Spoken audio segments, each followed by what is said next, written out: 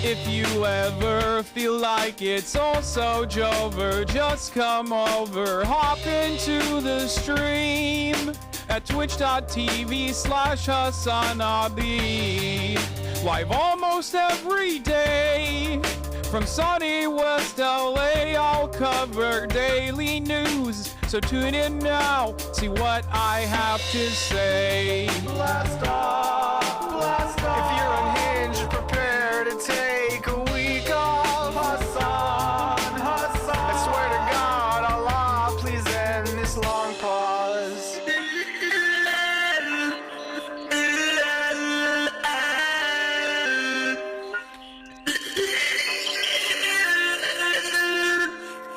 Boss makes $1 and I only make a dime. That's why I watch the stream when I'm on company time. Boss makes $1 and I only make a dime. That's why I watch the stream when I'm on company time, like now. Hasan, Hasan. I'm probably in the chat right now.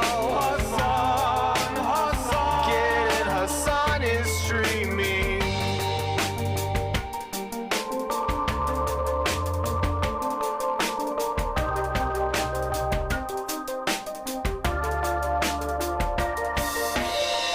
I'm just a gamer frog, of course I hate myself. If there's just one stunlock more, my hopes will go up on the shelf.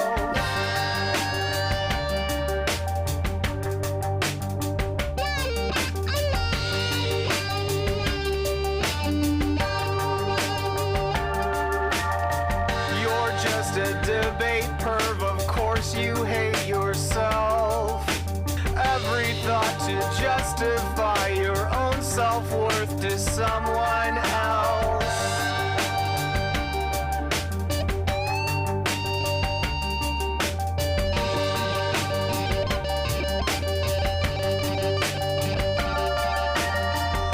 Again, what do I always say? Lost in the sauce, you can't escape. How unhinged can one chatter get? Don't ban him, mods, they're our new pet. Show me the light and set me free from this black-pilled reality. Can I find hope? Can I debate for this top of the hour break? makes $1 and I only make a dime. That's why I watch the stream when I'm on company time.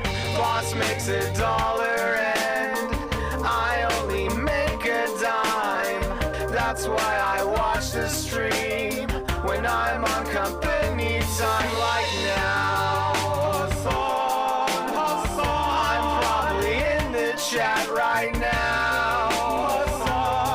Hasan, getting Hasan is streaming. Hasan. What's going on, everybody? In the chat I hope everyone's having a right fantastic now. evening, fantastic afternoon, fantastic pre-noon, no matter where you are in the world. I'm Hasan Piker, and this is the HasanAbi broadcast coming to you live from now, finally, sunny California, Los Angeles, folks. We're live and alive, and I hope all the boys, girls, and MBs are having a fantastic one because today's a beautiful day. Today's a wonderful day. Today is Wednesday. That's right, ladies and gentlemen. It is Wednesday, hump day, Wednesday, April 24, 2024. And I am right on time, as a matter of fact, all things considered, even though I had a very big morning, very long morning. Folks, boys, girls, MBs, this is part of the broadcast where I tell you a little bit about my personal news about what's going on in the world of HasanAbi Piker. And let me tell you, okay, a lot has happened. Last night I ended the broadcast. Okay. Sore from the rage cage? Absolutely not. Tired after last night? Absolutely not. Last night, for those of you who are wondering, who weren't here, who weren't watching, last night we went to a rage cage type situation. We went to a rage cage type situation where we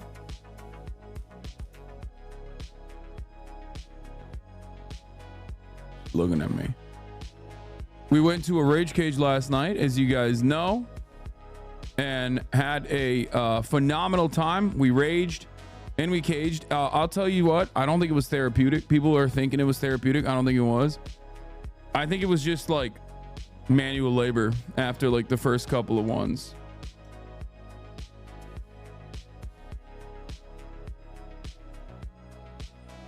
Sign and rage for all about 2 swings. Yeah, I mean, I had some fun, but it is literally a pay to work scheme. It's kind of odd.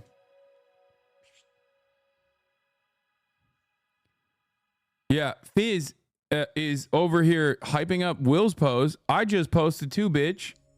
Fuck is wrong with you? My mods are chaos agents, bro. My mods are phony. They're over here being like, watch here, look, Will posted about it. Here, look, Will posted about it. Okay, well, I posted about it too. I posted about it as well.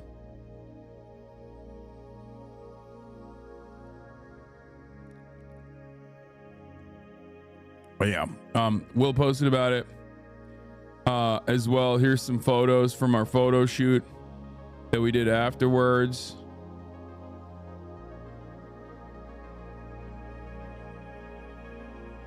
You're too weak. You lack enough hatred. What do you mean? I mean, it was fine. I think I did a phenomenal job of breaking that goddamn door. I was just, anyway. Why did you get mad? Why did you get mad, little buddy? Wait, what do you mean? Oh, on Piers Morgan. Oh my god, you know how it is. Fucking genocide defense squad, dude. I realized that, like, I unironically realized, like, this is, I can't have these conversations with people who are just like dick riding Israel into oblivion unless it's like a you know, a more controlled environment. It's just not going to be productive discourse. I was screaming, dude. I was in that motherfucking van earlier this morning screaming. I was screaming at Piers. I was screaming at some random fucking pink-haired twink who also was like on the panel There was a black conservative woman who I thought was going to be bad too, but it turns out she was actually kind of goated.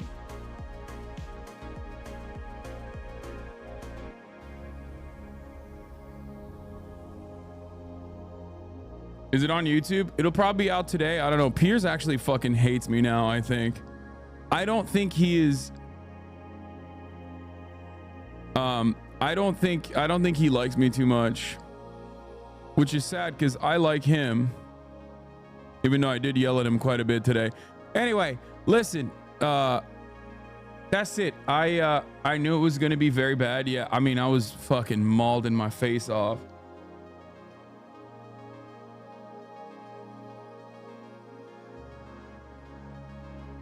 But yeah, here's what I was, he probably loves you if you made good TV. No, we didn't make good TV because I nuked it.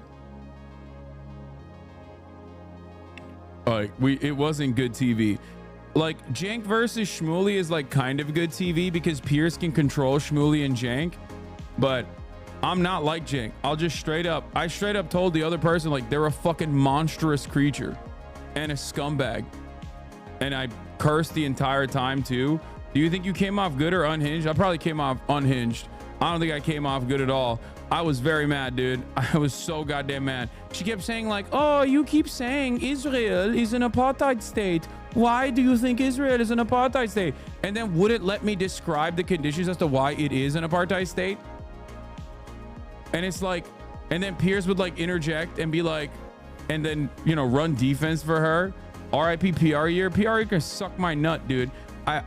Anyway, we'll see what they leave in the video. But I will say, like, not my best performance overall. I think I just like, I'm flying off the fucking, you know, I'm flying off the hinges a little bit. Whenever someone just comes at me with this kind of thing, where they're just like, no, Israel is small bean. I'm like, I can't keep my cool. Anyway,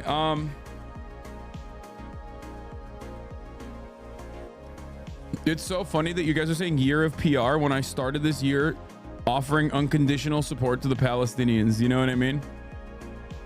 Like, what PR, big dog? What are you talking about? I haven't stopped covering Israel's atrocities in Gaza for the past fucking 7 months now. Yeah.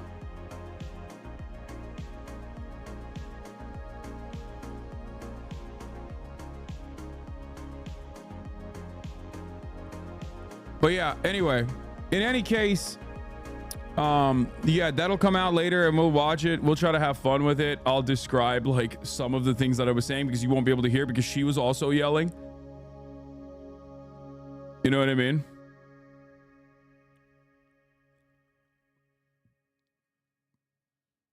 He didn't talk about it in his later today tweet. He also interviewed Crackhead Betty. I know. That was what was also very frustrating to me. I hated that. My conversation with Piers started off with him interviewing Crackhead Betty, and I thought that was off, or Crackhead Barney, whatever the fuck her name is. I hated that so much. I was like, bro, that's like a clout farmer. Like, how are you gonna compare what she's doing? Hey, M-HUD, thank you for the raid. Well, how are you gonna compare what Crackhead Barney's doing, who literally had her tits out like on your fucking broadcast to like valid protest against the Israeli apartheid? Like,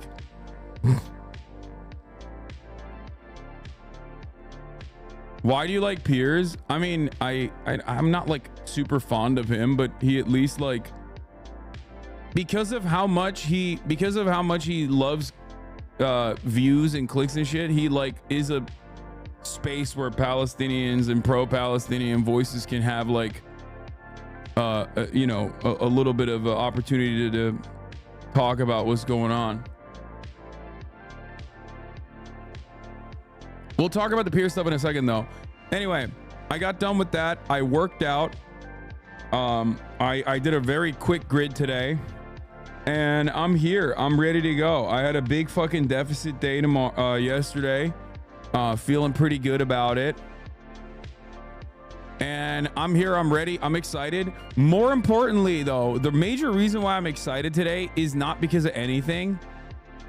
other than the fact that I will finally have a little bit of time to myself to play some freaking Walking Dead Season 3.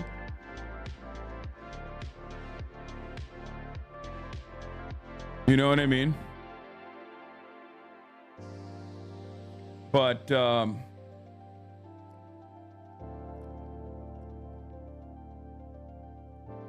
did the previous interview affect how you went into this one? You were way too held back last time on Piers. Yeah, it did a little bit, I think. Yeah, favorite Singaporean CCP CEO talks about the TikTok ban. We're going to fucking cover that extensively today because it's happening. TikTok is getting banned, folks. Tic-tac-toe. That's a victory. That's good. That's win-win-win for everybody. Just kidding. When is the last episode of TWD come out? I don't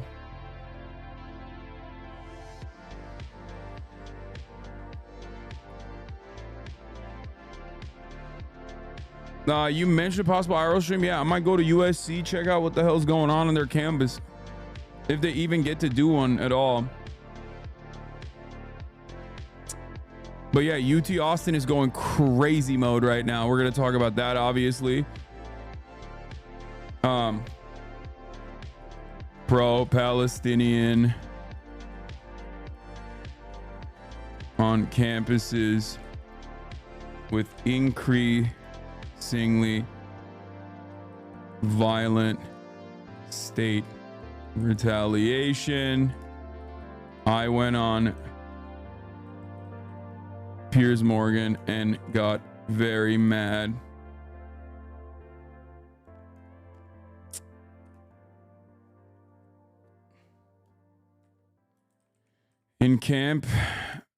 Encampments all over.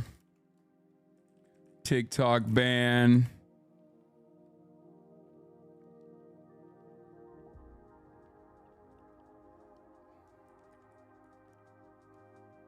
I will come and potentially support the USC encampment. Mike Johnson. Walking Dead. Yeah, we're going to talk about the UT Austin one in a second. Hold on.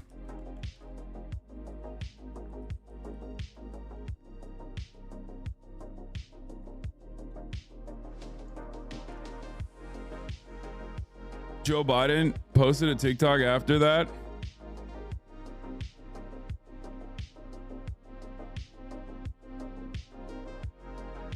That's nice. Of course he did. I feel like there's not, like, USC is gonna be less radical than like Columbia, you know what I mean? I feel like Columbia has like a long history of anti-war protests and also like very aggressive action against said anti-war protesters. So like Harvard students has said fuck the admin and have started taking the yard. Yeah, we'll talk about all of that. Hold on one second. Pro-Palestinian protests erupt on campuses with increasingly violent state retaliation. I went on Piers Morgan who got very mad. Encampments all over. TikTok ban. At lol.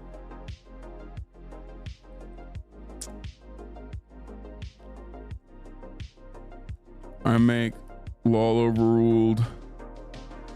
Watch beyond scared straight. There it is. Brianna Wu's response been unhinged. Yo, fuck Brianna Wu, bro. What the fuck does she know?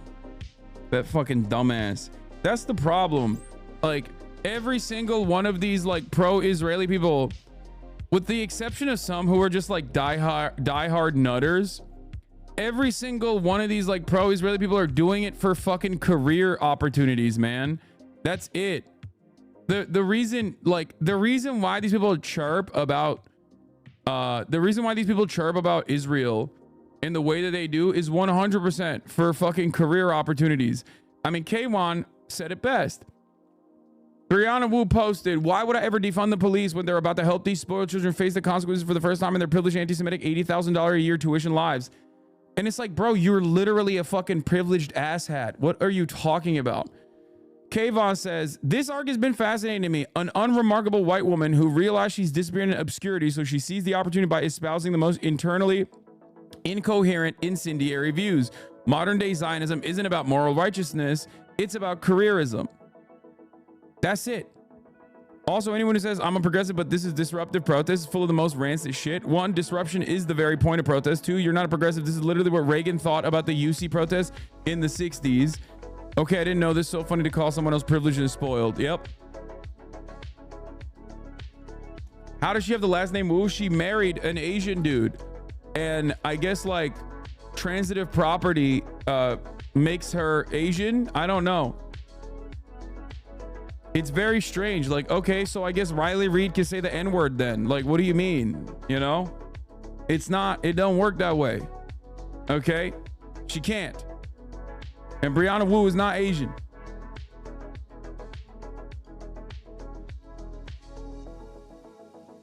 Like, that's like a meme that every dumb guy has made when like Riley Reid's like N-word rapping video popped off. And everyone was like, well, she's taking enough black dicks. And it's like, that's not how this works. Okay. That's not how this works at all. Brianna Wu, someone said Brianna Wu says Asian as Scarlett Johansson is. Agreed. Anyway, I don't even know what the fuck we're talking about with this because who gives a shit? It is pretty funny to think though, like it is an objectively white person thing to do is like most people who are not white are, as a consequence of like wanting to improve their careers, trying to fucking be more white. You know what I mean? Nikki Haley. It's not Nimrata, it's Nikki Haley. You know what I mean? Meanwhile, only white people are out here being like, I'm actually a quarter Cherokee. You don't know about this, but like you know, I'm it's a objectively white people shit to be like, I'm actually not white. Please.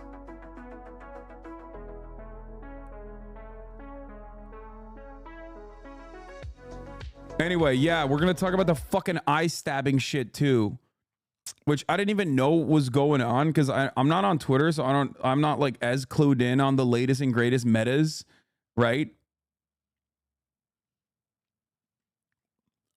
But it turns out people were saying like someone got stabbed in the eye, like a Jewish counter protester got stabbed in the eye in an anti-Semitic incident. Hold on, you know what?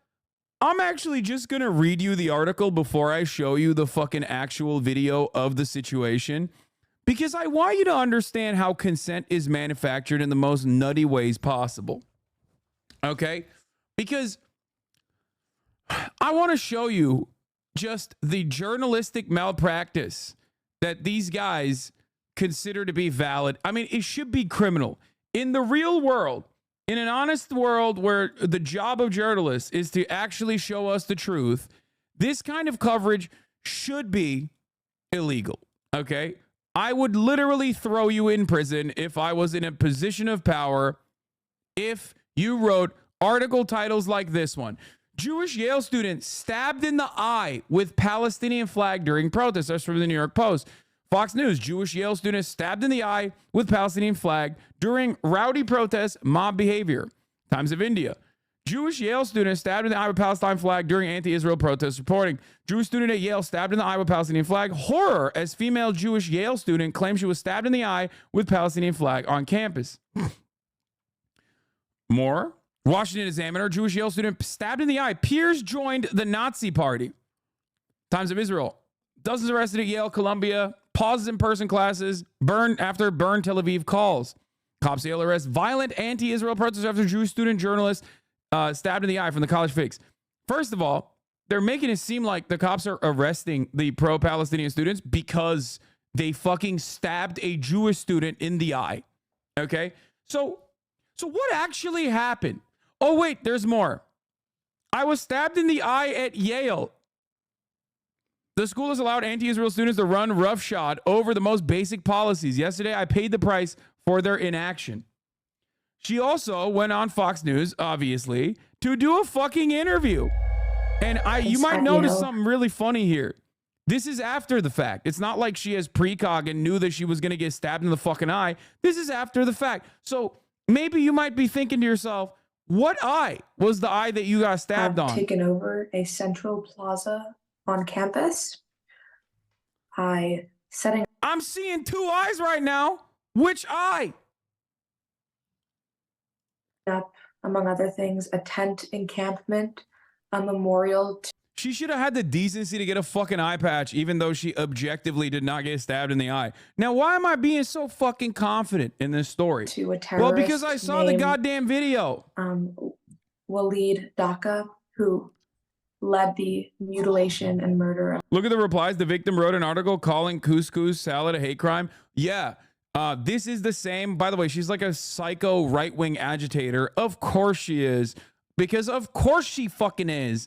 Of course she fucking is. She's the one who said that the, Israeli couscous was turned into couscous. Okay? Imagine returning to your dining hall to find that salad labels were renamed to remove mention of the salads being Israeli. That happened at Yale this week. It's the subtle changes and redactions that are the most pernicious.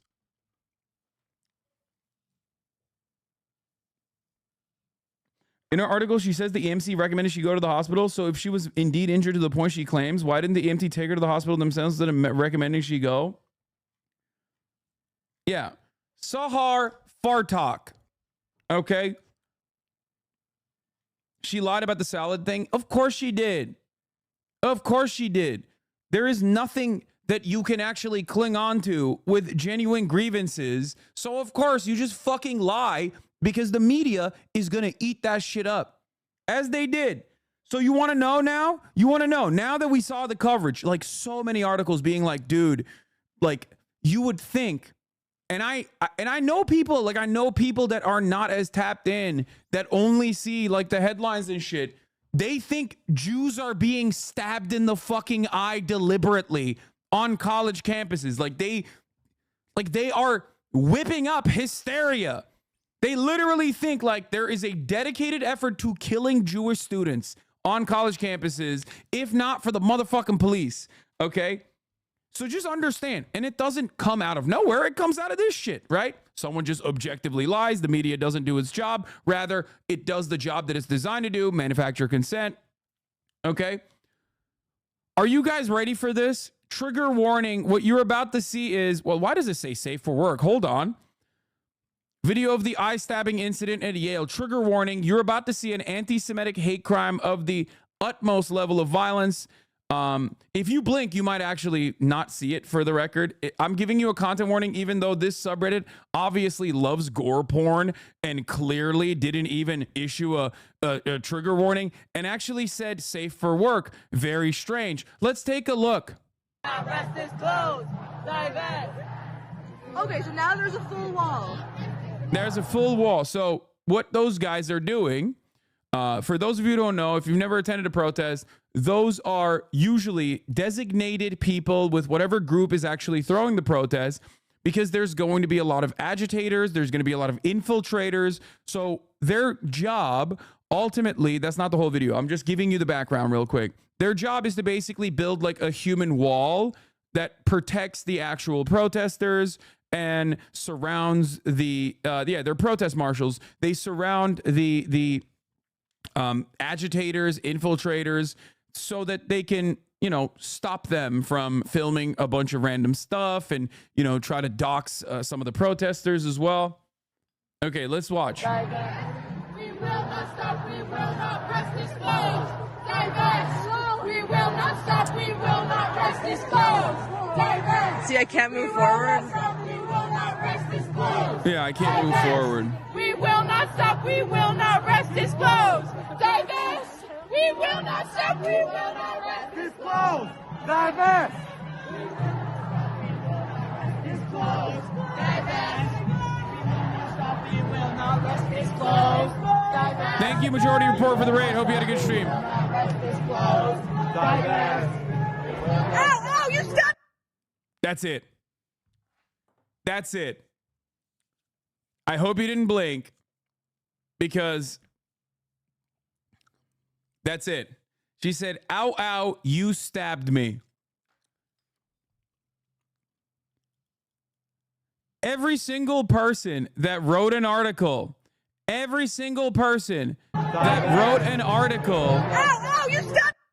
every single person that wrote an article about like the stabbing of the eye incident, if there was a just world, if this was a just world, and it objectively is not, but if this was a just world, you would be on a rocket ship to the sun, okay? You would be getting launched out of a fucking trebuchet. It is mind-boggling. Thank you, Central Committee, for the raid. Hope you had a good stream. Goddamn, back-to-back raids. What's happening today? What an incredible, genuine moment for self-reflection about the way in which American media operates. Just hysterical, just over dramatic on purpose, and deliberately lying. Because the reality is you're lying at this point. You are lying on purpose.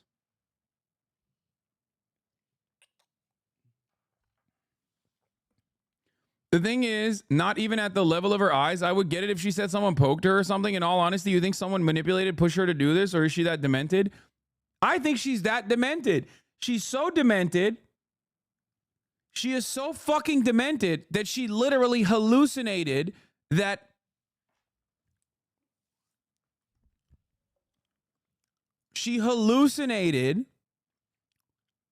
the Israeli couscous, which is not even fucking Israeli, by the way. But anyway, the Israeli couscous was taken out. It was called couscous at Yale, which was, a deliberate attempt to erase Jews or some shit. You know what I mean? Anyway, this is pretty funny. HasanAbi, holy shit. Brother, I told my mom to fuck with her that I spent $200+ on food donations at Emerson College encampment with the help of Red CXY, and she responded by telling me that she was setting up an appointment with a rabbi so I could sit down and talk with her about my disturbing views and actions. Bro, she wants to do Zionist conversion therapy on me. Should I go? Yes. That is fucking hilarious. That is objectively hilarious. I think you should go. I would love for you to report back with what you found out about Zionist conversion therapy. I want to debate Lord my rabbi so hard. I feel like that is peak Judaism, okay? Like that is, if anybody gets mad at that, it's like objectively what this religion was built around, okay? Debating your rabbi is what you have to do. It is ridiculous. It would be anti-Semitic if not. I feel like everything I understand, and I'm an outsider looking in. Everything I understand, this is what it's about. Okay? Yeah, Judaism is dialectic. So I do think that that's something that you should definitely do, because I think it's pretty funny. I mean, you don't even have to debate Lord him. I just want to know what he's gonna say. Like, he's gonna be like, I don't know how rabbis operate. I was gonna say, what's wrong, my son? Are you here to confess your sins or some shit? But that's obviously like Catholic. And it's funny because I don't know anything about Catholicism either from personal experience. I just know it from TV. My rabbi is a woman pig. Oh shit, you got a woke Zionist rabbi? Let's go. My bad.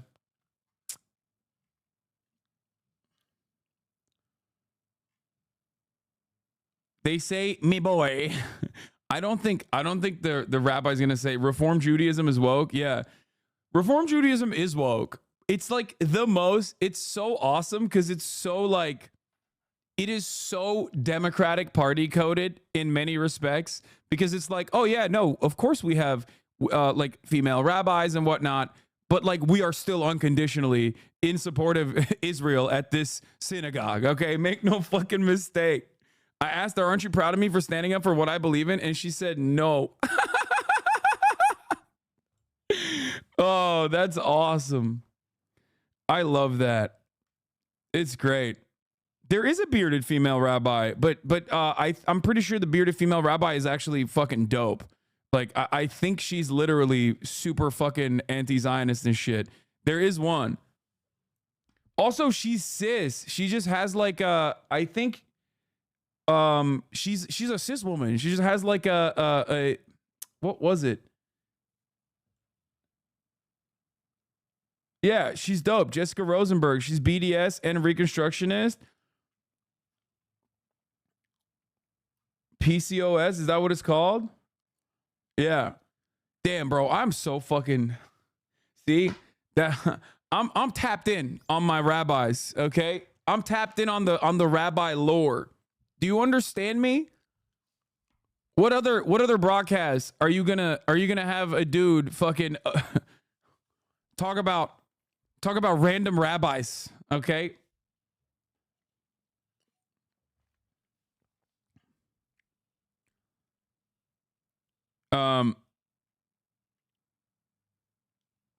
Anyway, why do you know so many odd things? Because she's dope.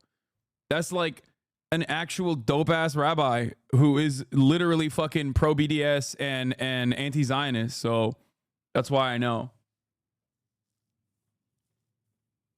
I'm converting to Reconstructionist, a crusty anarchist of Jewish branches. I also took classes from Jessica. She's amazing.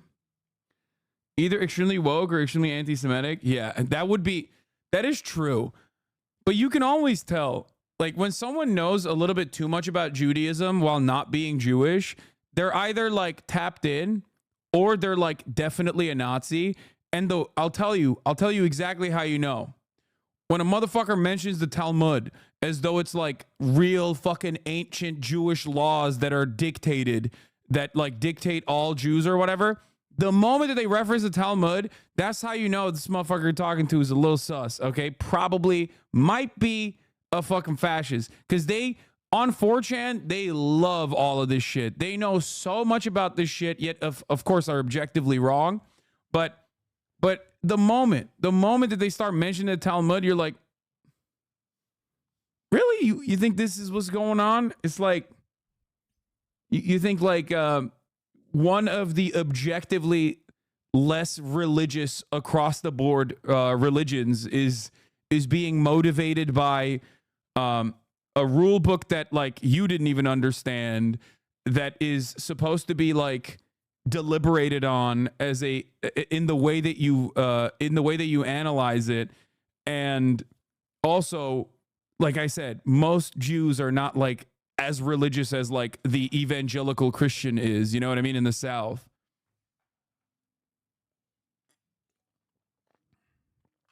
Just saying. Not Talmudic law is actually crazy though. Yeah, but it's not like a guidance or a guiding principle. It's what you're supposed to understand from it is that like you're supposed to read it and argue about it. You know what I mean? That's the whole point of it. The whole point of it is not to like take a literalist stance on it like fucking Baptists or some shit, like Jewish Baptists. You know? Then I asked her, what is this? Then I asked her if I could sit down with her and have her listen to what my views, because she keeps not wanting to hear me out. She said no, because I don't know all the facts to rebuke what you have to say. Genuinely facepalm. What the fuck? Wait, is that your mom or your rabbi that said, I can't refute what you're going to say? Then I asked her if I could sit down with her and have a listen to what my views are, because she keeps not wanting to hear me out. She said, no, because I don't know all the facts to rebut what you have to say. That's crazy. That's okay. That's mid. Okay. That's like, come on, bro.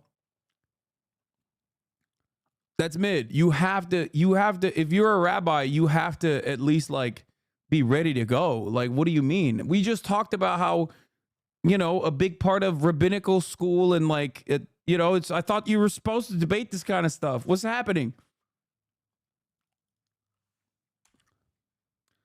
My point is debate your rabbis, okay? To all the HasanAbi heads who are Jewish, you know, you got to do that. I think that was his mom. Oh, really? Debate your mom, become the alpha parent. Yeah, I get to dictate. I get to dictate when it's nap time now, okay? I won this conversation in the marketplace of ideas. I'm the one who serves the top of the hour ad breaks. I'm the one who tells you if you no longer want to see those ads, all you need to do is subscribe for $5 or for free. That's right, baby. The top of the hour is upon us.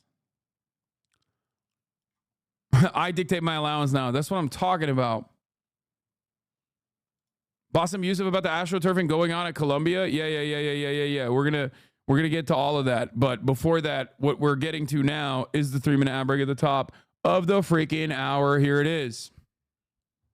Okay. By the way, it's literally funny seeing the same conservatives who normally call college students liberal snowflakes whose fifis get hurt now turn around and rush to the defense of the stab girl with full sincerity. Yeah, I know. It's fine. It's just, you know, it's expected. Come on now. That's literally what these pieces of shit are always talking about. Someone in my ML group chat called you functionally a nihilist, lol. Why are you in an ML group chat?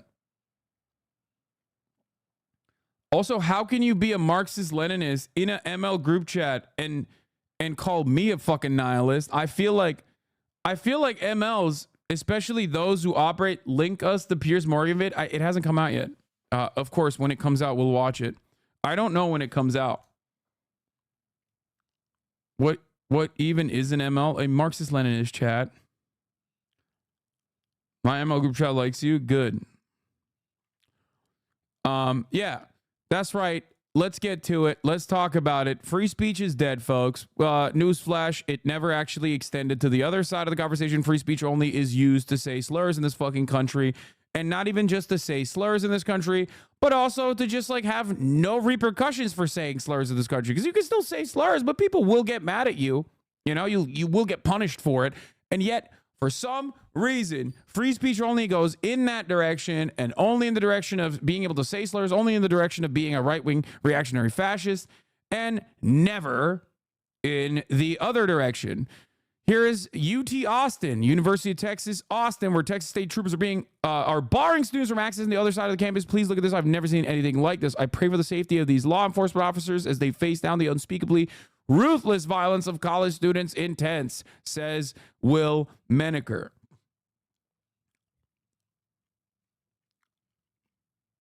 Yeah, that's where we're at, dude. Like 18-year-old students being like, hey, can you please stop doing genocide in Palestine, in Gaza with our weapons and with our tax dollars, and versus just the entire fucking Fourth Reich. How sick.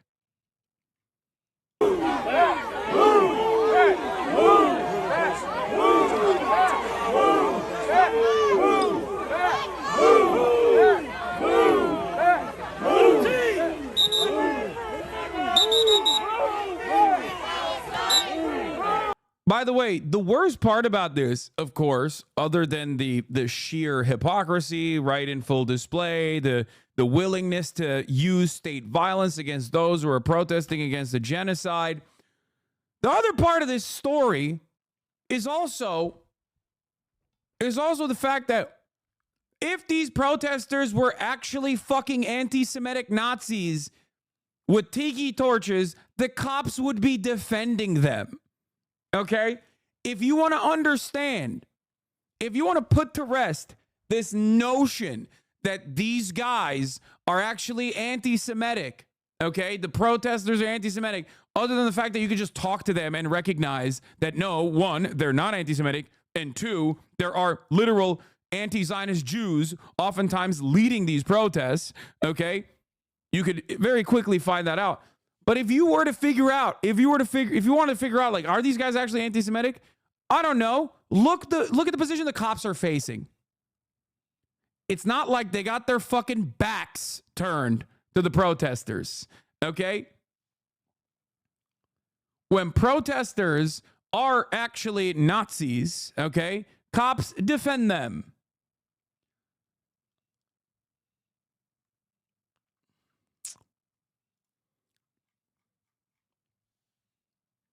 Jonathan Ben Menachem wrote in Zeteo, I am a Jewish student at Columbia. Don't believe what you're being told about campus anti-Semitism. I mean, it's funny that you're posting this link, but like a Jewish law school student from Columbia is staying with me in my house and has been here talking about it.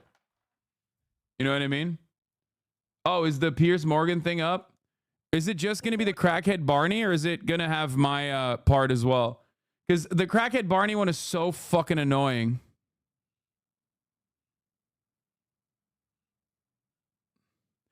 I don't know who the fuck the pink-haired dildo was here, but it was very frustrating. All right, we'll dive into this. Let's do it. Gaza has incensed communities across the world. Many Jewish people say they don't feel safe on the streets of Western cities. Many Muslims feel the horror facing innocent Palestinians is treated only as a second-class concern. And as with any emotive cause, a lot of people with no dog in the fight have moulded this crisis into a familiar battle of good versus evil, oppressors versus oppressed. Hysterical scenes at some of America's top universities this week have generated more coverage and commentary than the war itself in the last 2 weeks. Columbia says that all... Yeah, I wonder why. Someone should perhaps think about why that is the case. Perhaps Piers should think about why that is the case. Shocking. How odd. You come in at 9:45? I'll give you guys a little taste of the crackhead Barney shit so you understand.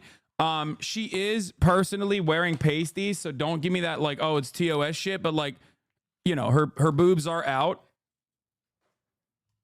Okay. Person classes are now cancelled until the end of the semester. Arrests have been made at encampments outside NYU and Yale. Well, one notable Jewish professor at Columbia shared a video of Muslims praying as if it was a shocking assault on US values. Many badly informed pro-Palestine demonstrators, meanwhile, have called for an intifada and chanted, "We love Hamas." Others believe that synchronized dancing is a long-lost secret to peace in the Middle East. Well, these people are all spending $80,000 a year on tuition, but clearly many of them haven't found Wikipedia, and this virtue-signaling fever is now emboldening a growing number of people to confront public figures. There's simply no connection to the war. This was New York Mayor Eric Adams, berated for supporting genocide as he took his seat on a flight. Hey, Eric Adams? Yeah, you! You support the genocide in Palestine. There are homeless people all over New York. You're always partying. You don't actually care about the citizens of New York. People cannot afford food. You keep cutting the education budget so you can fund the police. And this so-called performance artist has dominated timelines for days after achieving what previously seemed impossible, an outpouring of public sympathy for Alec Baldwin by doing this. You're putting innocent people in jail, Alec Baldwin. I'm so sorry. Free Palestine, Alec, just one time, and I'll leave you alone. I'll leave you alone, I swear. Just say free Palestine one time. One time. One time. Call the police. One time, Alec. You know he's a criminal. You know he's a criminal. Come on, Alec, just say free Palestine one time. Israel, Zionism. Please say it. One time. Could you do me one quick favor? So does any of this make a difference? Are these demonstrators forcing the rich and powerful to confront and condemn the horrors of war? Or is it a wave of self-indulgent protest, just distracting us from the deadly serious realities of a grim ongoing war? In a moment, I'll debate all that with Hasan Piker, Emily Austin, Esther Cracker and James Barber. First, I'm joined by Alec Baldwin's antagonist there, who calls herself Crackhead Barney. Well, welcome to Uncensored. Hey, Piers! I've been waiting for you, Piers fucking Morgan!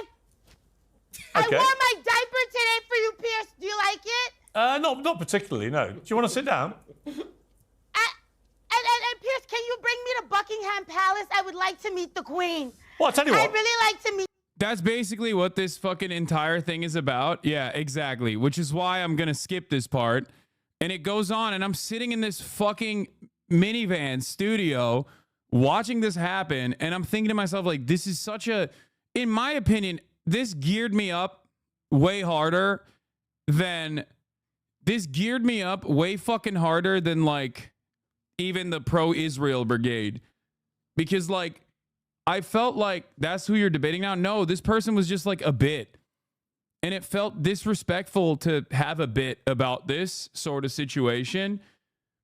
And I thought that it was like very frustrating and shitty, even though, to be fair, Piers Morgan does actually do a decent job of like kind of shitting on her, but like she's obviously doing a bit.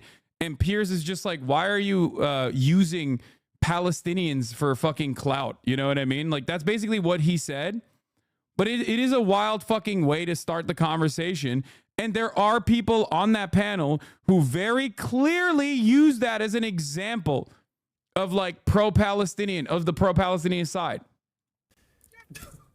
I think we've heard enough of crackhead, to be honest with you. All right, let's bring in my panel. Streamer Hasan Piker, journalist Emily Austin, uncensored contributor, Esther Kraku, and podcaster, James Barr. Well, Emily, I mean, on one level, I guess it was quite funny, but on another level, I didn't like what she did to Alec Baldwin. I've got no truck for Alec Baldwin whatsoever. And I think with this case that he's got hanging over him, I hope that justice is served, because ultimately he did fire the gun that killed that poor woman and has been on some kind of weird PR tour ever since. But I don't like to see any public figure, whether it's Eric Adams, the mayor, on a plane, or Alec Baldwin getting a coffee, harangued and harassed in that manner. Now, I tried to conduct a serious interview. She obviously wasn't interested in doing that, wanted to turn the whole thing into a foul-mouthed rant and joke and performative thing. Fine.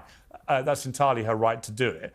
But what did you think of these harassings, not just by her, but by other people, of public figures? You tried to conduct a serious interview with crackhead Barbie? Well, no, I was asking her about a viral video of her harassing Alec Baldwin, which I do actually think is a serious thing. I do actually think public figures should not be harassed in that manner. I've had a bit of it myself, and I think it crosses a line, right? And Alec Baldwin, you know, as far as I'm aware, has not said anything particularly sensational about the war at all. So why she is harassing him in the street in the way that she did, I think is worthy of examination. Wow. Now, as it turned out, she had no interest in having a serious conversation. Okay, so we've I didn't realize my audio was shit too. I said clout. Off, but I don't think I should be blamed for getting on someone who is literally at the centre of a quite big news story in America for harassing a famous star. Do you, Hasan? No, it was for clout. She was doing it for clout. That's why she went on the show, also for clout, which you were correct on pointing out that using the ongoing ethnic cleansing campaign in Gaza and what's happening to the Palestinian people as a vehicle to create more social clout for yourself, social capital for yourself is pretty disingenuous, pretty messed up. I have to jump in there, though, because isn't that what everybody's doing? No! And I hate this. As soon as he said that, something zapped in my fucking brain. I was like, oh... I think, I'm going to be honest with you, I'm not even kidding. I think it was like the crackhead Barney and then like the pink-haired twink, like, you know, not based, not woke Tyler. It just like, when he fucking got his fucking little Angloid pause on this issue to be like, well, it's all for clout. I mean, that's what we're all doing, aren't we? And it's like,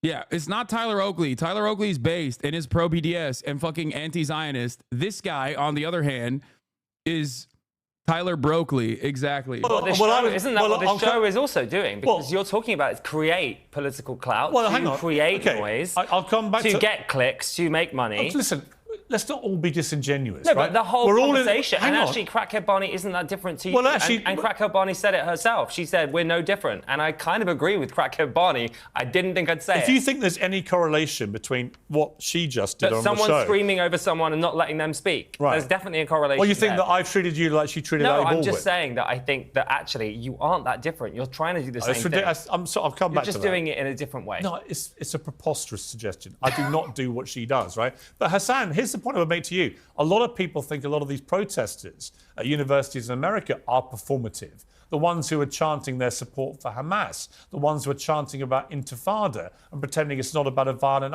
uprising. I mean, do you accept that a lot of that is not only performative, but public demonstration of support for terrorism? Absolutely not. I don't think that... I mean, all protests are technically performative, obviously, but there's a very clear-cut goal for the group of students at Columbia and many other universities. I was in Melbourne not that long ago, and I attended a Palestinian protest there, a Palestinian rally there, and the students there were also demanding the exact same thing, that they divest, their colleges divest from a lot of the companies that are aligned with the state of Israel, a lot of the companies that are directly involved in operations in the West Bank, a lot of the companies that are playing a role in the regular maintenance of the apartheid regime of Israel and helping Israel conduct an ethnic cleansing campaign. That is the ultimate goal. That is why they're trying to very clearly cause a little bit of a disruption and engage in. But are you comfortable? Okay, but are you comfortable? The most American thing you can do. Are you comfortable with the ones who are seen chanting support for Hamas or chanting about Intifada? I am perfectly comfortable with people chanting about the Intifada. As far as the Hamas thing goes, any kind of protest is always going to have a litany of random people, but ultimately it doesn't really matter. You have to look at the actual tangible goals that the protest movement is stating they're interested in.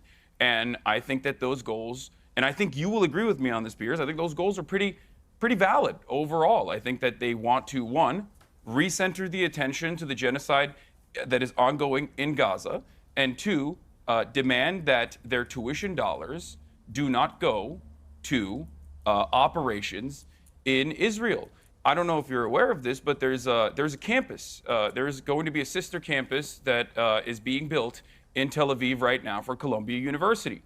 This means that Columbia University, which once housed the likes of the late great Edward Said and many others, and that currently has many Palestinian students who pay tuition for projects such as this one, will not be able to go to that sister campus. I find that abhorrent, but it's everyday existence in Israel. Let me bring in Emily. Now, you might be saying, wow, you cooked there, Hasan. And yes, of course I did. Just wait until everything falls apart, because this right here, in and of itself, the first 9 minutes and 55 seconds to 15, I put it out there. I'm there for a specific purpose. My goal is to, one, defend the students that are doing an honorable and just thing, and two, recenter the attention back to Palestinians who are being ethnically cleansed. Right? 6 minutes of that, it's great. Now wait. Now watch what fucking happens after. You've been listening to all this. Your response? With all due respect, Hasan, why do you feel that Columbia, or any college for that matter, owes you to divest from Israel? Why do you? So let me just say, I did not respond to anything that she said here because I let her go. I let her cook. I wanted to, I thought it was going to be point, counterpoint, point, counterpoint. So you'll notice when I snap.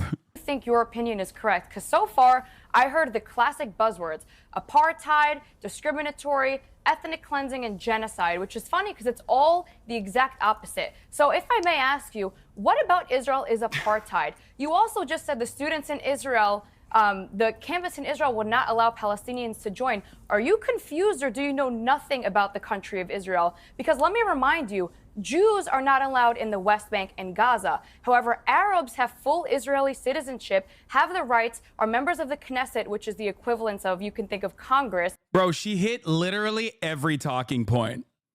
Every talking point. There are Arabs in the Knesset, don't you know? Literally does not respond to what I'm saying. A Palestinian American student from fucking Columbia University cannot go to the school in Tel Aviv. They can't. That's ridiculous. Besides the point that, Columbia is participating in the ethnic cleansing of the Palestinians by, doing these sorts of partnerships with the fucking state of Israel, which is doing that currently. I love that she tried to fucking speed around the Hasbara talking points. Now, obviously, in a normal situation, I go point by point by point by point, and I just fucking cook her ass, okay? But this is not a normal situation at all. This is hostile territory. Now, let me tell you something real quick. This lady, I do not know a single thing about her. I don't know anything about any of these ladies. I looked their names up last night. Found out that she was, pro-Israel. I was like, all right, she's going to be the fucking pro-Israel one. Then I found out this lady is a black conservative.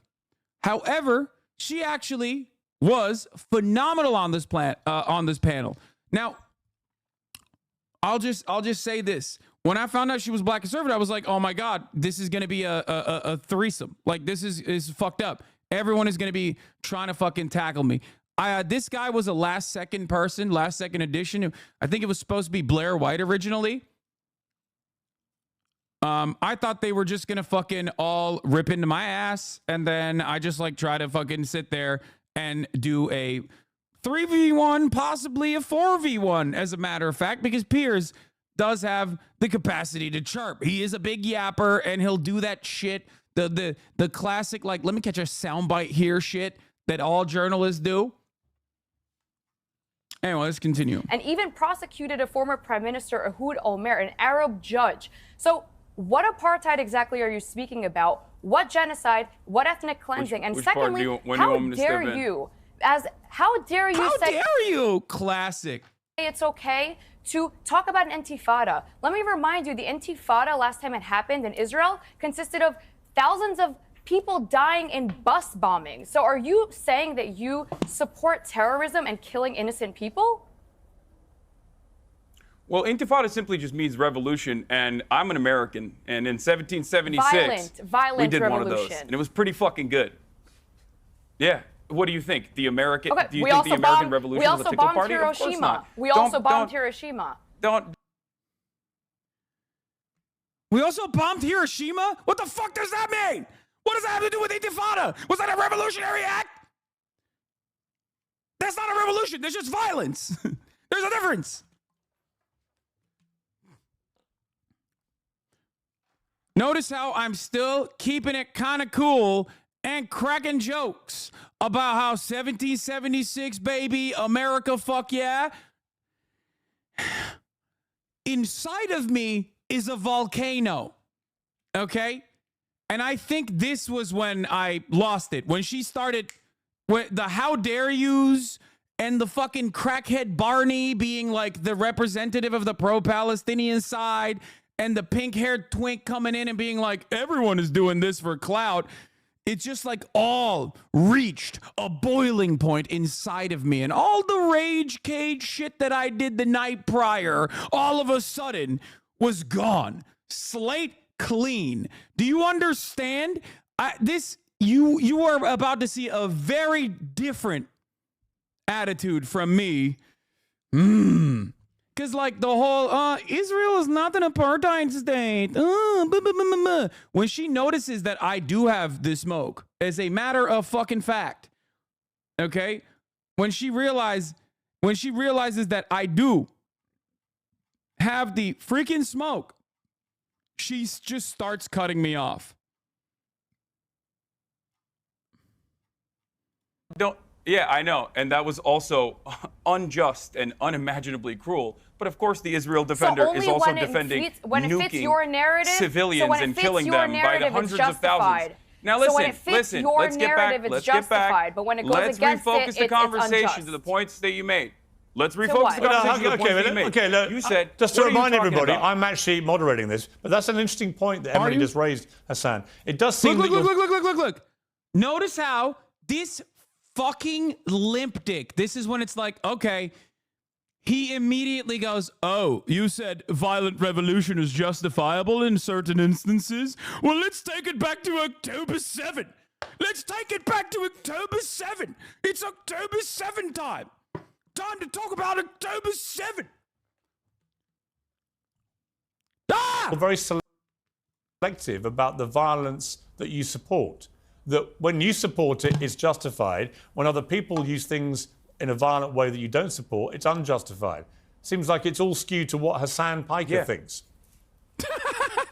Well, not necessarily just what I think. I think that there are obvious markers, obvious boundaries. I don't think violence against civilians is justified. I have talked about October 7 on this very same show, saying that it was a tragedy. It was atrocities that occurred on October 7 specifically. When you target civilians in any capacity, I think that that is unacceptable. However, this does not mean that violence will not occur in many circumstances. Violence has occurred in every single revolutionary action, many good revolutionary actions. Obviously, America bombing Hiroshima and Nagasaki with an atom bomb, that was not a very good Hamas did on October the 7th. Anybody. It was not a very good moment for human civilization at all. Was what Hamas did on October the 7th. Was what Hamas did on October the 7th. Hamas, October 7. Hamas, October 7. Hamas. It's like reflexive with these fucking dinguses, bro. It's been 7 fucking months, dude. 7 months. 30,000 dead Palestinians. And this cocksucker motherfucker is still like, October 7th, do you condemn Hamas, baby? Tell me now, do you condemn it? Do you condemn Hamas? You must condemn Hamas.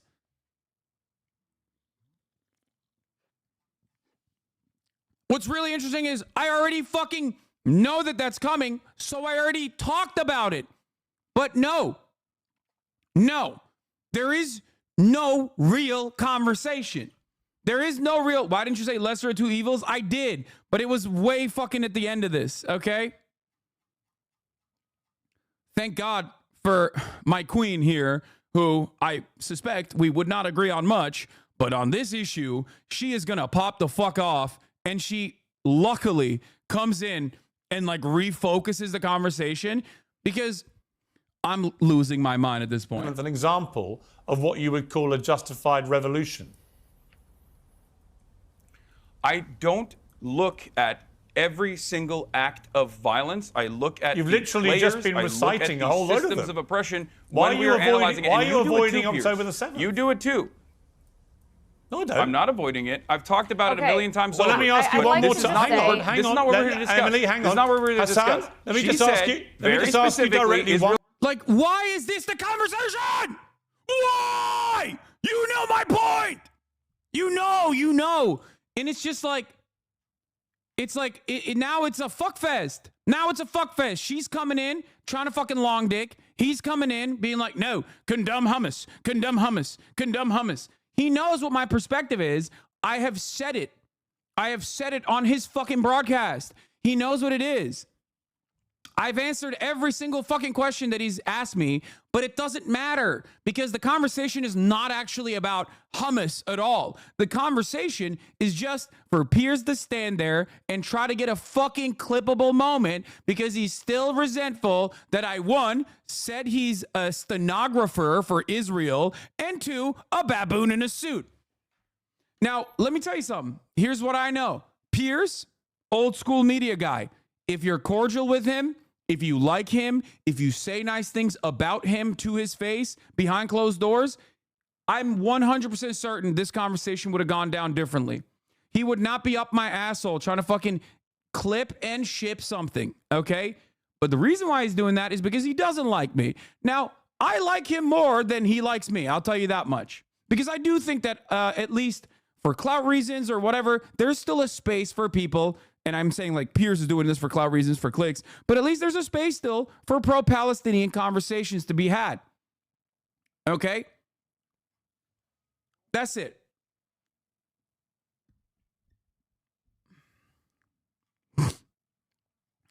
Let's continue. One more time. Let me ask you one more time.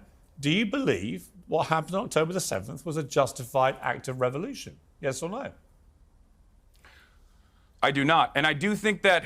Oh, wait, hold on. That's let me clarify. Let me clarify something very important here. Events that unfolded on October 7th were atrocities. That much is clear.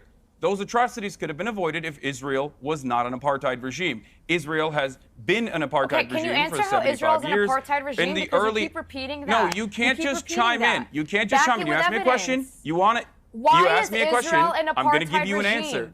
Because you're repeating Israel these lies. has been an apartheid regime ahead, since please. its inception.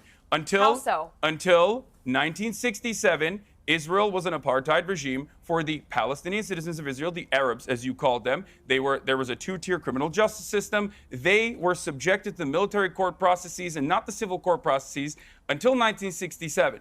After 1967, they got citizenship. There are obviously still many different social issues that pertain to the Palestinian citizens of Israel, the Arabs that are living in Israel, those who are not Jewish, of course. However, Israel currently is occupying the West Bank. There are more than 2 million Palestinians that live in the West Bank. Israel is illegally occupying the West Bank. There are checkpoints. There are license plates that restrict Palestinian travel. The Israeli operations in the West Bank have destroyed Palestinian statehood. Now, of course, all of this is readily available for those who want to learn about it, yourself included. I hope you look it up. B'Tselem is an Israeli human rights organization which declared Israel to be an apartheid regime in 2021, in the April of 2021. Amnesty International declared Israel to be an apartheid regime. Don't fucking stop me, you baboon in a suit! Don't fucking stop me while I'm cooking, mate! The chef is in! The fucking chef is in! He's chefing! About to give you a fucking... What do they call it?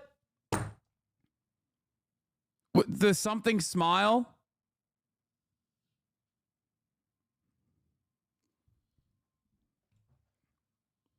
What's it called? The fucking something smile. What's it called, mate? A Chelsea smile, lad. A Chelsea green. Don't you fuckers stop it, you donkey. It's just like, bro, how are you gonna fucking put the weights on? You know what I mean? He's like, oh, you're fucking popping off. We have to stop. Hey, dude, please stop. The Glasgow green. Let me, okay, before I move, okay, hang on. Before I just want to bring in our two British panelists here, but just finally, just to clarify, Hasan, I can't quite work out whether you said you do think October the 7th was an unjustified act. He's like, hold on, you said Israel's an apartheid state, but let's get back to October 7th. And it's like, dude, shut the fuck up. And that's the point. He's trying to get me to be like, dude, I don't care. Okay, I don't care. What the fuck are we doing here is what he's trying to get me to say. Okay?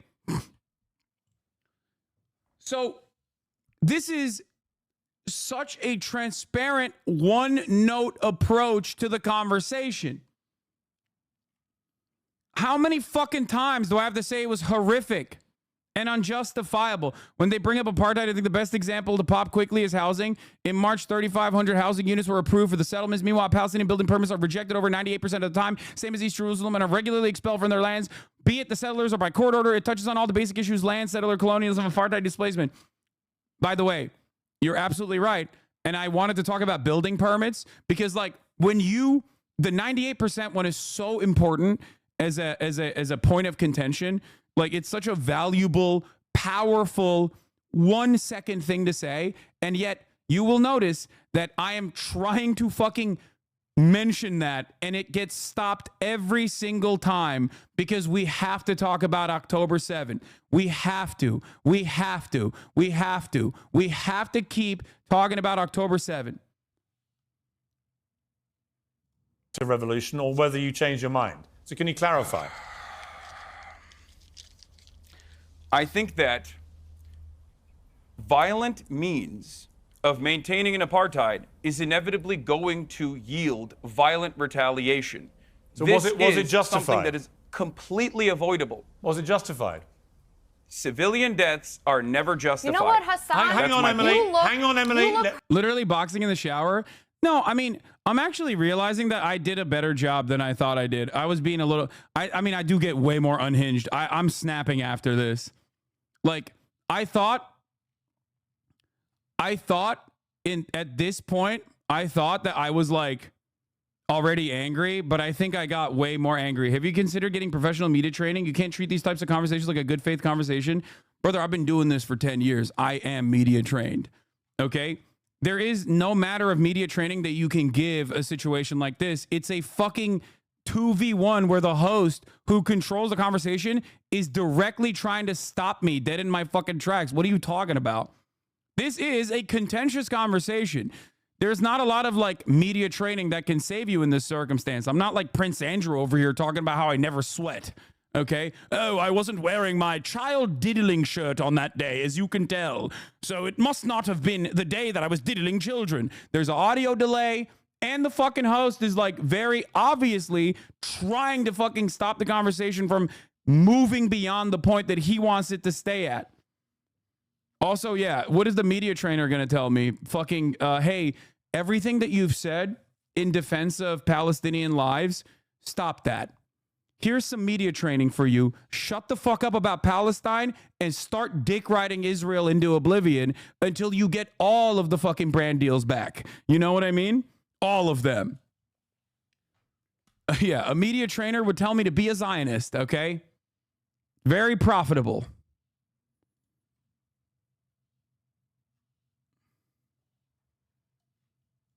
Emily, Goldberg, Poland's mother in the eyes. No, you look this person's mother in the eyes and you tell him that this was justified.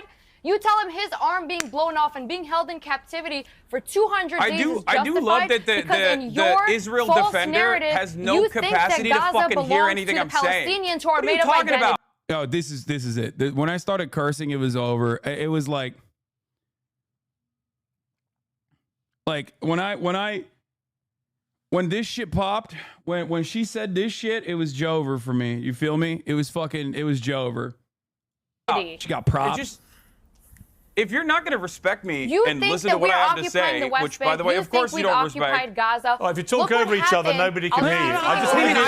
It's not I think.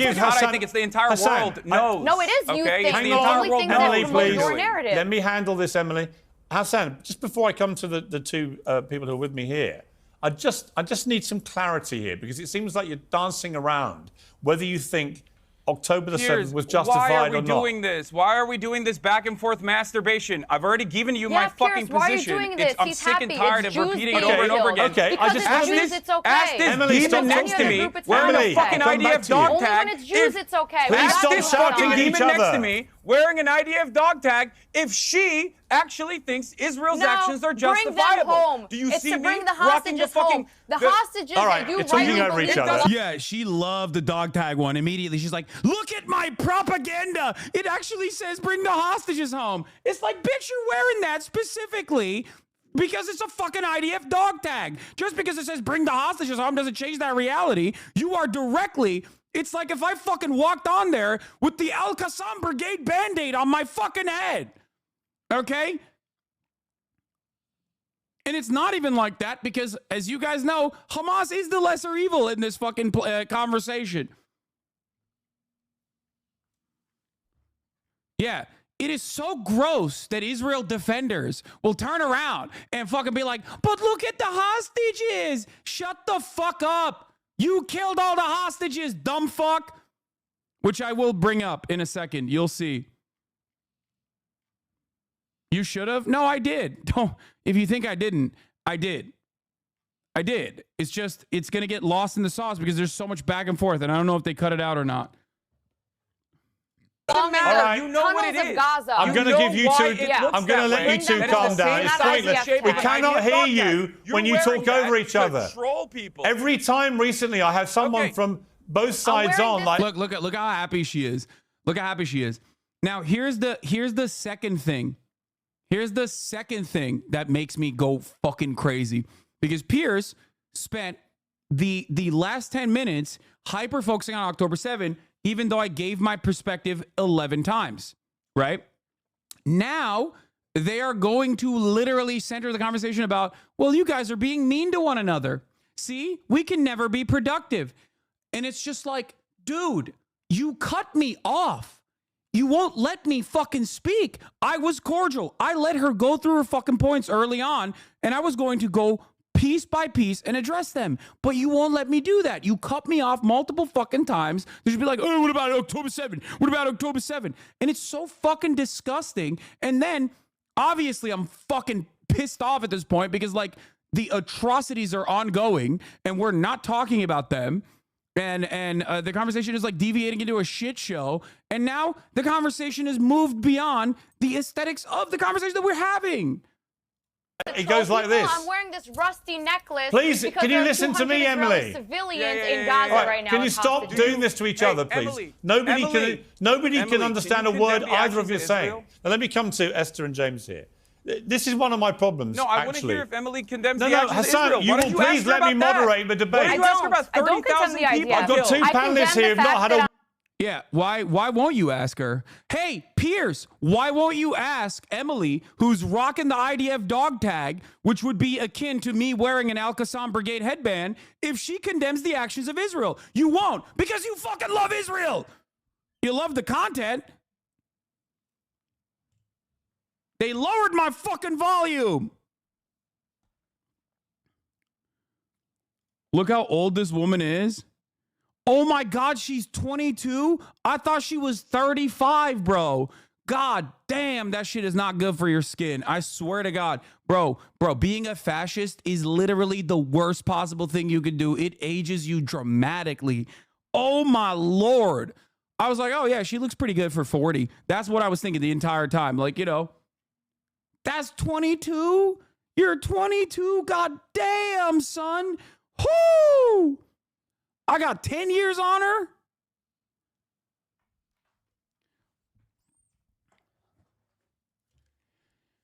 I know people will tell you some bullshit like you're swearing or yelling as a turnout for the broadcast, but I gotta say, it's so fucking satisfying when you dog walk these fucking assholes and scream at them. Yeah, it is not as bad as I thought it was early on.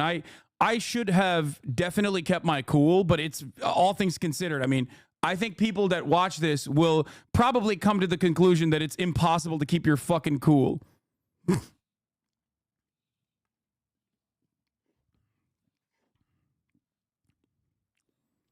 Yeah, see, many people are saying exactly what I was trying to say.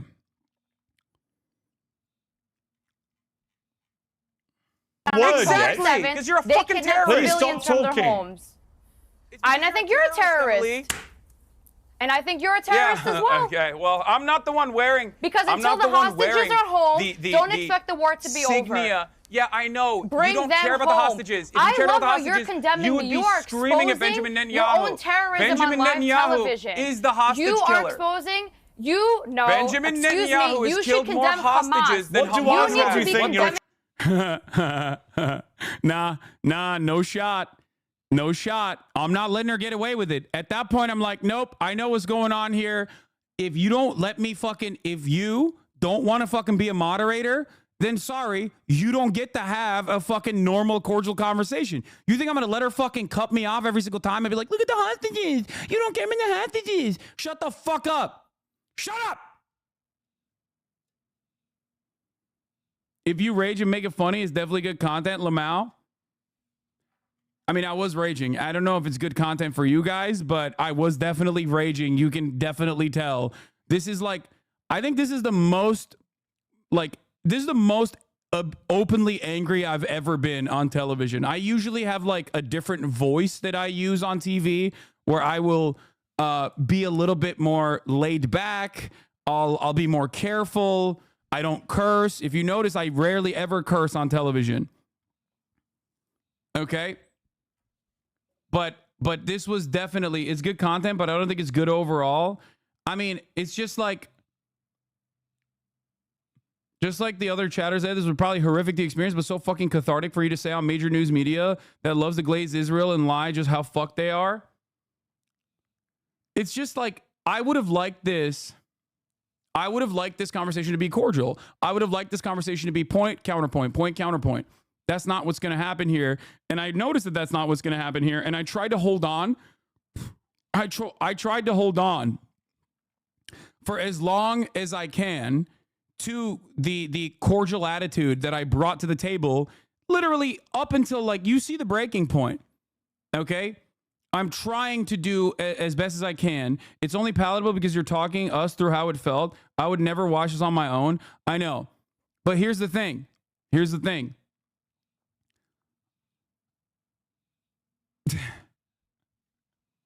Here's the thing. There is no way that I was going to let her do propaganda without addressing it. Okay? I would rather die than let a program that I'm on mainstream media, or well, I guess this is technically no longer mainstream media anymore. I don't know if it's still on TV or not, but it doesn't matter.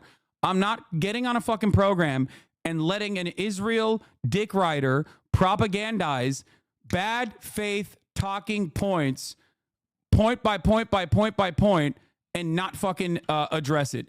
And as soon as I knew that Piers was never going to let me fucking do a point by point retort, that's it. I'm not going to fucking let that slide. No shot, big dog. No way. achieving Hamas here? for not only oppressing the Palestinian people, but for spreading terrorism. I don't see your outrage at Hamas. Israel gave Gaza back in 2005, I would like to, please. and Hamas has turned Can you this both, into a please, terrorist haven. Emily and Hasan, can you please show some courtesy Hamas to the is other the lesser panelists? evil in comparison to Israel. Can you please stop talking, both of you, and let the other two panelists have a say? You want a soundbite, Piers? I'll give you a them some soundbite. courtesy. Please. Some courtesy for your co-panelists here. Now, Esther, this is one of the problems I have with this whole debate. Yeah. The debate goes out of control. The debate goes out of control. It's so crazy. It's like, yeah, dude, that's what happens when one side is literally fucking slaughtering children, okay? Thousands, by the thousands, slaughtering children, women, men, everyone, destroying the entirety of a fucking open-air prison that they created, okay? Esther does save the day, by the way. Esther, fucking my queen, okay? I don't even know. The only thing I saw was that she's like a black conservative or something. So I literally thought that she was also coming for me right now. Turns out, queen, okay? Increasingly, it just descends into a screaming match between pro-Palestinians and pro-Israelis. And the biggest losers are the victims of this war.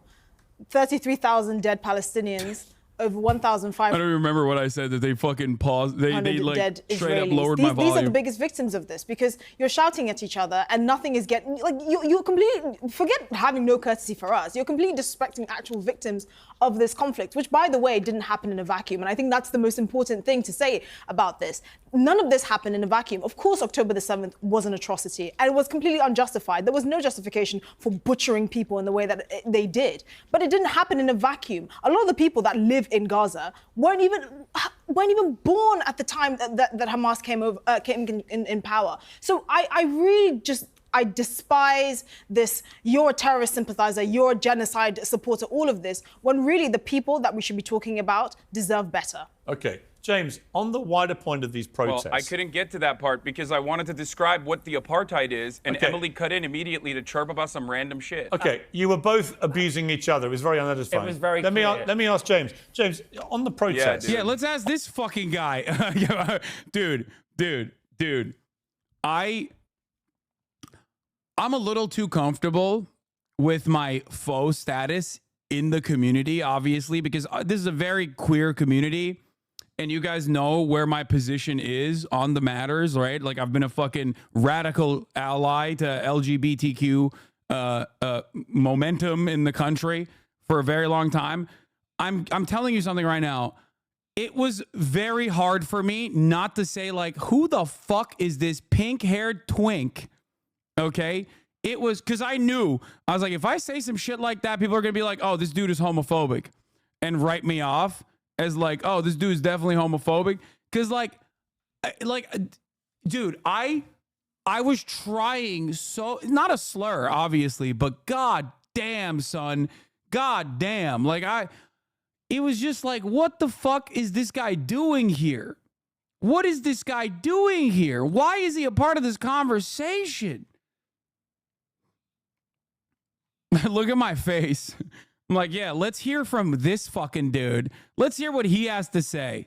On the protests, look, I believe in the right to protest. That's an absolute bedrock of any democracy. But I don't believe in the right to support terror groups publicly, or to chant about support for Hamas, or to chant about Intifada, which is a violent uprising. Where's the line for you with these? I agree. I think we have to condemn what Hamas did, and I don't think the words that have been used so far have been strong enough. I mean, it was the worst. We haven't condemned Hamas strong enough, dude. Yeah, you're right, dude. I should literally fucking give more money to Israel. Please. I just paid my taxes, bro. I am literally the #1 Palestinian baby killer at this point, and it's not even up to me, okay? The fuck do you mean? I have paid for the death and destruction of the Palestinian lives without my fucking consent way more than any of these dumb fucking British people have, okay? Shut the fuck up. Shut up. If it were up to me, I would be giving them the Iron Dome, okay? That's what they deserve. The Palestinian people deserve the Iron Dome, okay? Let's even out the fucking playing field. Best thing we've seen in a very long time. It was disgusting. appalling, awful for everyone involved. I also have a lot of sympathy, if not, I can't think of a bigger word, for the people of Gaza. It's awful, and I will agree with you. I do want a free Palestine, and I also want a free and successful Israel, but I don't want innocent people murdered. So yeah, you can't go to a protest and start shouting about support for Hamas. That's insane. Isn't it ironic that something like this has become a haven for like the mentally unwell? You're talking about something as serious. Yeah, this is where I was like, what is she saying? Like, she was so good with the fucking, like, Israel, like, this wasn't in a vacuum shit, and then she's like trying to both sides it too. I know I got no fucking love for anybody that is like straying away, even remotely. Even the dude, the driver, like the guy who owns the rental, like, moving studio. After this conversation ended, he was like, so what's up? Like, I mean, I don't know how you deal with that. And I was like, yeah, I know. And then he even like tried to, in a very kind way, be like, so do you just have no, like, do you just not leave any room for people who don't agree with you? And I was like, listen, there are plenty of things that I can have cordial disagreements with, but genocide is not one of them. You know what I mean? It's just not. Like,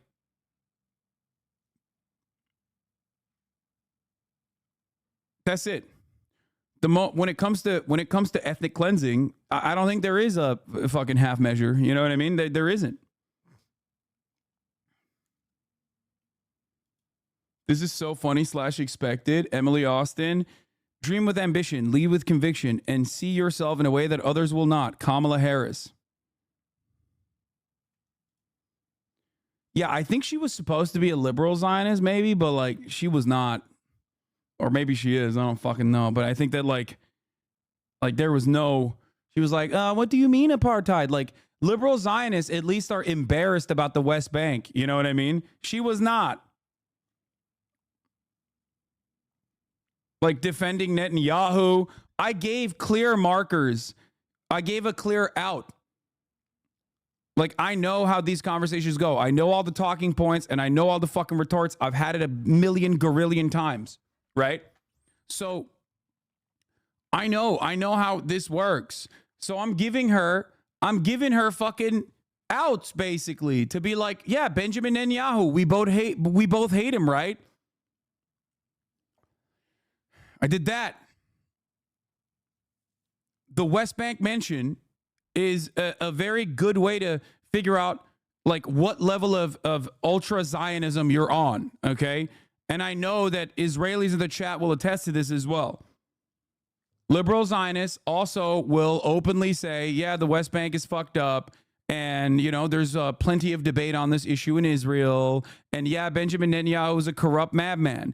But she's over here literally fucking defending Benjamin Netanyahu and defending the settlements of the West Bank. And she says some even more unhinged shit later down the line, which is very odd, because here she is in July 31st, 2020, wishing everyone a happy Eid. Eid Mubarak. So what happened? I'll tell you what happened. I know exactly what happened. What happened is media, okay? She got a media opportunity. Sometimes you have to go to the Norman route and just make them look like imbecile clowns. It's very hard to have a conversation with someone who doesn't know what is happening or even what the definitions of words are type shit. Yeah, I did not have the Norm Finkelstein level of self-restraint. As a conflict in Israel and Gaza, and for some reason you have really uneducated people that are clearly 20 years ago would have been in an asylum supporting this openly, not even knowing the conflict, not even knowing the context of what they're supporting, and for some reason we even give it airtime. That's what upsets me. These people don't deserve airtime. Right? Everyone is so triggered on both sides, on all sides, and rightly so, because a lot of terrible stuff has happened. So that's where the emotion is coming from. But really, I think we all want the same thing, and that is for innocent people to not be murdered or slain in the streets. Triggered. Right. I mean, look, Hasan. But hang on, Emily, something? please, I'll come to you. Let me just ask Hasan. When you and Emily go at each other like you just did, nobody wins. I mean, no one can really understand a word you're saying because you're shouting over each other. You end up just calling each other terrorists. There's no sensible dialogue here. There's no constructive conversation. It's just two implacably opposed sides abusing each other. Do you understand that? Yeah, listen, Piers, okay?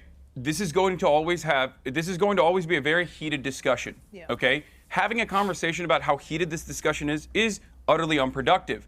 Every single moment that we use on air, not talking about every single university building being desecrated, destroyed.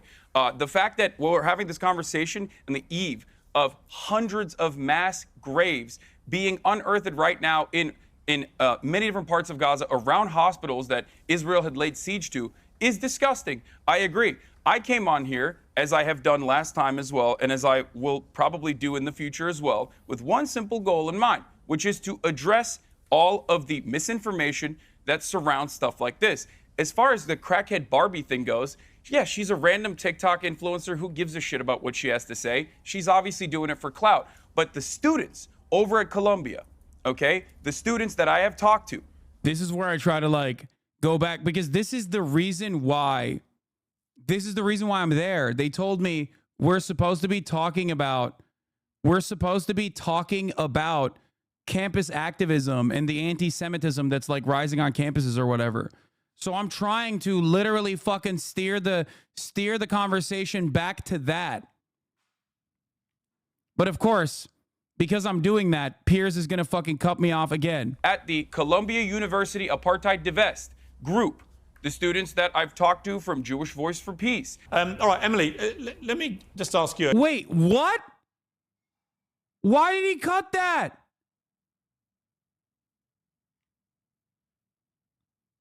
Oh my God, they edited it.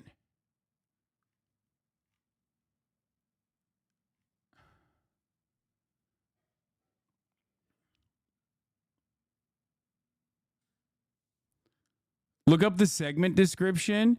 Terrorist sympathizers and genocide supporters. Crackhead Barney is obviously doing it for clout, says HasanAbi.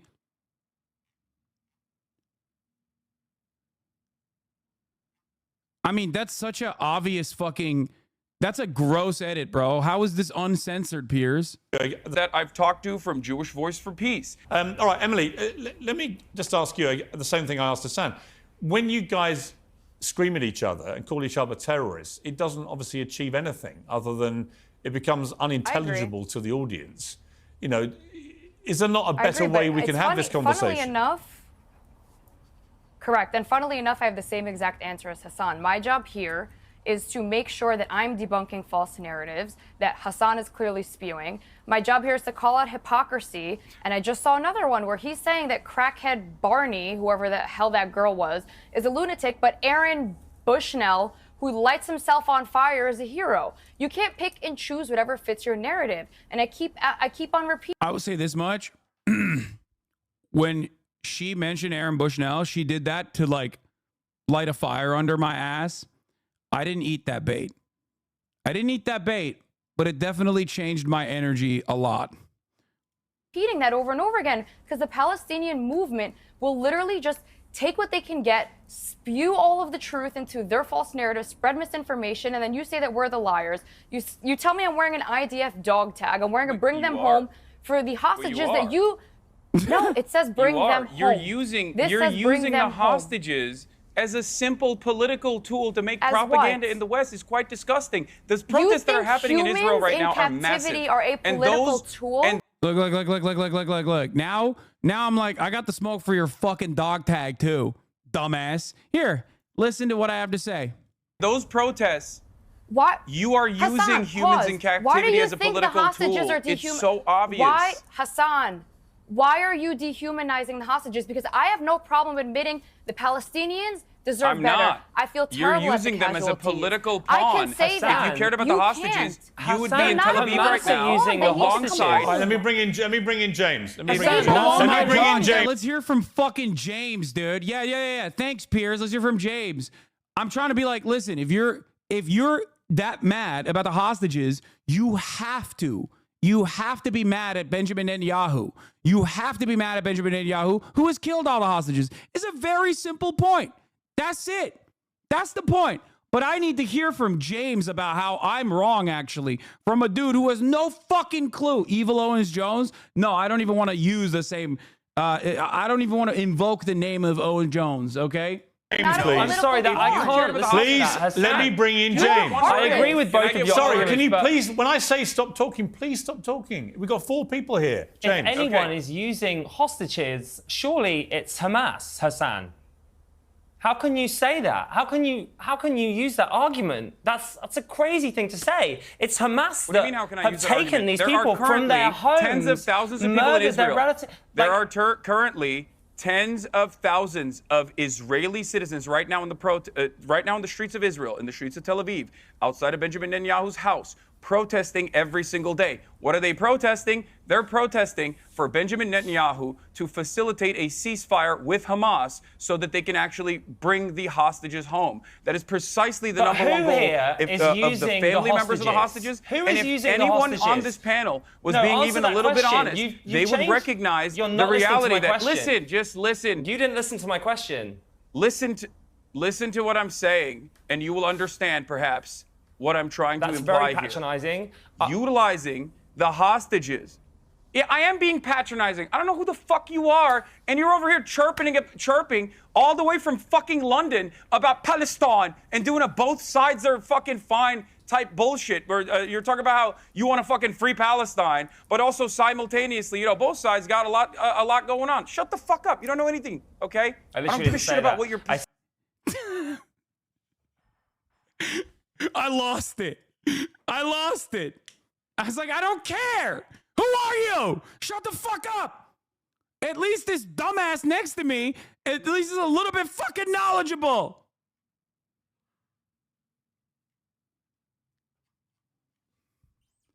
She knows the propaganda talking points. You don't even know.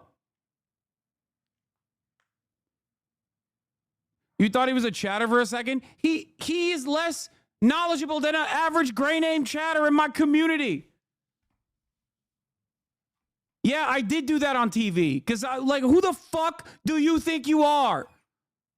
Who? Shut the fuck up. This is not your opportunity to fucking pad your CV so you can get a goddamn media spot later on as a fucking podcaster. Big boys are talking about fucking genocide. Put your fucking big boy pants on. Even she liked it. She liked it a little bit. Yeah, I even did the fucking accent. Here, you want to watch it again? Here. Very patronizing. Utilizing the hostages. Yeah, I am being patronizing. I don't know who the fuck you are. And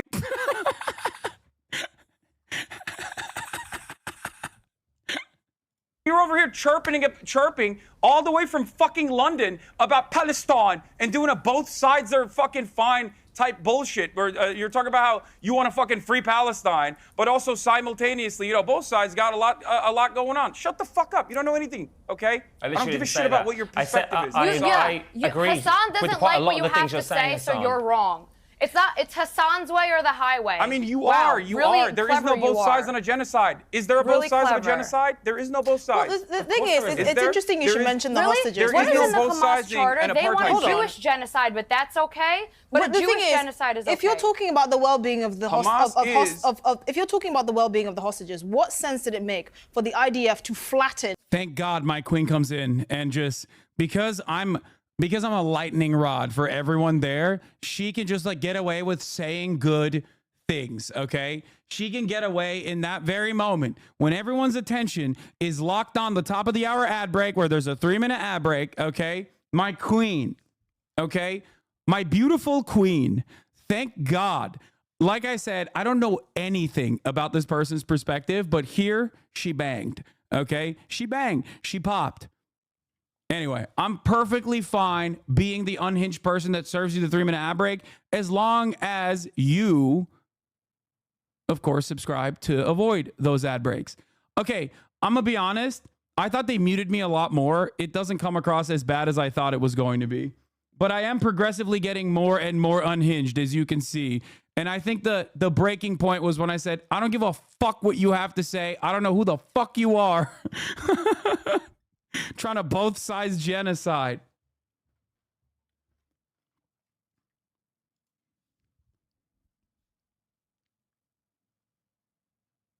Sakura Gore and the Gaffigus, thank you for the 10. Community gift the subs. Joey Keyboard, thank you for the 5 gifted. Jugger Blob, thank you for the 5 gifted. allowing 20, 30, however many people from to no longer see the ads. 2BR02BKV, thank you for the 10 gifted. Here is the 3-minute ad break now. It's amazing Piers didn't say shit to you going off like that, pro moderator. Yeah, because Piers knows what gets the fucking clicks. Nobody angers you more than British libs. Oh my God, you don't understand. Sarah's Business, thank you for the 5 gifted. And Papa Maverick, thank you for the 5 gifted. Do you think Piers will invite you again? Fuck yeah, he will. He invites Rabbi Shmuley, bro. He doesn't give a fuck. He just likes clicks. More up, dog. Thank you for the 5 gifted. Piers has been asking me to go on for weeks at this point. I'm the one who says no usually. In about 70% of Gaza. Because I completely agree. Bring the hostages home. If you look at Gaza, the topography of Gaza right now, it looks like a pancake. So I'm sorry, this whole argument of Hamas using them as human tools, fine, but the IDF has also been using it to continue that campaign. If you were told that if, God forbid, if your relative was one of the hostages and you saw what's happening right now, and I met someone whose mother is a hostage, and he said he didn't want his mother and her being taken to be used in the name of violence. Right now, he's sitting at home wondering, okay, what is the logic of trying to bring my mother home when you flattened Gaza? Please explain that to us. So, can I pose a question you might very well pull those. No answer. Can I pose a question to you? Hello. You have asked me a question that makes me look bad because I am defending a violent apartheid state. Hello. Are you also Hamas? Brother, how did you now respond to saying Gaza wasn't flattened, that it needs to be fact checked? No, I'm not even listening to what she's saying. I'm listening to what my queen is saying. Okay. Because she's fucking, right now, at this point, I'm like, brief moment of solace. Finally, some like actually pro-Palestinian sentiment, which is, by the way, just the truth, which is hilarious that we are saying like, oh, something that is like pro-Palestine is being said. But it's just like someone is actually asking understandable questions about the glaringly obvious at the cleansing campaign.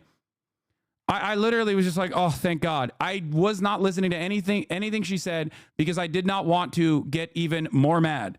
Also, I apologize to the pink hair guy, okay? I don't know what you're about, but, you know, sorry, you kind of were an unforeseen casualty in the situation. Maybe I shouldn't have fucking been like, I don't know who the fuck you are. Shut the fuck up. You don't know anything. But it does seem like you were giving me some like NPC ass, like both sides arguments over and over again. And I don't really care in that moment. Okay. I'm sorry. Bro, don't apologize. No, it was just like, it was inappropriate. I probably shouldn't have fucking lasered him so goddamn hard. Okay.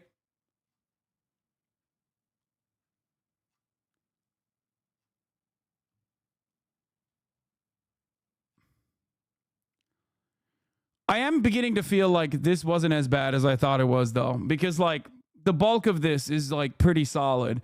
I did get the points out. I did talk about it. I did try to recenter the conversation towards the CUAD, Columbia University Apartheid Divest. I did, you know, I desperately tried to talk about, you know, what is going on the ground. She was able to like offer some clarity.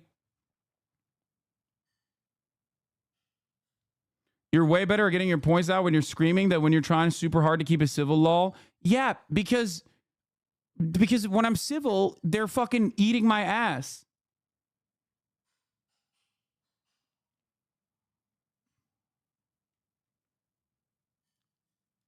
Okay, let Emily respond to that. Everyone wants to criticize the IDF's response, but nobody wants to tell me what should Israel be doing to retaliate October 7th, eradicate Hamas from preventing another October 7th, and bring the hostages home. I have an idea. You have a solution? I have an idea. Do not flatten Gaza and potentially pull your own hostages up from under the rubble, like have been done with thousands of Palestinians. That's a good idea. Yeah. Have you found any of them under the rubble? So you're saying that you don't have an answer. That is the answer. So you don't kill your own hostages. But you're quick to condemn the IDF, but you don't have an answer. How about not killing the hostages? Very interesting. I have an answer. Thank you for proving my point. It's called the dissolution of the apartheid regime.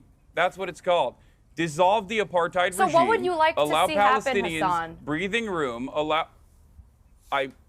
Do you not understand the English language? Dissolve the apartheid regime. You need a Xanax, first of all. You need a Xanax.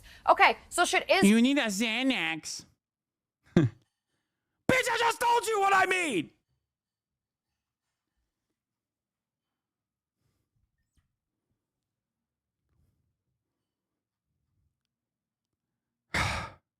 That felt pretty good too. She thought she ate that. Yeah. Yeah. Oh, I'm sorry. I'm fucking emotional and passionate about the country that you're defending slaughtering children every fucking day of the week. Okay. Yeah. I should have, yeah, the best retort in that situation would be like, you need fucking lithium because you must be mentally ill if you think what Israel is doing is right. Okay? But I didn't say that. That's like shower conversation at that point. Israel do I'm to sorry, the West Bank what 30,000 they did to Palestinians have been Gaza? ruthlessly slaughtered by the Should Israeli Israel state. give It makes back me a the little land so that upset it can when turn someone is into another defending that. Gaza? Is that what you... Yeah. Okay, so... Okay, so should Israel do I'm to sorry, the West Bank what 30,000 they did to Palestinians have been Gaza? ruthlessly slaughtered by the Should Israeli Israel state. give It makes back me a the little land so upset. that it can... They should have fucking raised my voice a little bit. That's bullshit.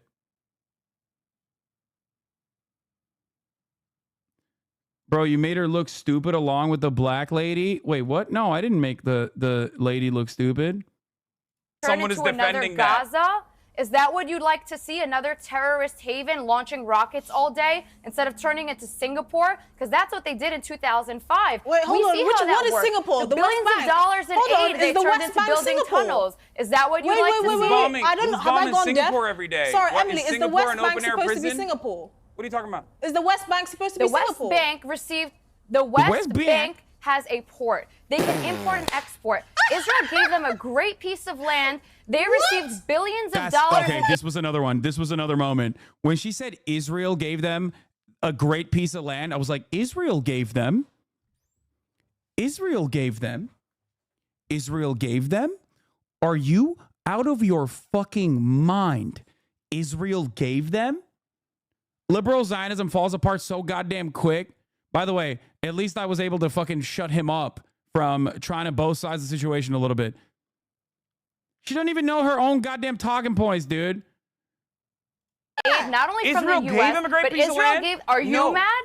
They had a chance to rebuild, but they spent the last 15 plus years crying that they don't have enough land because there is never enough land for them instead of rebuilding. But that's okay. Build terrorist tunnels. Don't build hotels and don't rebuild Israel civilization. has Just build not terrorist allowed tunnels with hostages Palestinians in. to have a nation state that they deserve by international law since the inception of the Israeli nation state. What you are saying is insane to me. The fact that you brought up the last 15 years as Palestinians crying is disgusting. Oh, I have one more question. You are a disgusting little monster one more question. who thinks One more that question. not offering contiguity to the Palestinians in the form of a state, which is under international law, is just simply Palestinians I have one crying. question. Okay? This West Palestinians Bank don't want a Singapore. two-state Hold on. solution. You're a disgusting little monster. Dude, I wanted to say so much more. I wanted to say so much fucking more.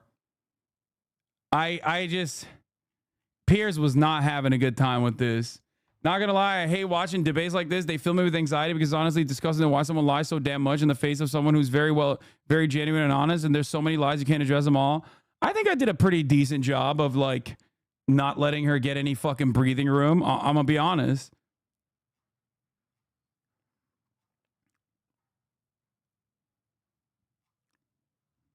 Okay, I was actually very upset. I'll be honest. I was very upset with my own performance in the aftermath because, like, you can't get emotional because there's different audiences that you are talking to when you talk in a debate, right? Number one, you're talking to your side. So you can't be, like, capitulating. You can't be giving a fucking inch to people who are being monstrously obtuse and defending genocide for moral reasons and even from the perspective of optics. The other audience you're talking to is the side of those who are defending Israel. You're usually not going to be able to, convert them. But then there's also the less enthusiastic, less interested participants that are watching, the people that you actually can move in either direction. Those guys are less enthusiastic and not really interested in what the fuck's going on. And if they're not interested in what the fuck's going on 7 months into an ongoing ethnic cleansing campaign, then it's going to be really hard to shake them.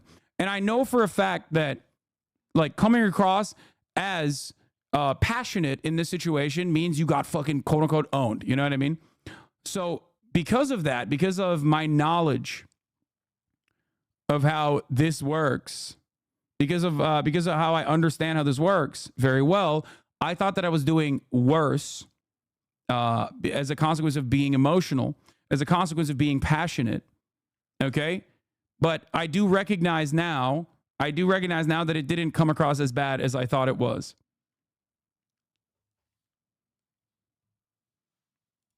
They want a one-state solution that eradicates the Israelis, which is not an option. Fine. This West Bank, Singapore, what place does the settlements play in that? How? Please paint a picture of how the West Bank of Singapore, or whatever, Singapore of the West Bank, how does this illegal settlements fit into that? I think you're completely missing. You're missing the picture. Just explain to me how the settlements fit into that picture. A piece of land. I'm explaining it. Okay, I'm listening. The picture is they got a great piece of land to turn into society. Instead of turning it into civilized society, Israel gave the land to Gaza. They withdrew. Then why they removed Israelis It's not Israel's land to give. It's not Israel's land to give. It is not Israel's land to give. There are no Jews or Israelis. There are no settlements in Gaza. In the West Bank. They gave it to the West Bank. Palestinians. They're not in the West Bank. I'm speaking about Gaza, and now I'm you're asking about West Bank because I was interested in knowing about Singapore.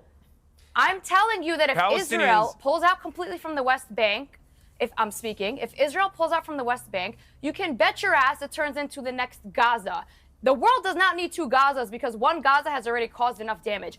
If, however, Gaza decides to demand every argument with Israel is about some hypothetical. And they can have democracy. Israel has to do a genocide because if Israel doesn't do a genocide, then the Gaza there's no genocide. The only genocide is the Hamas charter that wants to eradicate the Jews. Defensive genocide. You know, it's interesting the word genocide because yeah, here is where Piers really grinds my gears. Here's where he really fucking grinds my gears.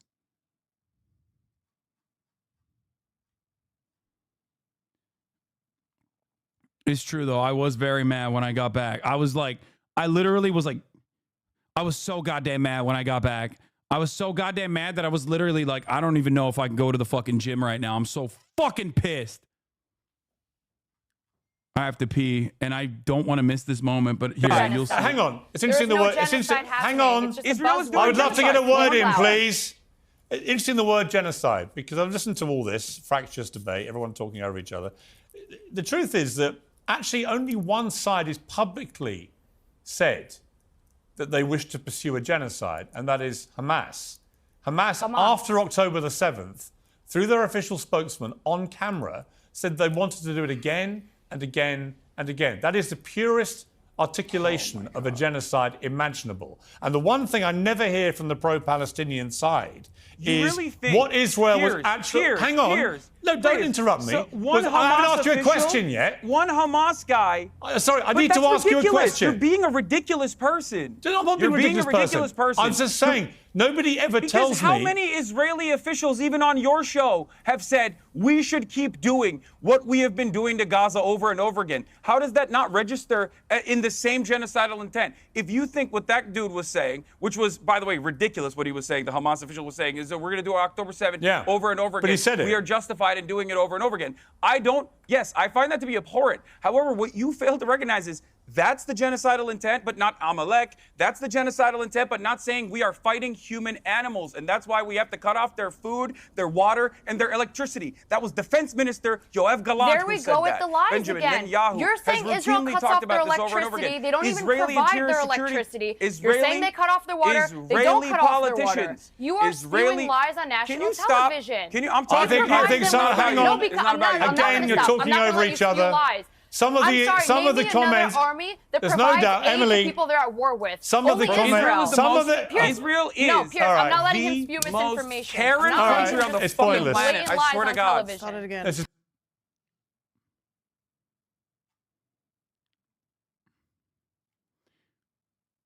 I love Piers being like, yeah, it's real genocidal of that one fucking Hamas dude, like fucking 7 months ago being like, what Israel has done to us gives us the justification to do 1,000 October 7s, and it would still be righteous, right?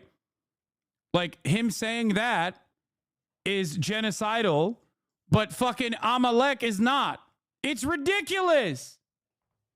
In these interviews, it may also be good to bring up the 2005 disengagement was literally done to prevent a Palestinian state. This was best explained by Sharon's advisor Dove. Put him on a diet. Weiss class. They withdraw as a unilateral move to sidestep the PLO and kill the U.S.'s roadmap. Yeah, the issue is that I don't think anybody's gonna fucking listen to what's going on. You know what I mean? They're like, no, nobody's listening. Hey, Kaya, please, baby. Kaya, please.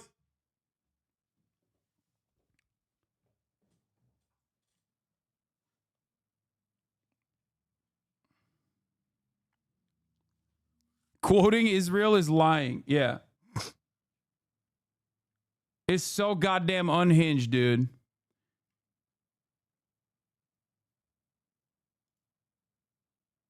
Ay, ay, ay.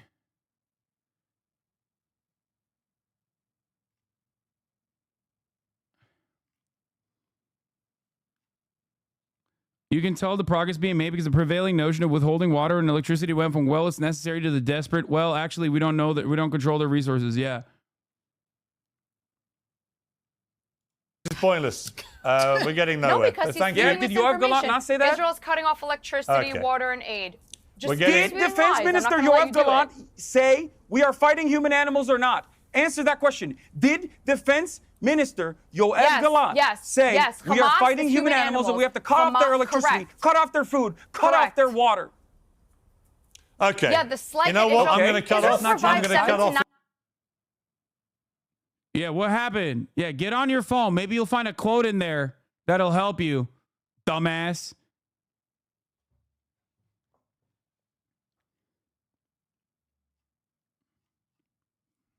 Fucking genocidal dumb fuck.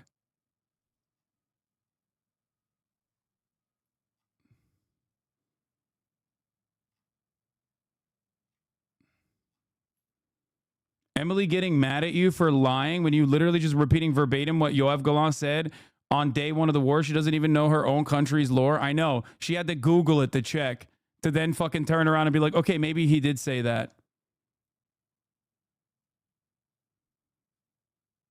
The contrast of the scorched earth collective punishment takes on Gaza with their perpetual victimhood makes my blood boil every time. How could anyone with a conscience not get worked up at that? I know.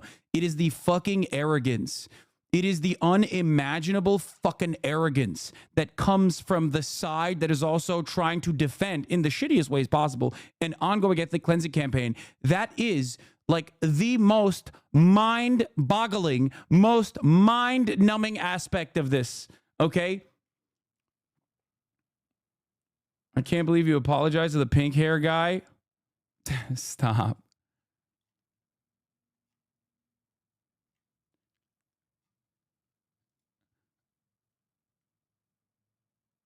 You deactivated the pink hair dude so effectively. Yeah, it's just like, sit down. Big boys are talking. You know what I mean? I was not letting that shit slide any longer, okay? Oh, well, both sides are at fault here. Anyway. 9% of their electricity. The rest is Hamas. I'm going to cut off the That's debate not because Israel. we're getting absolutely Israel provides- nowhere. But I appreciate everybody joining me. Thank you very much indeed.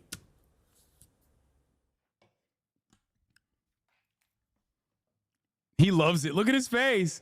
Look at his face. He fucking loves that shit, dude. Well, the boring... He's dumb, by the way, for putting this as like the crackhead Barney video because it's not going to do well. Emily and Piers are asking us on 2 different questions that cut him off while he's answering the other one's question, then accuse him of not answering. What a mess.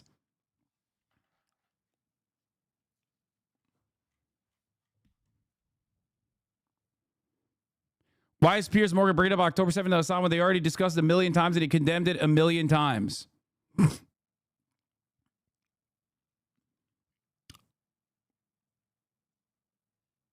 When Hasan calls her a demon, I fucking died laughing. As a Jew, I have to admit the only sensible person on the panel was Hasan. You did Ninja bad, bro? I mean...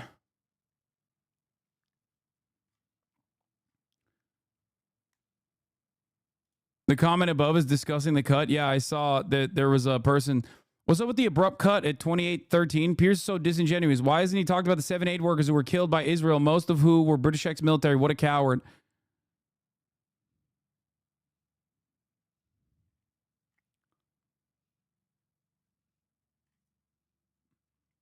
Is a good convo stay away the narrative that student protesters are violent? Yeah, I mean, he wouldn't let me fucking... I did actually talk about that. That's the... I'm pretty sure the part that I got cut off on was literally me talking about, like, what the demands of the student protesters are and how they do not want to center themselves in the conversation.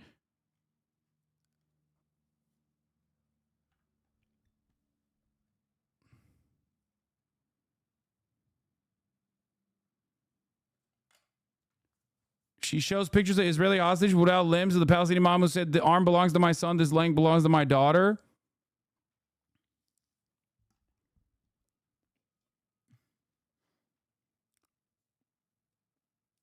When in cut back, you were mentioning JVP. Yeah, it actually wasn't bad at all. I'll be honest. I think I was being much harder on myself, but maybe I'm wrong. We'll see what the broad reception is. But I don't even think that like Destiny's dick riders are going to look at this and be like, Hasan got owned here. They'll try to say that I was unhinged or whatever, but I'm pretty sure it's pretty obvious that I was like, there was a lot of fucking grenades being lobbed in my direction that I was able to counter effectively to the best of my ability when the fucking host is cutting me.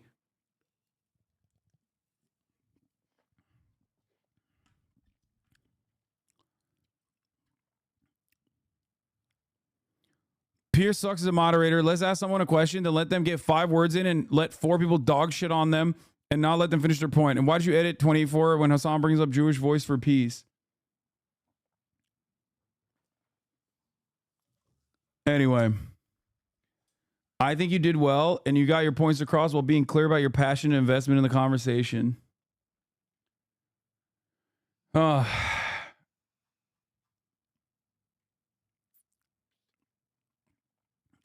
yeah, all things considered, it is pretty good. What is this? Fire fucking picture in a fire Texas tweet? Pulitzer Prize winning photo. What starts here changes the world.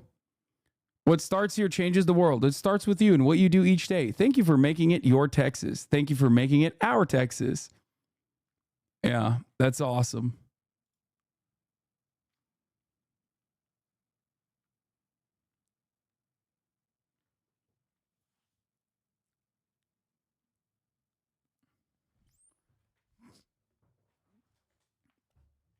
Oh.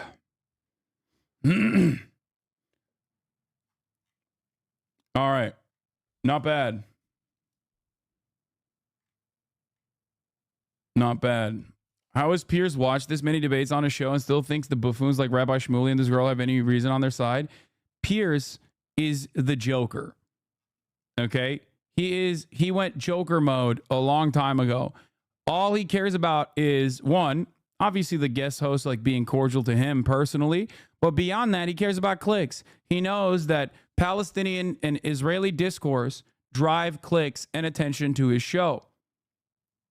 Okay? That's it. That's why he's doing it.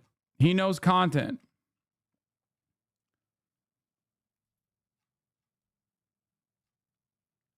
The pink-haired guy's media career aspirations ended at this moment.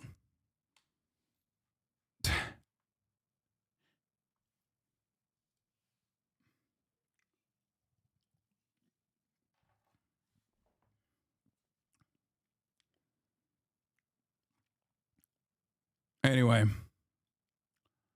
Biden read pause off the teleprompter. We're cooked. Do next. Imagine what we can do next. 4 more years. Pause. 4 more years. 4 more years. 4 more years. Imagine. Pause. He's saying like, yo, that shit's about to get real gay.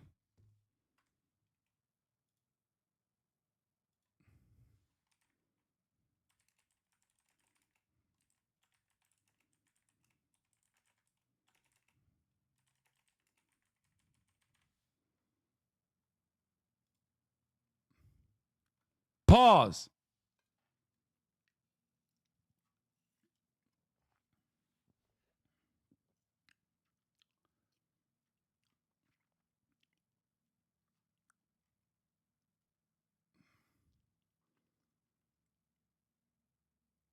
The guy who blasted will definitely create a podcast and your name will be mentioned every single day. Yeah, whatever.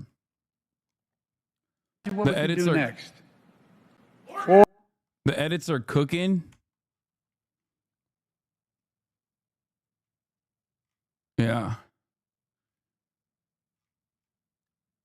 Have you covered Trump lighting up the courtroom? No. What, with his ass? With his farts?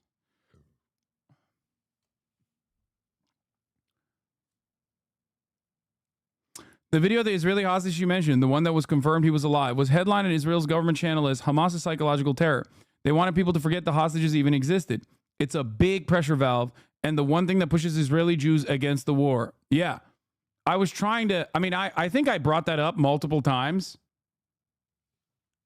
I did bring that up multiple times to be like, listen, if you are understandably trying to bring back the hostages alive, you wouldn't be using it as a prop to fucking justify further bloodshed, which includes the hostages themselves. You're over here fucking saying bomb, bomb, bomb Gaza.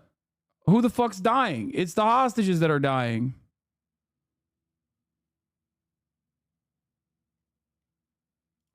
What? Gvir attacked by vicious anti-Semites? Oh, that's awesome. Oh, that's so sweet.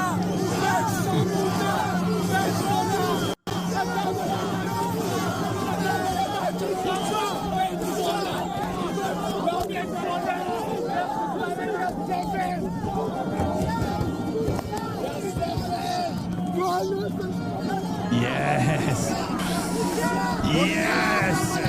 Yes.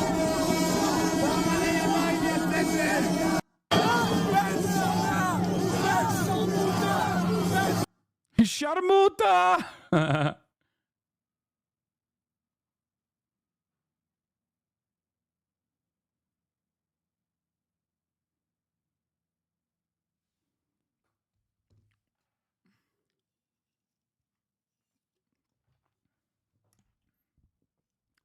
The video of the hostage you talked about, did this protest around Bibi's house and Gvir happen to be there?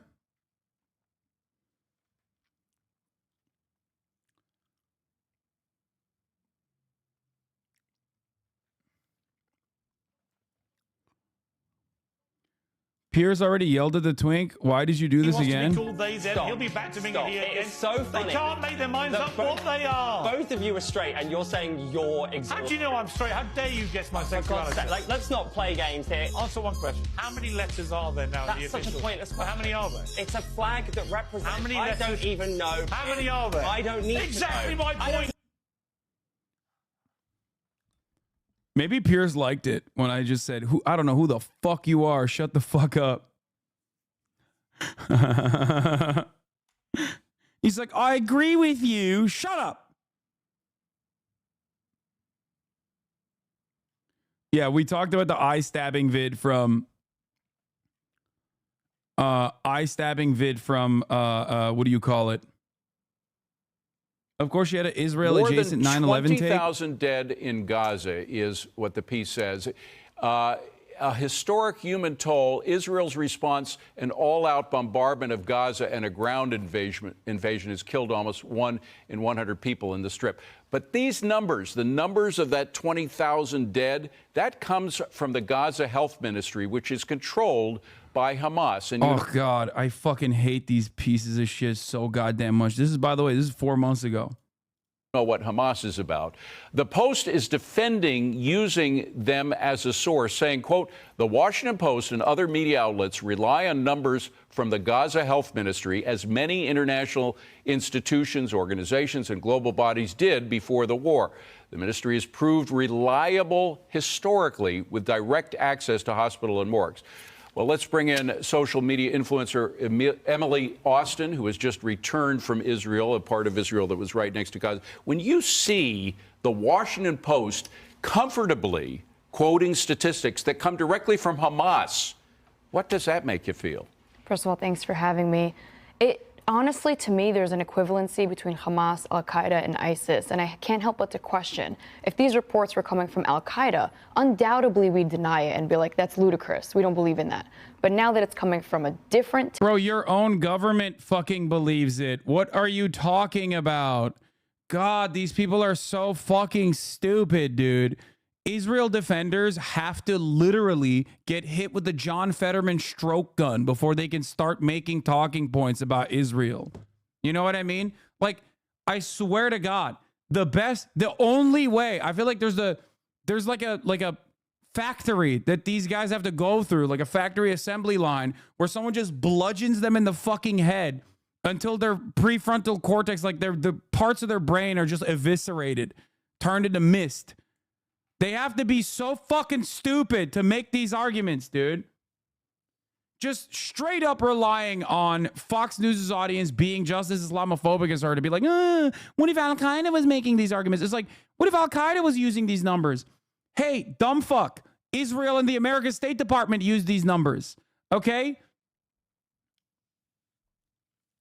I feel this is demeaning to stupid people to call her stupid. There's 100% intent behind this. No, I don't think they're good. That's my point. I don't think that they're like, you can be evil and be good at the same time.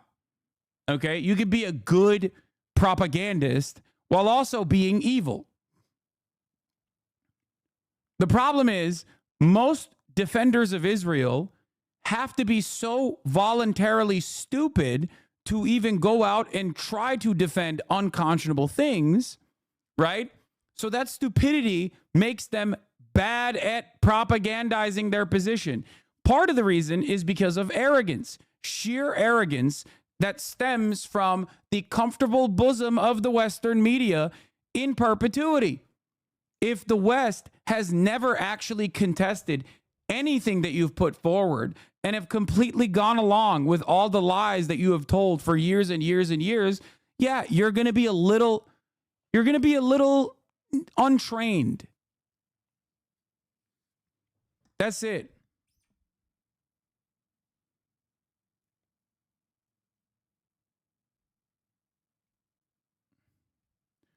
Chatter is right. This is a professionally trained Hasbara, not just some dumb person. She brings up the exact same talking points from 2006, like the Singapore Gaza bullshit.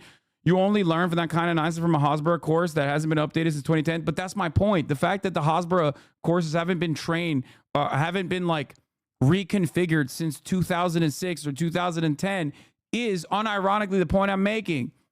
This is a very different media environment, and many people who dick ride Israel do not comprehend that. They literally think it's 2007 right now, and you can get away with saying whatever unhinged shit you can, and that people haven't seen Israel's actions. They have. That's all it took.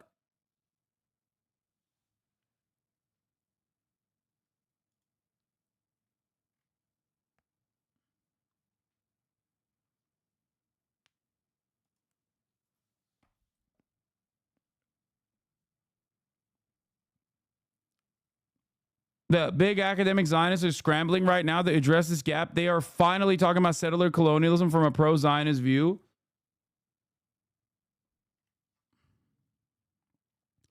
I don't know what he cut out of that.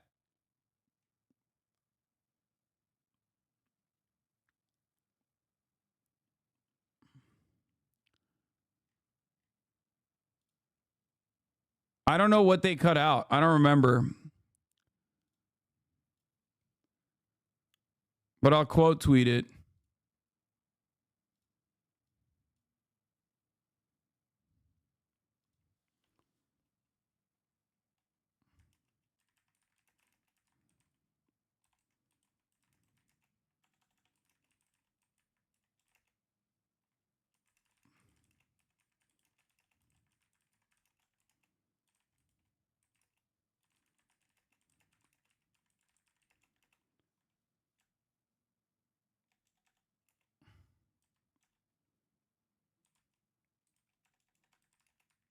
The ethnic cleansing of Palestinians and the students peacefully protesting it.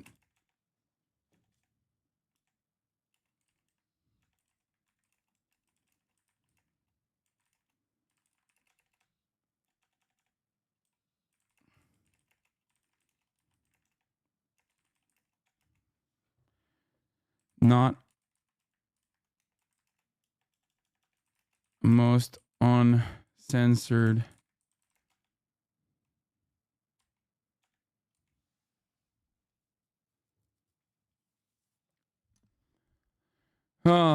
Anyway, you're supposed to record yourself for this very same reason. I mean, if I was you, I'd tell Piers you're never coming back if he edits you out again. I mean,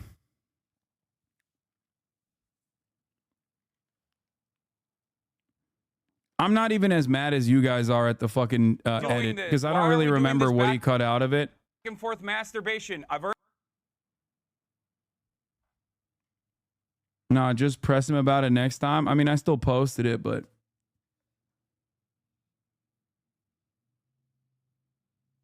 it's so funny that he cut out the one part of the panel when you try bringing it back to the actual topic it was supposed to be about. Yeah.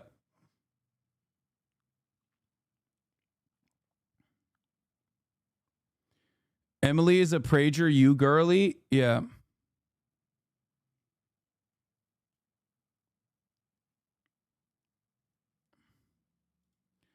All right, so we are now going to USC. Aerial view of USC students blocking DPS car with detained student inside.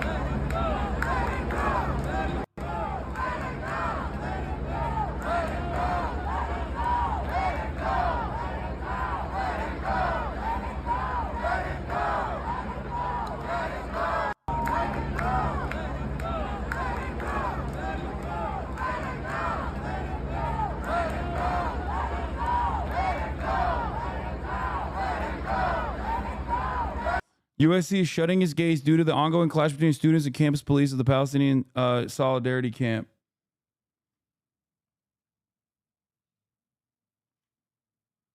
Yeah. Love that the Zionists get to claim the protesters are doing it all for clout while literally getting paid to do press tours defending ethnic cleansing. Exactly.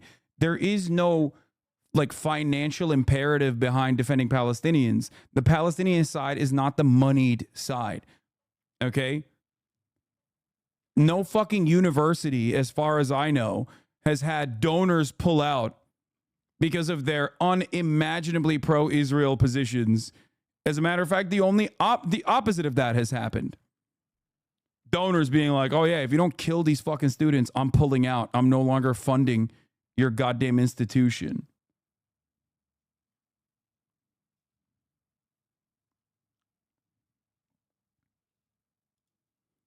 What is this? Show you footage from an undercover Al Jazeera investigation that was actually blocked from release in the United States and then subsequently leaked online. There's basically just like Noah Pollock coming and being like, look, there are these jihadis who basically support suicide bombing and they're at a campus and you have to stop them. You know what my worst nightmare is? I'm actually not kidding. It's a photo of Dion and I together, and we're just like clearly identifiable. And they're like, "Oh, who are these like traitors who sold out to the Jewish conspiracy for money?" I'm like, "We did. We cost $50,000 plus benefits." The way you're putting it kind of sounds a bit like astroturfing. No. This is astroturf. No, this is actually the definition. This is us. What does that mean? So it's when you set up things. It's the difference between grassroots and astroturf. It's not that astroturfing is wrong. It's just that, like your astroturf has to be like committed. Yeah, this video looks pretty old. It's because it's from a banned Al Jazeera documentary that had a lot of political repercussions for Qatar, as a matter of fact. And they were never allowed to air this. It's called, I believe it's called The Lobby.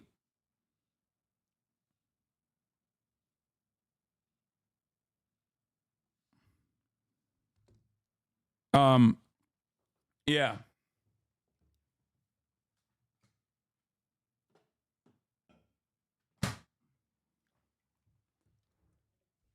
It's on YouTube. We should watch it. My friend, we have. We have our people? No, I'm not. We support democratic society, but if you don't want to, we denounce extremist groups. SJP, what do you think of this? You agree? Resistance? Child suicide bombers? We don't support radical Islamic terrorism in this country. We don't support suicide bombers. Cowards who kill children and women. They leave orphans. We don't support that. Kill babies in strollers. That'll bring peace. Yeah, Palestinian terrorists all over Israel. That would be it. Real bad baby killers, these terrorists. They kill women, they kill children, they don't care about anything. Rape women too, all the time. Yeah, let's head back to headquarters for debriefing and cocktails. Why are these people like this? Bro, it's a full throttle operation. Okay? The other side has real momentum. The Palestinian side has real numbers now. That's why they're like in the past, the Palestinian side didn't have any momentum at all. And it was like seen as an edge case. That's why there's a concept within progressive circles as progressive except for Palestine. Okay? So this kind of activity would be very successful. You could just like pay a couple protesters to go, hold up placards and all this shit.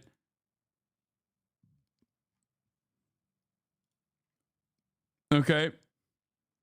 And you know, they would create momentum surrounding the pro-Israeli side. However, nowadays there is not enough people that you can pay to go out there and do this shit. And you don't have enough zealots who will do this shit. Okay? Yeah, the lobby, a 4-part investigation. It was uploaded by, it was an Al Jazeera documentary. It was leaked to the Electronic Intifada that actually released it after the American government applied public pressure and private pressure to the fucking state, to Qatar, to stop them from releasing this. The British version of it was released early on.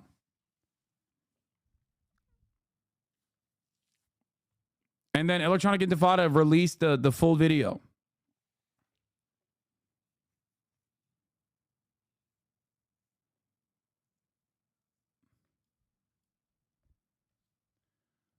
I tried to re-navigate the shit show to the main point of contention. I'm not trying to be a little bitch, but is there a mistake? Is it supposed to say shit show? Yes.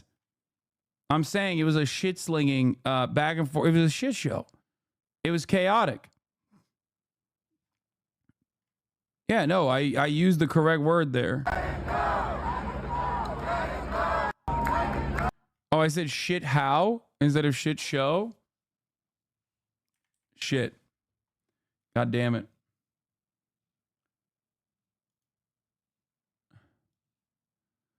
Yeah, they're violently arresting students now.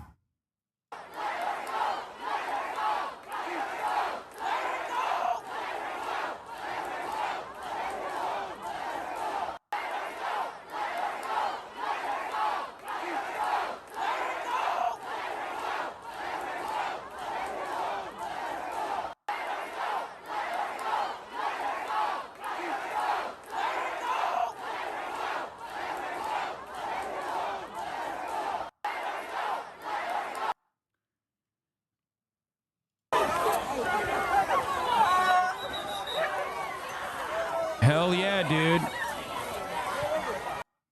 Pig fuckers. Absolute fucking piglets, dude. Oinking.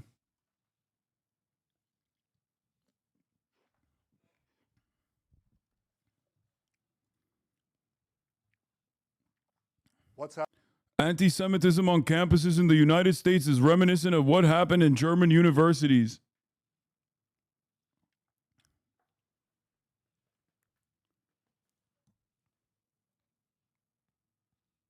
The kids are going to be all right, I think. And they're showing that right now. The kids are all right. Yep. USC has officially closed their campus gates due to the demonstration. Anyone stopping by should be prepared to show an ID. Please continue to avoid the center of campus unless you have a class.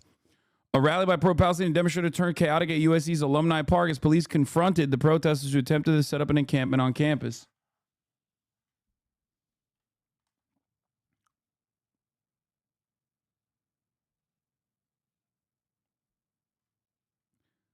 If you were open to having a rabbi for Palestine, unlike Jessica Rosenberg, I can see if my group has connections.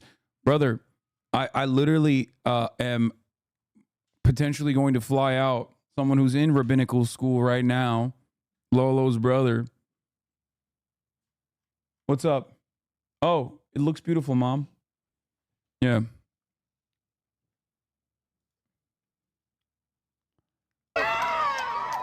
The protester has been released after police violence did nothing to move the brave protesters surrounding the car. Oh, they arrested a fucking like a what are they called? Protest guardian or whatever. If you see someone wearing that vest, that means they're one of the official sanctioned designated person that is a protest marshal. No, not a legal observer. Sometimes they are legal observers as well. But that's probably a protest marshal. He's part of the organizing team that put the protest together. Their job is to literally make sure that, like, when people are saying unhinged anti-Semitic shit or whatever, to like tell them to leave and shut the fuck up, and that there's no room for that kind of thing. For those of you who don't know, that's the whole, that like the dudes in the vests are literally to keep the protest centered on the goals of the organizers and keep it within the boundaries, within the confines. They are literally there to stop infiltrators, to stop agitators, to de-escalate against counter-protesters, that sort of thing. So the fact that they actually arrested one of them is pretty nutty to begin with.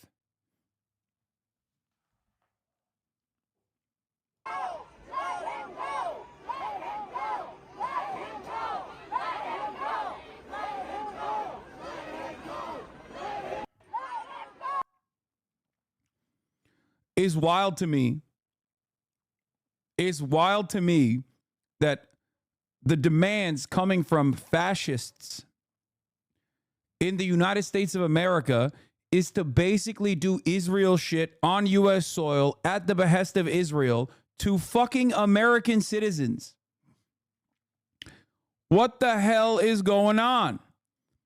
You can see a few of the students. I've removed the audio to protect those speaking in the background. They're putting them, putting them in the paddy wagon. In New York, they arrested legal observers too, which is crazy.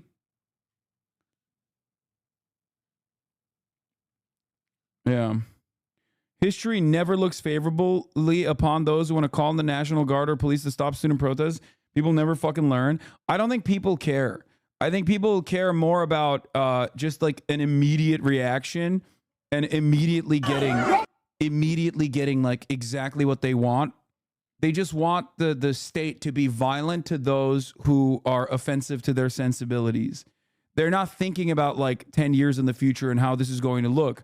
Also, nobody ever gets punished for their fucking pro-war takes in this country. So why should they even feel bad? Why should they even think about the future? There is no social capital that you're expending when you are on the side of the American state, when you are demanding more state violence be done to those who are actually critical of the state. It just doesn't work that way. As a matter of fact, there is social capital to gain as a consequence of being on the side of the state. Nah, the average Republican is loving this shit and hope it escalates. They can lie and say they won't, but they all want to see blue-haired libs get smashed in the pavement. Exactly.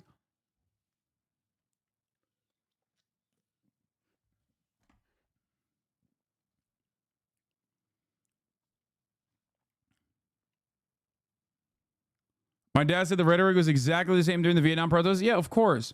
History doesn't look favorably at this bullshit.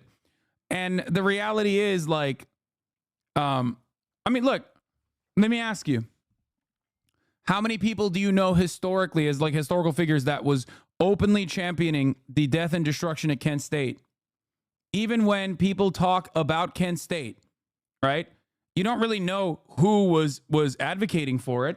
They don't really talk about it that much. It's not exactly seen as like a prescient part of the conversation. It's not seen as a salient part of the conversation. It's not like it's unimportant. And that is by design.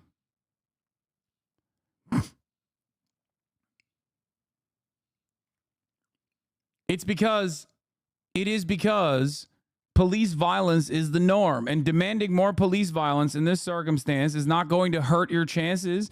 It's probably going to make your chances better in media, as a matter of fact.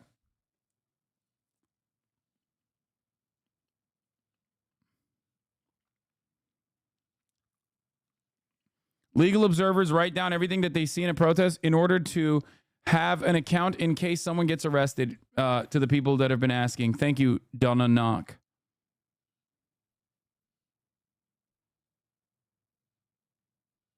So yeah.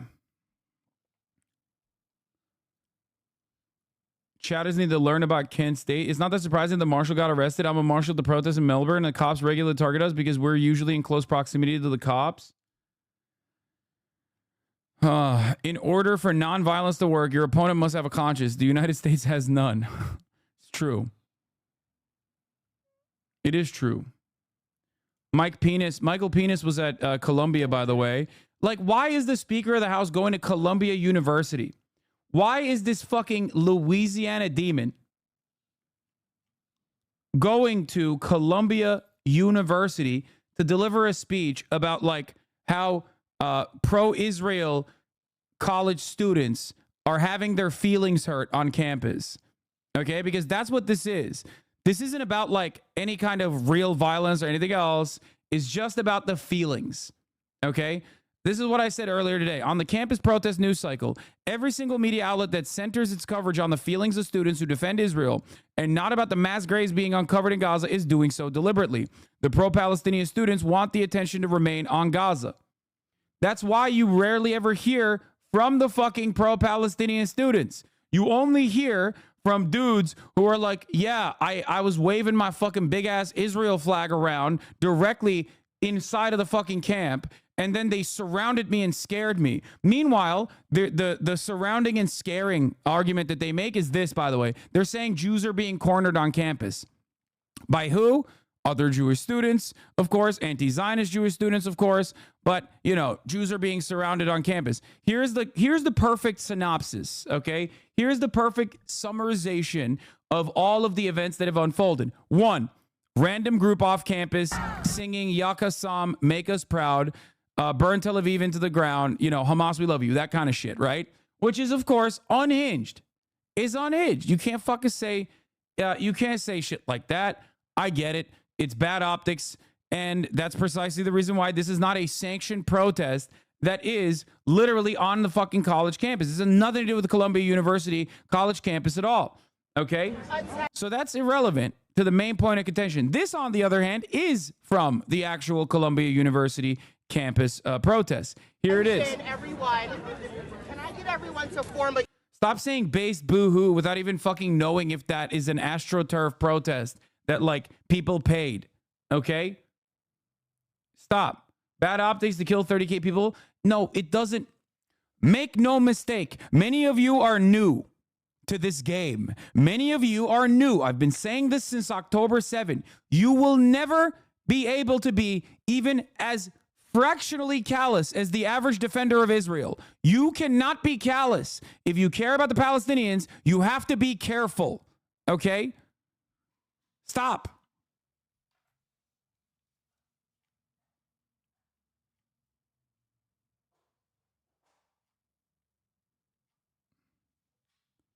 Many of you mistake the momentum here for permission. Israel defenders can say whatever the fuck they want, and they will never get an ounce of scrutiny from the mainstream media. You even say something that can be remotely misconstrued, you will get pounced on. You will be used against the Palestinian movement. I've been saying this since October 7th. Okay? I've been saying this since October 7th. Do not mistake the immediate momentum and the movement growing, the pro-Palestinian movement growing, for an opportunity to be as callous as the average defender of Israel. That's never going to go well for you. Okay?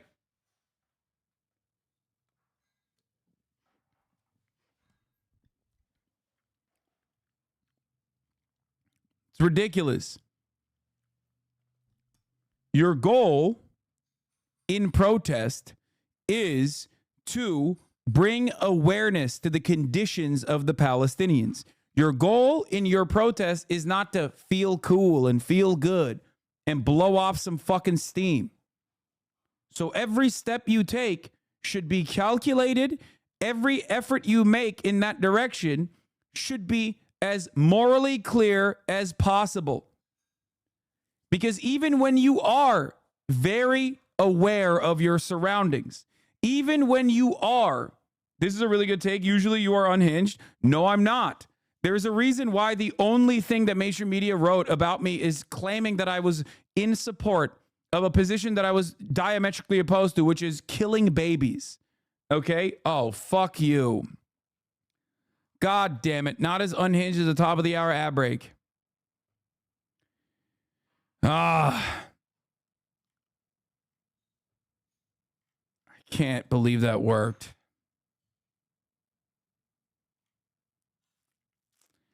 I got cooked, okay? But you shouldn't get cooked at the top of the hour by the 3-minute ad break. You should avoid the top of the hour ad break by subscribing for $5 or for free. Here's the 3-minute ad break now. Anyway, as I was saying,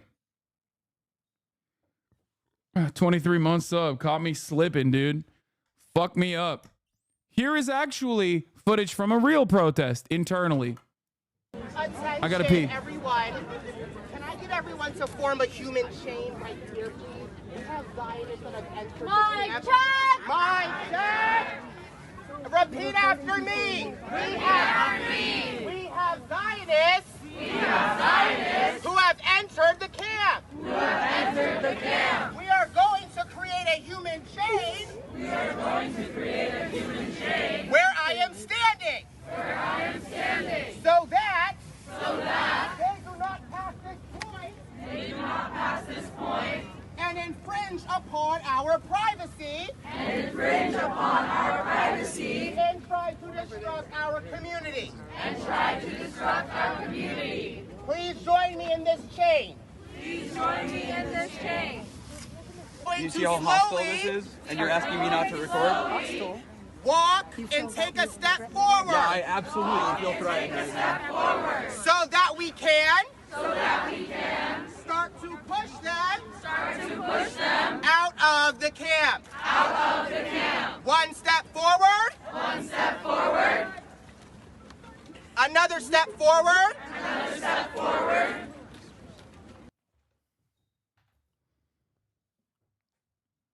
So this right here is literally, no, don't say fucking cringe. Shut up. These are all like 18-year-olds, okay? These are all fucking 18-year-olds. Shut up. Shut up. They're doing so much more than you, okay? The reason why they're speaking in unison is called, I think it's called like the people's microphone or something.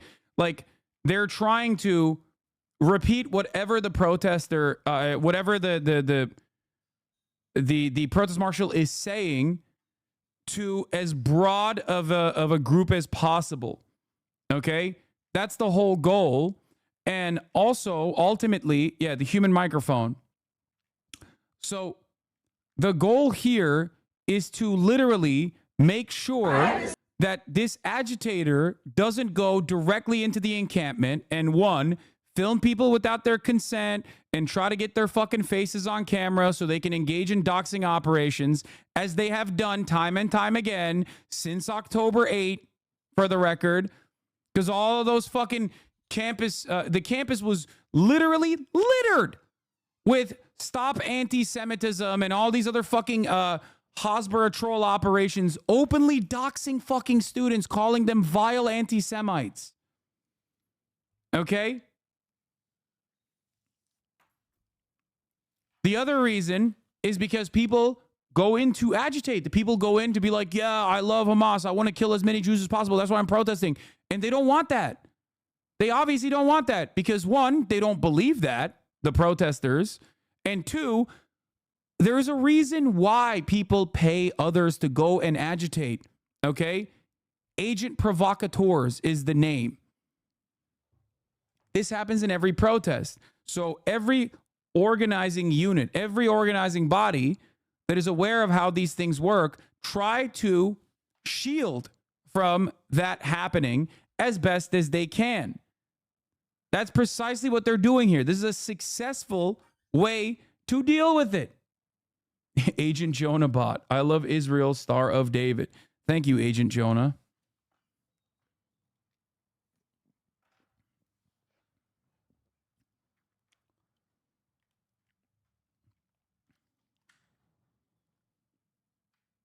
Anyway.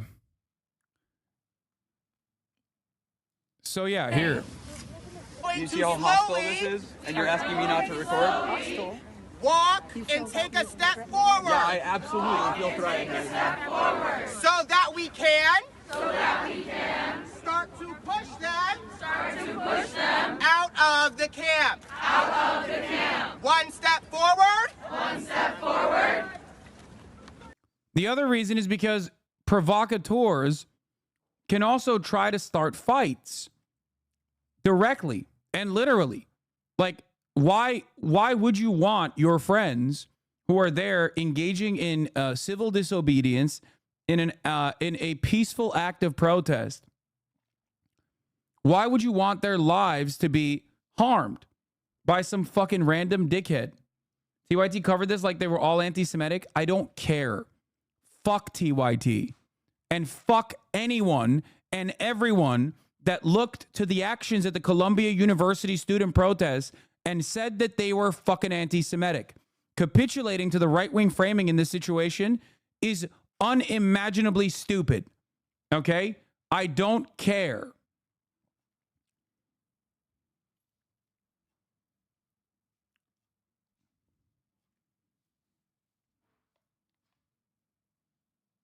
There are certain red lines that I have.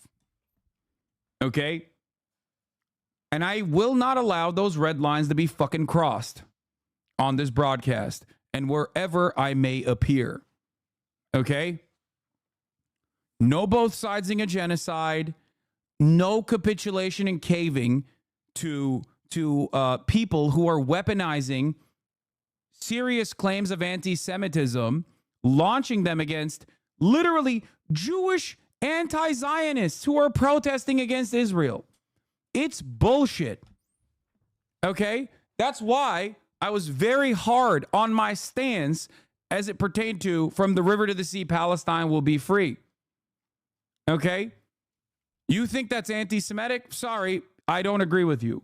And for the record, there are people who I adore and admire and think are brilliant and brave and courageous who I have disagreements with on this issue. Norm Finkelstein has said the optics of From the River to the Sea, Palestine will be free are too scary for the average person. But even Norm understands, a person who I have endless amounts of respect for, especially as it pertains to the plight of Palestinians, and him being like the eminent chronicler of the ethnic cleansing that Palestinians have withstood. Okay? Ultimately, even if I have a disagreement with him, he also recognizes that it's like, he doesn't say it's anti-Semitic. He's just said that it scares people. And there are a lot of people who said it scares people. And that's understandable. But the reality is, I'm not going to fucking, that's ridiculous. Like, that's not an area that I'm willing to concede on. Nice to see Osin Defender being consistent on his fascist takes. Yeah, and then the other thing they have is this. Al-Qassam's next targets. That's it. That's it. This is someone who thinks they're being based, okay? And they're not. They're not. That's it. She's a Zionist? Oh, that's not a student? Wait, I thought that was no, she's wearing a fucking keffiyeh hiding her face, bro. Come on. It's most likely either an agitator or a protester who is, thinking that they're being based. They're doing like parachute memes and shit like that. No one wears a keffiyeh like that. I mean, I know, but who knows? Doesn't matter. Even if this was at the heart of the fucking protest and it wasn't a plant and it was someone who literally was there with that fucking cardboard cutout. This hyper focusing on this and making it seem like this is representative of the broader movement, okay, is idiotic. And it is done exactly in the same fucking way that it has always been done. This is what they did with the Black Lives Matter protesters. Oh no, they're not protesting about police indiscriminately killing black people or disproportionately targeting black people. They're not protesting about police brutality. They're actually protesting to kill the police and to kill white people. That was not the case. That was never the case. So things like this are done all the time. That it's up to you to parse through it. It's up to you to recognize that this does not reflect the broader movement. Okay? That dipshit is the worst OSINT account by far. He has to post more retractions than anyone. Doesn't know how to geolocate for himself, so he has to wait until people with brains do it. He's Mr. 30 minutes late of OSINT Twitter. Yeah, he's fucking awful.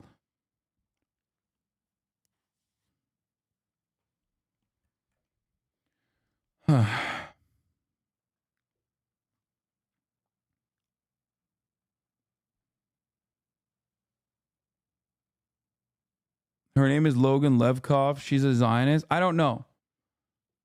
I don't care. What is this? Here, a demonstrator points at pro-Israel students while holding a sign that reads, "All Qassam's next targets." Okay, that's not funny, but it's totally funny, and I need to tell you why it's funny. This is why it's funny. So apparently... Yeah, I mean, we don't know if this is that. We don't know if this is a fake protester or not. Okay, this is not verified. The Shirion Collective thing is real, but that's from months ago. Okay?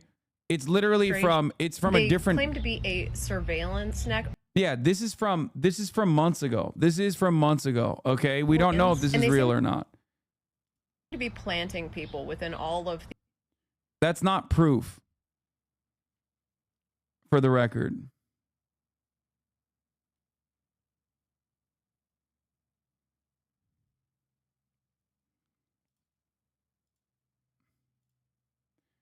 Bro, I don't care.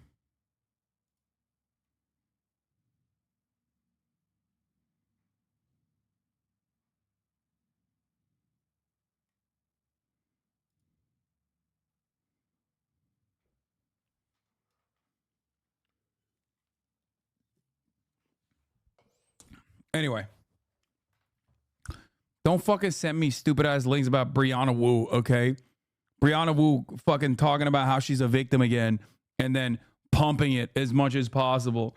A chatter asked if she was Asian. I say she's not. She's a white woman. That's it.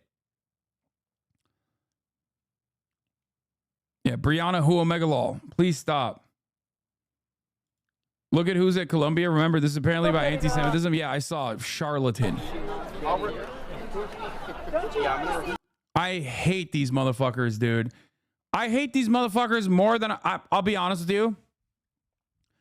I hate these co-opters who are openly anti-Semitic, who are using this as a fucking opportunity to actually just do more anti-Semitic propaganda, using the plight of the Palestinians for their own fucking material gain. I hate them more than I hate the ultra-Zionists. Okay? That's it. I hate them more than I hate the ultra-Zionists. 100%. That's a fucking Nazi. Fuck that guy.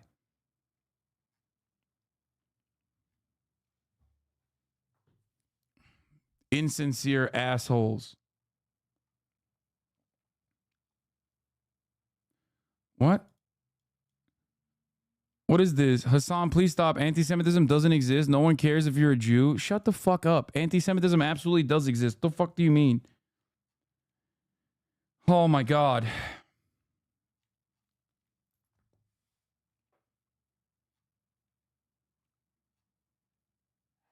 How do protesters stop people like that from spewing bad shit at a protest? That's what the protest marshals are there for.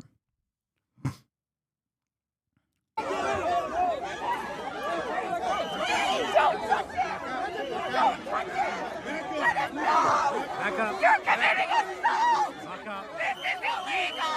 You're committing...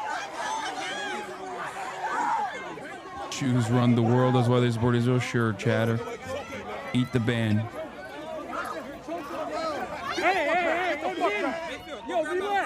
Yeah, dude. Jews run the world. That's why anti-Zionist Jews are getting fucking brutalized by cops all around the country, you know? That's how hard they run the world. Never, listen, never give a fucking ounce to these dummies, okay? It goes way beyond. These fucking losers, I have some respect for you, but not enough to not hate you. Supporting Palestine is the same as saying you want all Jews dead and out of Israel. I hope you're banned from coming here. Brother, my name is Hasan. I'm of Muslim background. I literally have been a fucking avid supporter of the Palestinian emancipation, which I know is a just cause for publicly, at least for the past 10 years. If you think that I would have an easy time going to Israel, I don't know what the fuck to tell you. Okay? And no, supporting Palestine is not the same as saying you want all the Jews dead and out of Israel. I hope you understand that. Maybe if you have an ounce of fucking respect for me, as you claim you are, as you claim you have, then you will recognize that. It has nothing to do with that at all. Just like abolishing and ending the apartheid regime in South Africa was not about killing white people. Okay?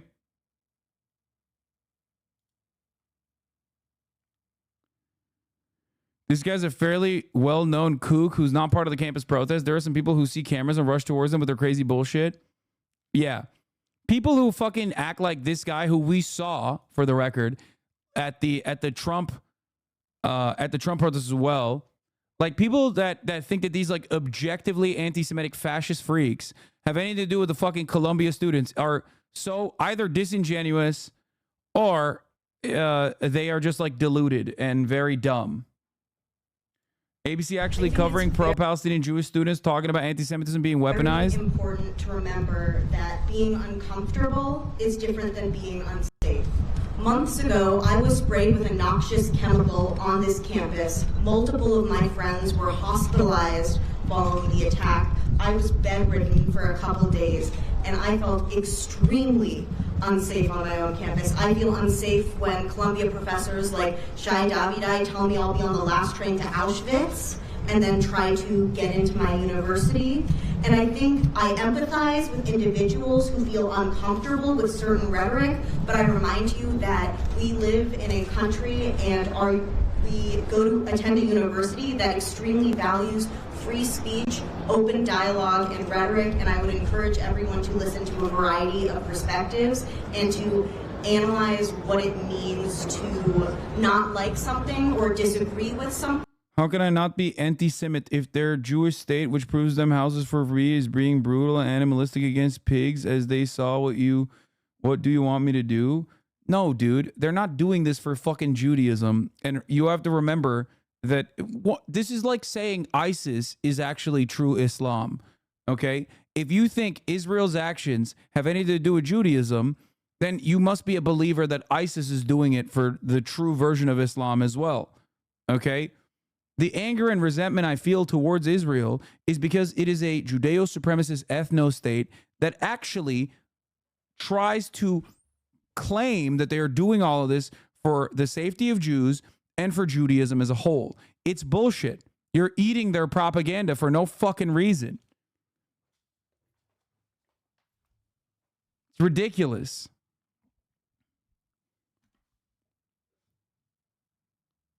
Israel is not a representation. Israel is not a representation of Jewish values. Israel is not a representation, and Zionism is not a representation of Judaism, just like Saudi Arabia is not a representation of Islam. If Saudi Arabia was a representation of Islam, then they wouldn't be killing so many fucking Muslims elsewhere in the region. Okay? The reason why, depending on who you're talking to, people conflate Zionism with Judaism is either to, one, offer a little bit of cover for the actions of Israel so they can cynically say, oh, it's anti-Semitic to criticize Israel. It doesn't work anymore, though, because everybody recognizes now that, like, Israel's gone above and beyond.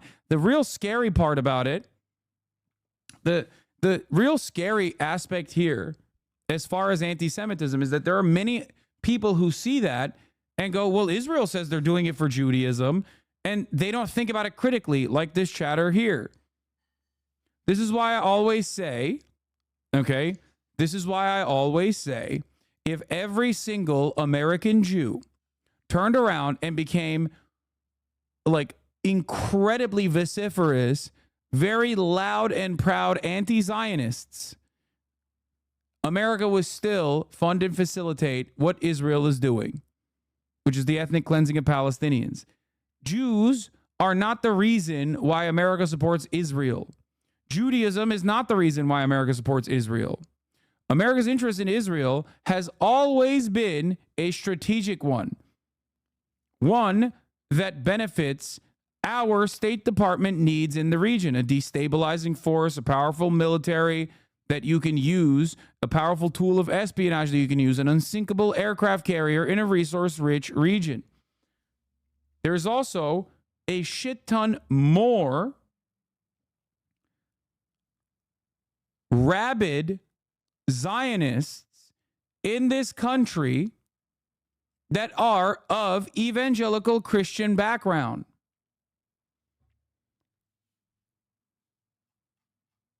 There are at least 10 times more Zionist evangelicals that are incredibly rabid and more often than not anti-Semitic themselves that are super pro-Israel for a multitude of different reasons.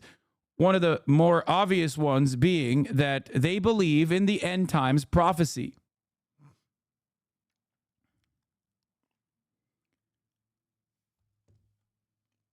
There are probably 10x more evangelical, megachurch attending, anti-Semitic, religious wingnut Zionists that are Christian, evangelical Christians in the South than there are American Jews who are Zionists. Versus to actively be in a position of being unsafe. Because when you are arrested, dragged out in zip ties, and have red marks on your wrists for days after the fact, when you have a seizure in jail, like one of my friends did, when you have an asthma attack in jail, when you have your wrist dislocated, that is what being unsafe is.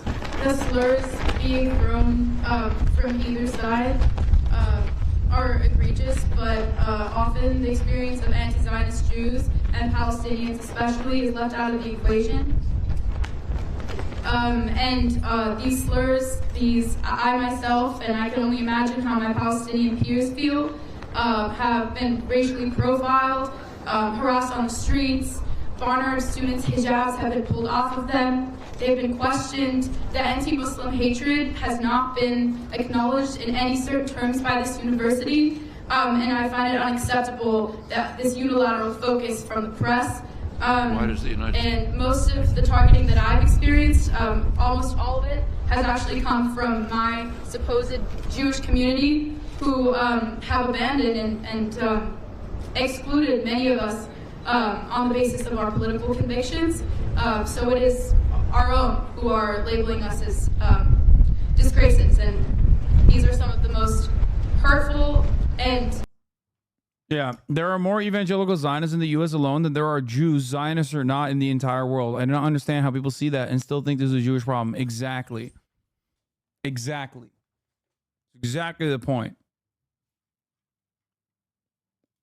Deeply anti-Semitic remarks that I've ever been on the other side of. Thanks for watching. Stay updated about breaking news.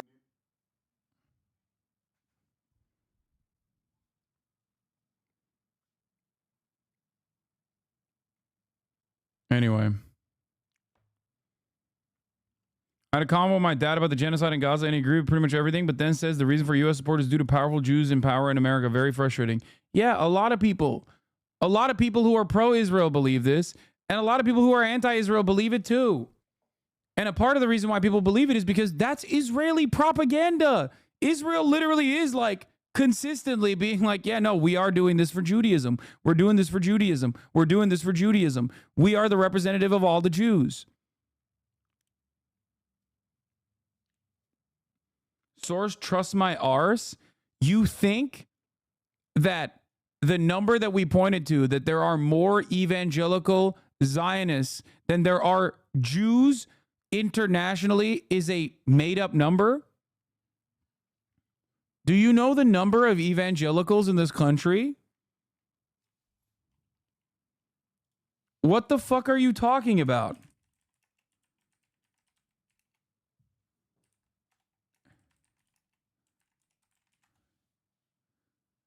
There are 90 to 100 million evangelical Christians in this country.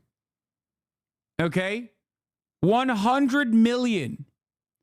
If it's fucking just 15 to 20% of that number that is evangelical Zionists, which, by the way, that number is higher, then you recognize that there are more evangelical Zionists than there are Jewish people as a whole. Zionist Jews, anti-Zionist Jews, that's it. There's like 16 million Jews on the planet, chatter. What the fuck are you talking about?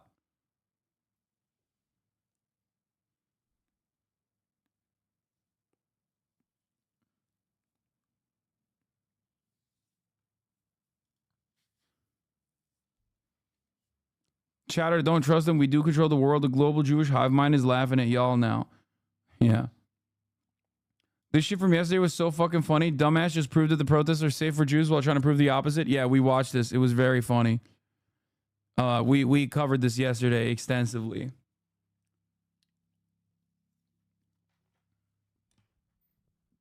Once again, reminding chatter that Jewish anti-Zionists are some of our strongest and most radical organizers. The Israeli state is not Judaism, and it is insulting to a long, rich history of progressive Jewish organizing. From sparking the New York City rent strikes in the Lower East Side to socialist co-ops, cooperative housing, the Jewish Labor Congress, to the uprisings against pogroms, etc. It's so incredibly insulting. Yeah, that's the other part of this conversation, is that, like, in the very long history of Judaism, okay, Jews have always been at the fucking forefront of social justice for understandable reasons. Half the fucking time, especially in the early days of Christianity, they were the ones being slaughtered directly. That's why it's crazy when people are just like, no, you don't understand, dude. I hope you realize you're actively trying to divide people, but you and your mods don't give a shit. Fuck it. Fuck it, though. Free Palestine. Okay, bro, if you're fucking pro-Palestinian, I don't know who the fuck you think I'm trying to divide. If you are upset about the fact that I am correctly not attributing Israel's actions to Judaism, then yeah, the unfortunate reality here is that, like, as much as I wish for those chatters to fucking have a come to Jesus moment and reckon with the truth, okay, yeah, there is no space in this community for anti-Semitism.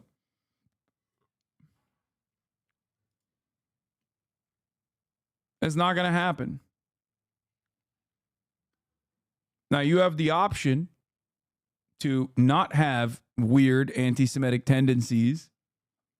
We are all on a journey, after all, where we can all learn from our past mistakes, get better educated.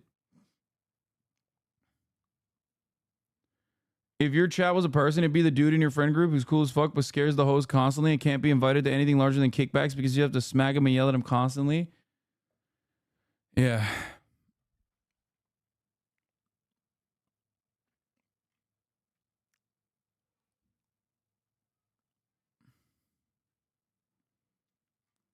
Anyway.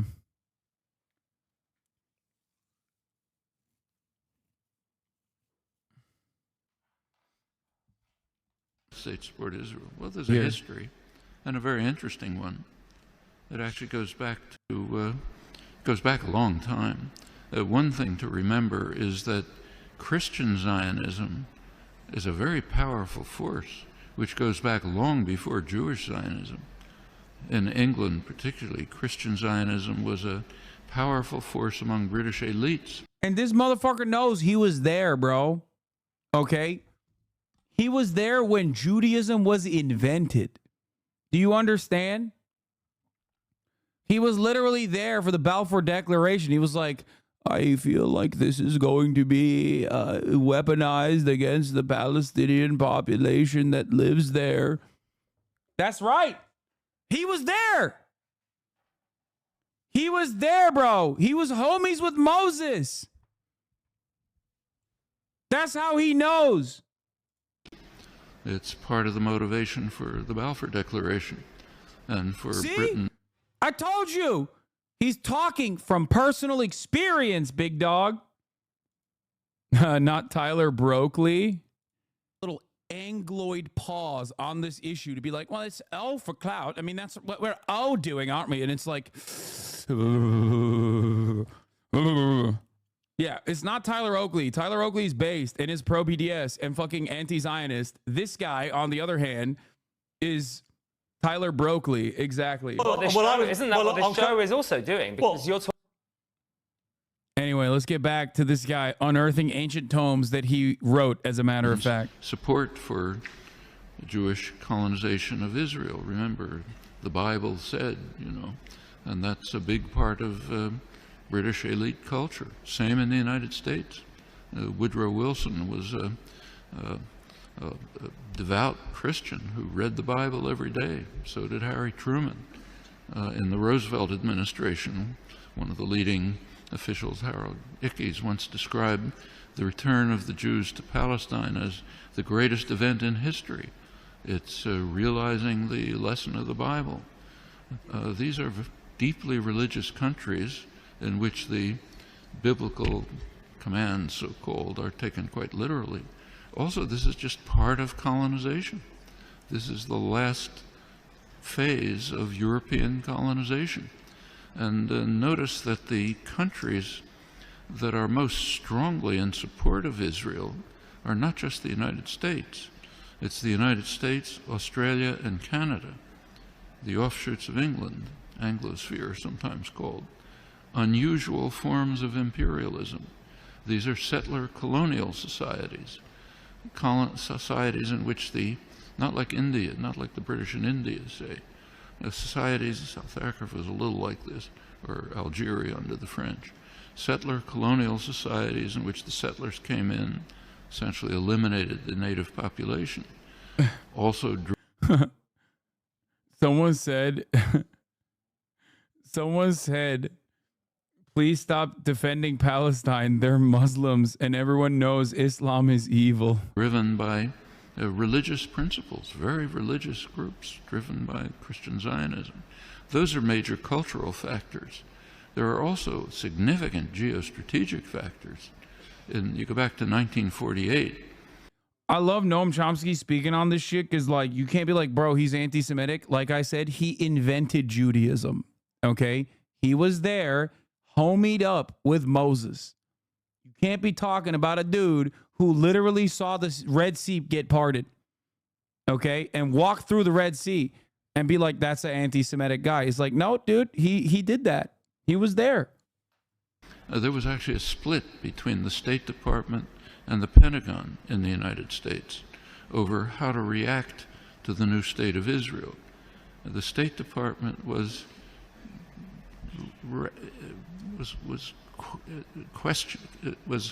not committed strongly to Israeli conquests, the establishment of the state, and was concerned about the refugees.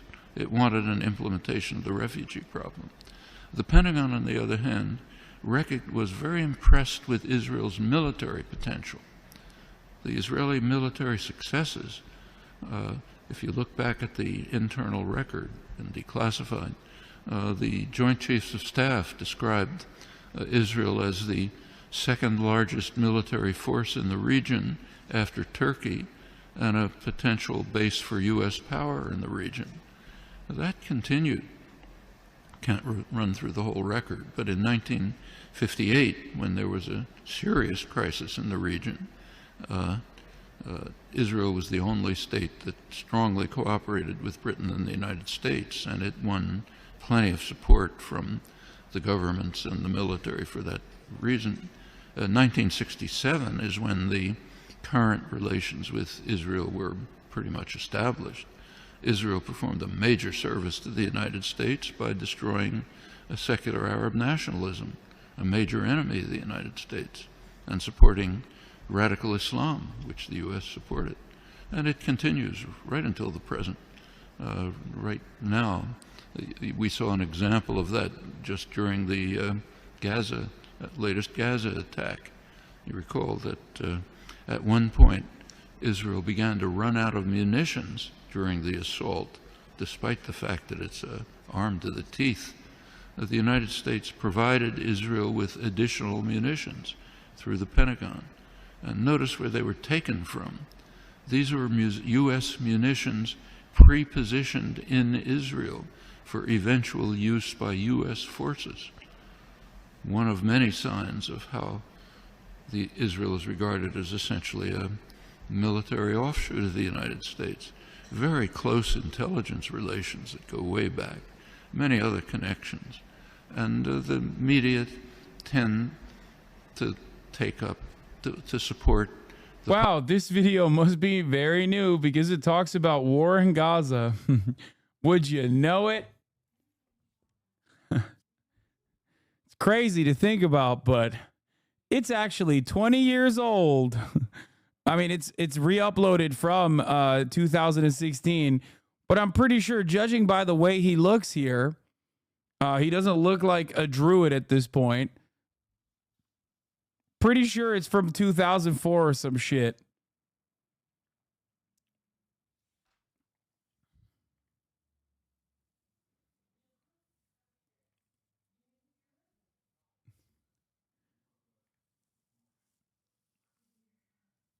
Bro was like 20 when Israel even spawned.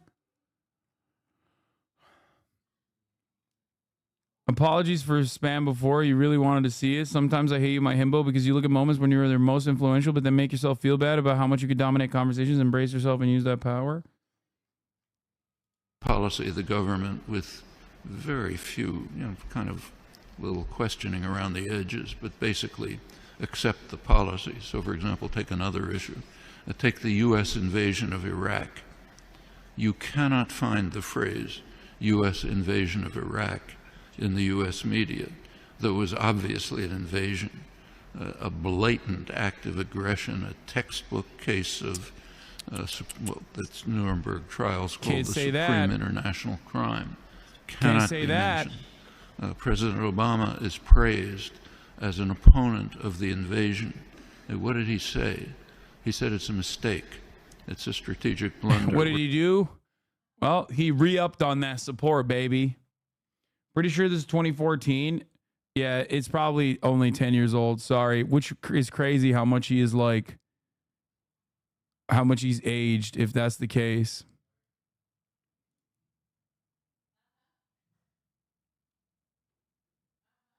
We're not going to get away with it. Now, that's the kind of opposition that you heard from the German general staff during Hitler's invasion of Russia. It's a blunder. Shouldn't do it. Should knock off England first. That's regarded as opposition. Same in Vietnam. There's now a commemoration underway, big commemoration of U.S. sacrifices in Vietnam. Try to find the phrase U.S. invasion of South Vietnam there or anywhere in the past years since 1961 when it took place. Non-existent, maybe on Democracy Now, what I write, but way out at the fringe. And this is not unique to the United States. Take, say, Britain. Right now there's interesting debates in the British literary journals, like the Times Literary Supplement, as to whether Britain should finally begin to recognize the genocidal, the word that's used, genocidal character of British colonization hundreds of years ago. Should Britain begin to face it?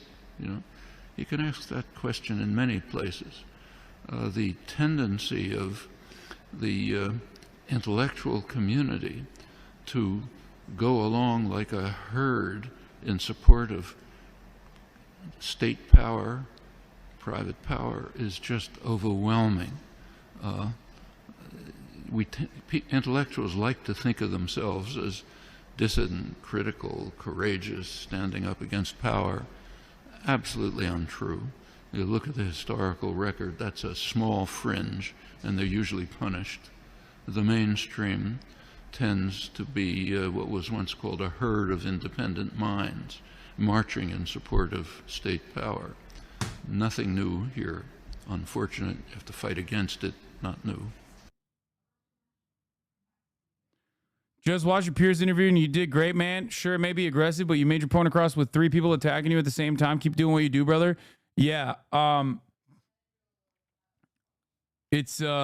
Apparently my manager's been getting fucking emails nonstop with fawning reviews. about the appearance itself.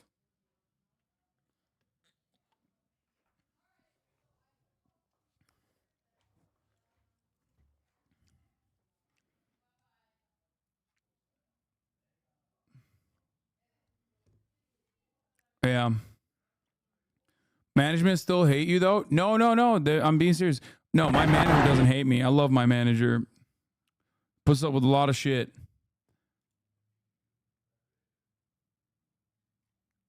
Bro, the Piers interview just hit the timeline. Bangers after bangers supporting you. Yeah. Like I said, I was a little worried about the public response because I did lose my cool, I will admit. But I think people definitely understand why I lost my fucking cool because, you know, that shit was nutty. I mean, it was a fucking 3v1.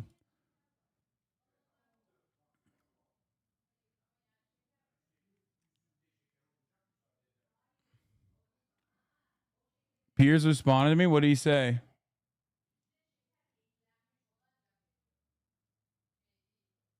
Oh, I forgot to mention this. This is a funny take from Brace. Well, from Mehmet. Wait, what is this? What's Piers saying? Hi, Hasan. This is pathetic. You know we cut the bit where I tell you we have a clip of you talking about the students and it turns out they didn't do it to take care. Oh, shit. That's true. He's right. He's right. I forgot about it.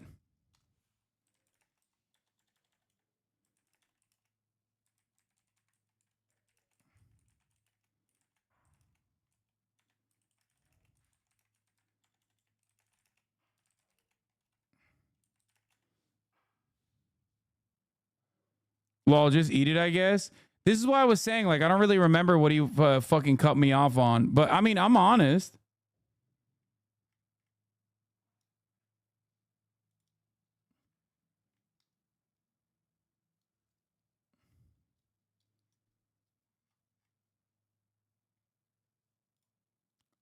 I'll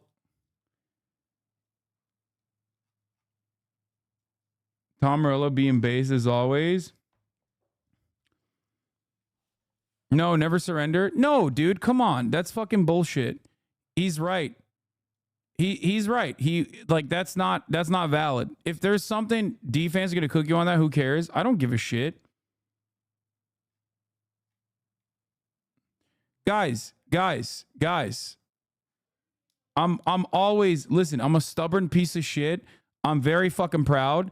But honestly, if I fuck up, I will always admit it. You guys are being so fucking dumb. You should always acknowledge if you are in the wrong in a situation.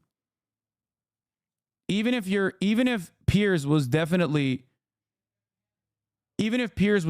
fucking agitating, okay? Even if Piers was definitely agitating in that entire interview, he's right. I don't have any fucking right to criticize him on that front. It's true. Bro said D fans. I mean, yeah, Destiny's fans will be fucking trying to grab onto anything and everything they can. I don't think you should ever be ashamed of being principled. It's a good thing.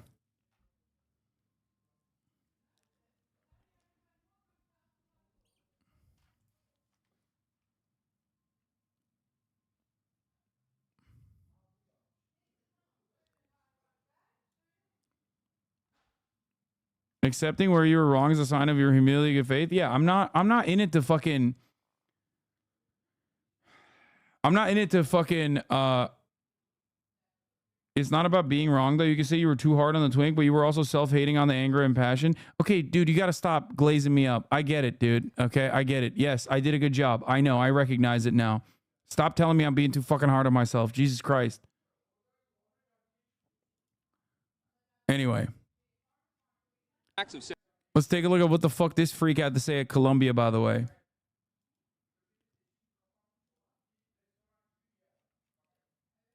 Denied the horrific facts of September 11, 2001, the attacks on the United States that happened right here in New York City, and they've attempted to excuse or to ignore the barbaric attack of Hamas in Israel on October 7th, 2023. where Israeli women and children were savagely raped and murdered, and infants were cooked in ovens.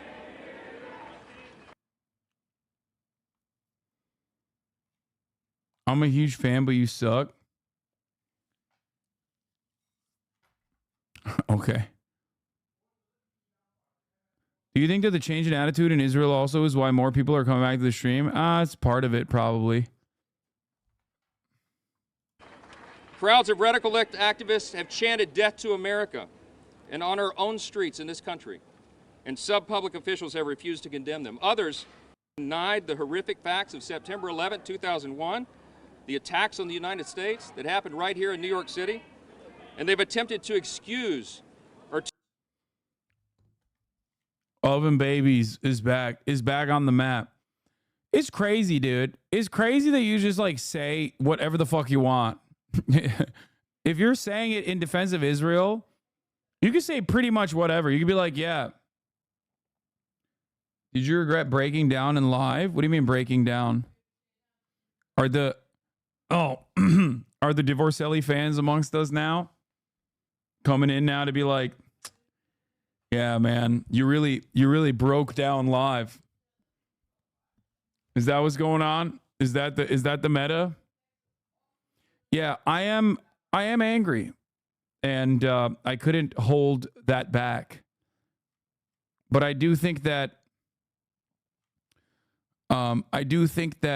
personally, it didn't come across as bad as I thought it did. I was definitely more mad. I said it earlier, D-writers don't wait for the reality to form their opinions. They just say whatever they're feeling. No, that's not true. They say whatever their daddy is saying.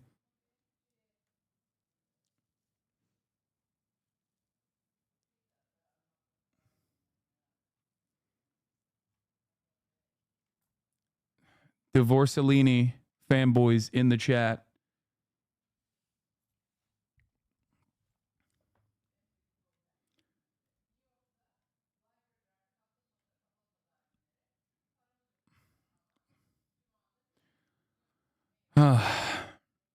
All right. Anti-Semitism on college campuses. Happening on America's college campuses is horrific. Anti-Semitic mobs have taken over leading universities. They call for the annihilation of Israel. They attack Jewish students. They attack Jewish faculty. This is reminiscent of what happened in German universities in the 1930s. It's unconscionable. It has to be stopped. It has to be condemned, and condemned unequivocally. But that's not what happened. The response of several university presidents was shameful. Now, fortunately, state, local, federal officials, many of them have responded differently, but there has to be more. More has to be done. It has to be done not only because they attack Israel, that's bad enough. Not only because they want to kill Jews wherever they are, that's bad enough. It's also, when you listen to them, it's also because they say not only death to Israel, death to the Jews, but death to America. And this tells us that there's an anti-Semitic.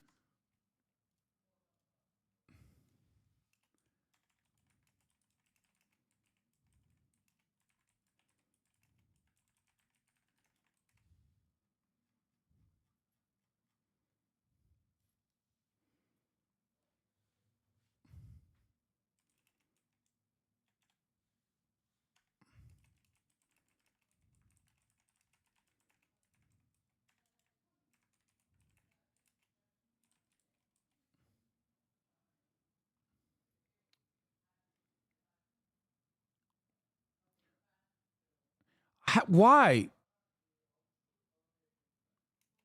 Why is this like even remotely appropriate?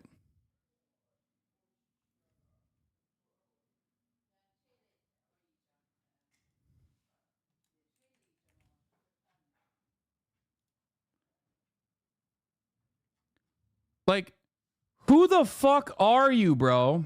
He said apology accepted. See, and I deleted the tweet.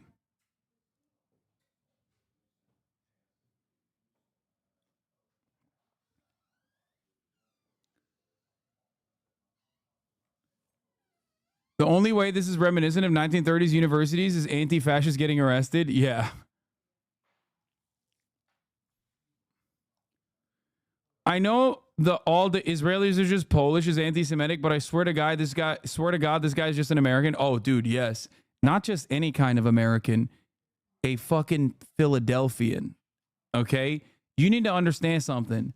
There is no greater L for the Israeli apartheid than letting a dude from Philly man the ship for this many years. Okay?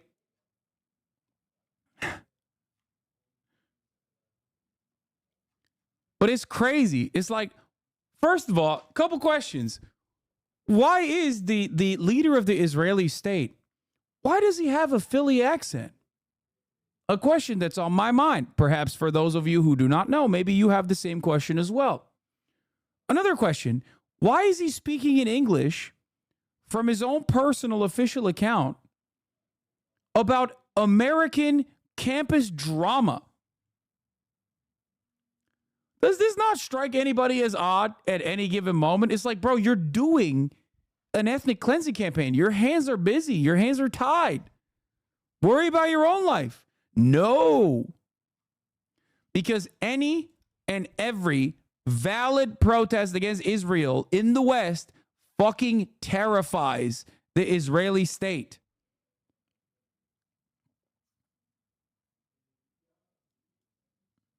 He was born in Tel Aviv. Doesn't that make the American argument invalid? Bro, Benjamin Netanyahu is spiritually an American. Okay? I'm sorry. If you don't recognize that, I don't know what to tell you. He 100p is American spiritually, mentally. He is an American.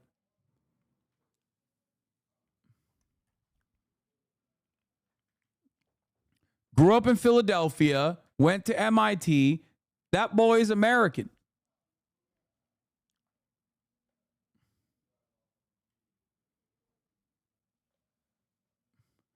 I know you're talking about being honest and everything, but please, PA can't take this L right now. Please, please, please.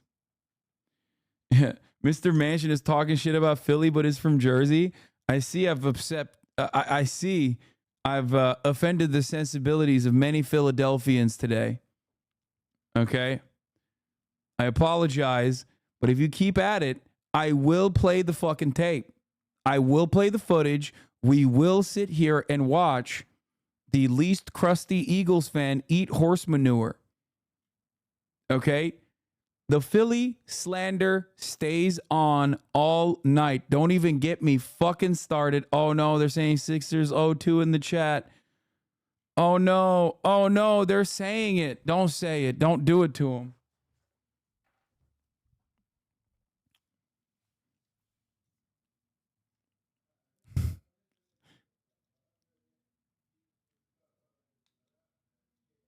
Pittsburgh, on the other hand, is on top. That's right. Re-elected Summer Lee, the most pro-Palestinian rep. Make sure the Philly slander doesn't hit the rest of the state.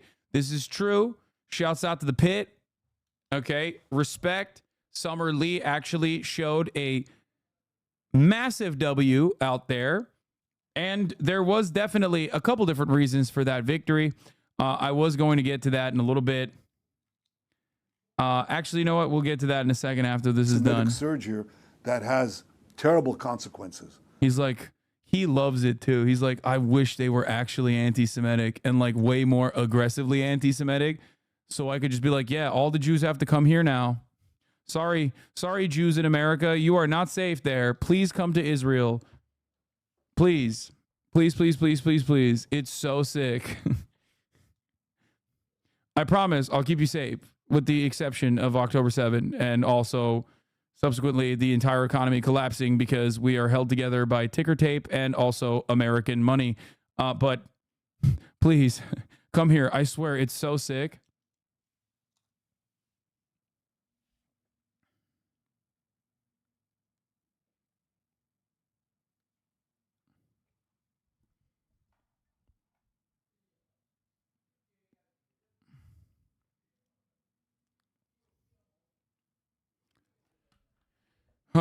Yeah, I saw the Israelis attack Gvir, which is sick. I mean, hey, listen, see? Israel contains multitudes. He's the one guy in Israel politics who speaks English without a horrible accent. This is why we elect him, dude. He's an asset. Okay, I believe it.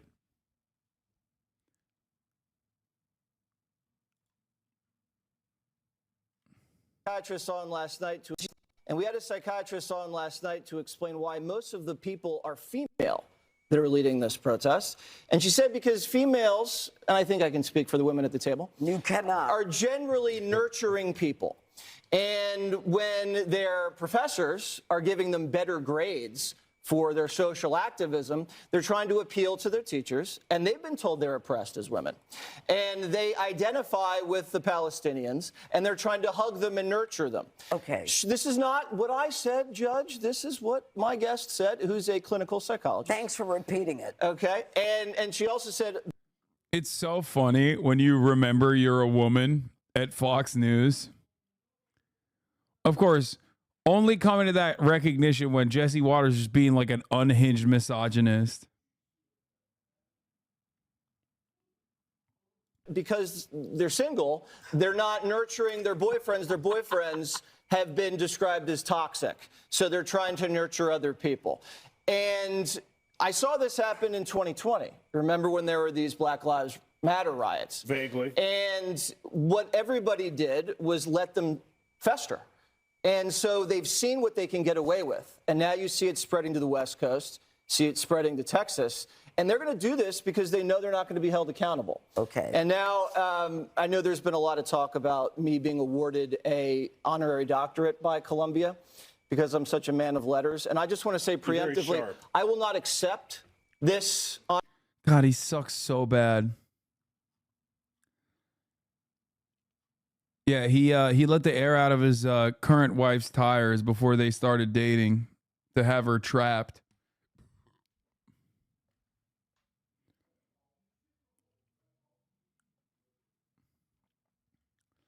To be fair, you'd really only know you're a woman working at Fox News if Jesse lets the air out of your tires.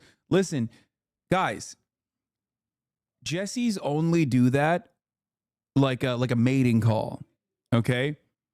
That's just what it is. Pure primal instinct. Jessies only do that when they want to fuck. Okay?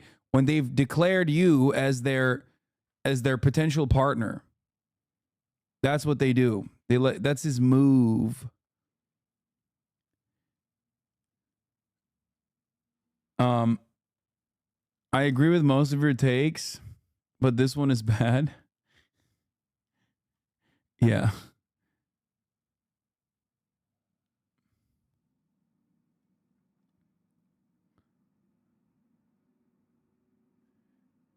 Why you got to do that to us? No, not all Jesse's. I meant Jesse Waters's.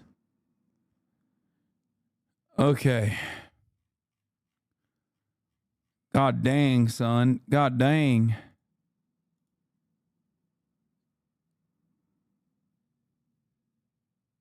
Hamas spiker literally praised the 9/11 terrorists before now and lies and says it doesn't justify innocent civilians getting killed, lol. I can smell this dude writing this.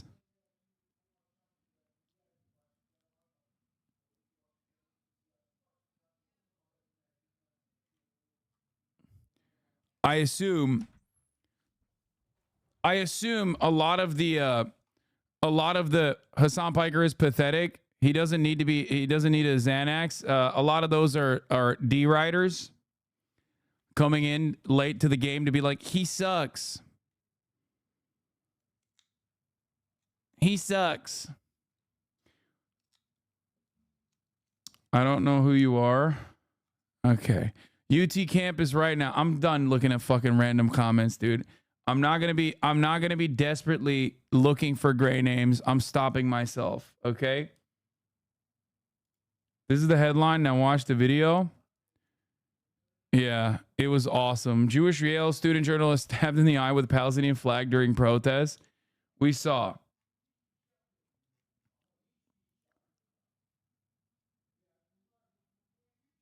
I have been sniping the weird ones today. I'm done. I'm done sniping the weird ones.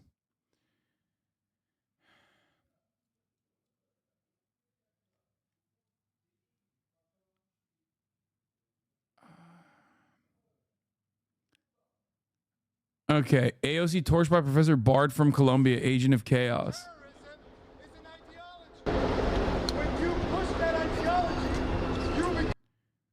Dude. Shai Davidai sucks so bad.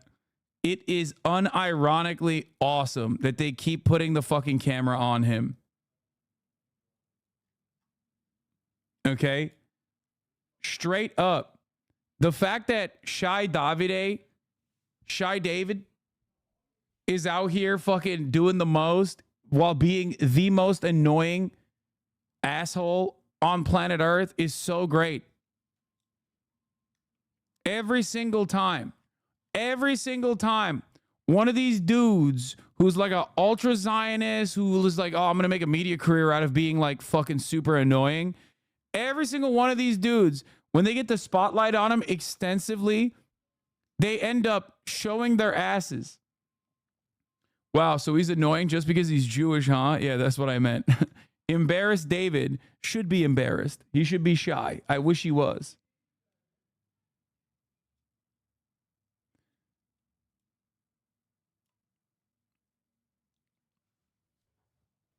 He's unanimously become the face of pro-Zionist protesters. Yeah. Remember when Shai Davidai posted the fucking video of people on campus basically peacefully praying and was like, look at them. Look at them. Does anyone have that clip? Because it was so awesome. Especially because it was so unhinged and so Israel coded that he thought that like that level of Islamophobia would be acceptable in America as well. And Americans are Islamophobic as shit. 9/11 was a fun inside job. No, shut up. No, you shut up. First time chatter. About to get hit with a fucking first time ad break at the top of the hour because he's not subscribed.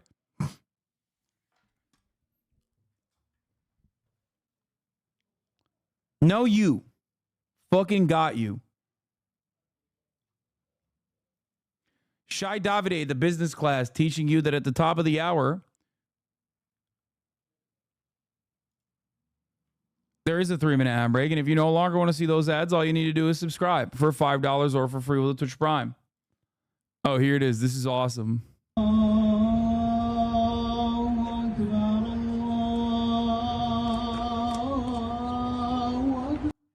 Like, it's so funny. He's like, it's just a video of people praying, dude.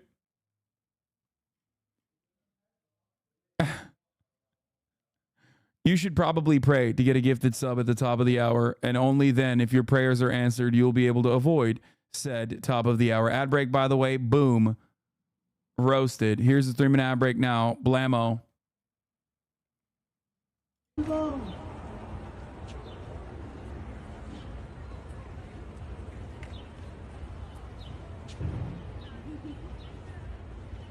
This is Columbia University right now.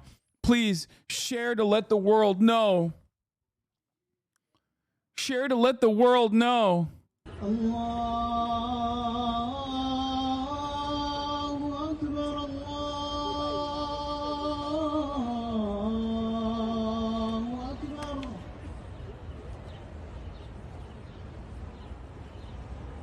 Imagine if a Muslim student went and filmed a student celebrating Passover right now with a similar caption. Yeah, that person would be deeply anti-Semitic. Okay? That person would be deeply anti-Semitic for doing that.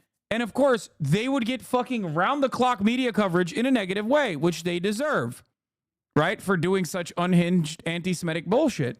However, Islamophobia, on the other hand, doesn't work that way.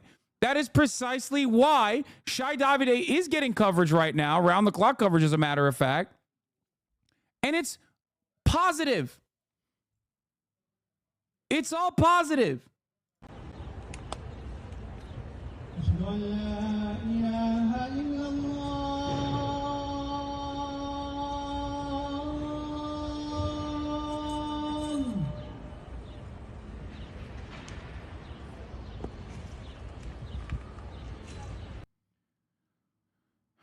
Weren't the anti-Zionist Jewish people also praying in Colombia like 2 days ago? Yes.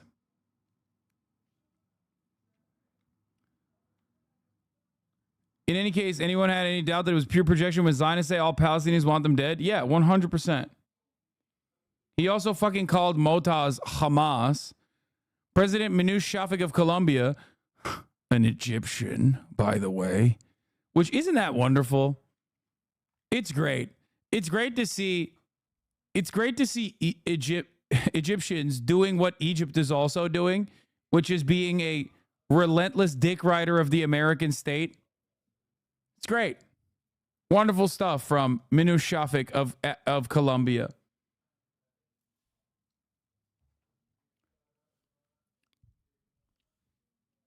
Can you imagine what he would say if he saw the chill ass cats praying with the Muslims? He would lose his mind.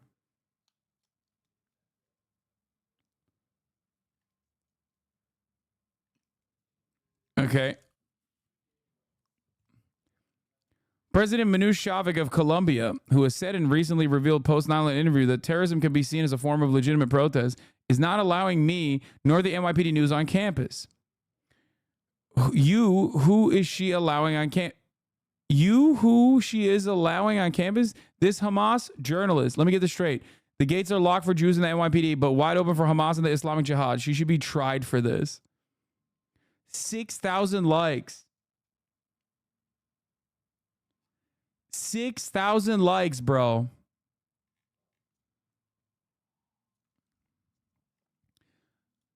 I mean, what else can I say about this? What the fuck else can I say? Obviously, we covered the internal drama amongst Palestinians, both Palestinians of the West and also Palestinians across the board, about Motaz's perspective on Hamas in general. He was seen as too critical. Motaz, however, regardless of his own framework, doesn't really matter, is literally a fucking award-winning journalist whose co-workers were assassinated by the Israeli state. The fact that you look at a dude like this and go, that's Hamas, and the fact that you look at people just peacefully praying on campus grounds and say, look what's going on, it's so scary. I mean, you've revealed what the fuck is happening here. I'm confused. What is the world supposed to know from this? Dude, he was so unhinged. He had Jesse Singal being like, whatever you think about the broader protests and arrests, aren't these folks just praying? Like, he brought the entire Western world political intelligentsia, in air quotes, he brought them all to his replies. He had Mike Cernovich going, what the fuck are you talking about? What am I supposed to be seeing here? Here's what he looked like just standing in the bush. Freak. Look how unsafe Shai Davidai feels taking creeper shots of his students.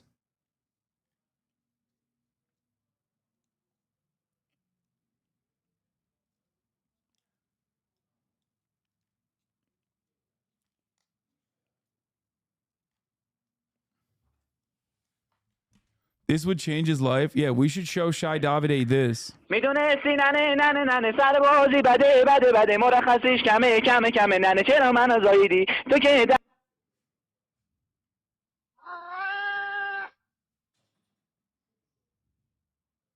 It's real. It's real. All cats are spiritually Muslim. That's why you'll never see a cat step on the Quran. Okay? You'll never see one. Oh, here's Gregory Abbott talking about arrests being made right now will continue until the crowd disperses. These protesters belong in jail. Anti-Semitism will not be tolerated in Texas, period. Students joining in hate-filled anti-Semitic protests at any public college or university in Texas should be expelled. This you? Some colleges are banning free speech on college campuses. Well, no more, because I'm about to sign a law that protects free speech on college campuses in Texas.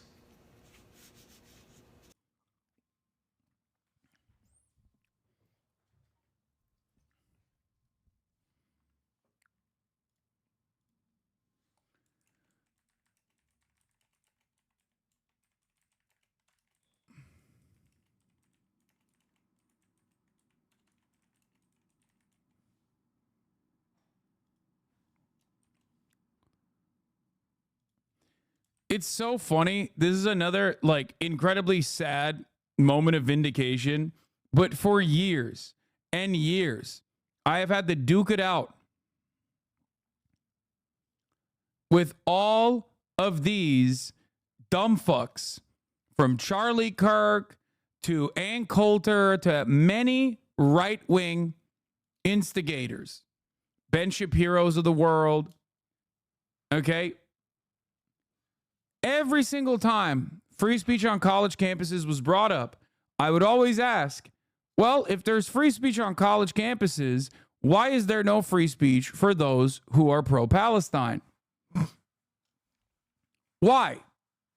And they never had an answer for it. They would just move on and be like, they're terrorists, blah, blah, blah, blah, blah.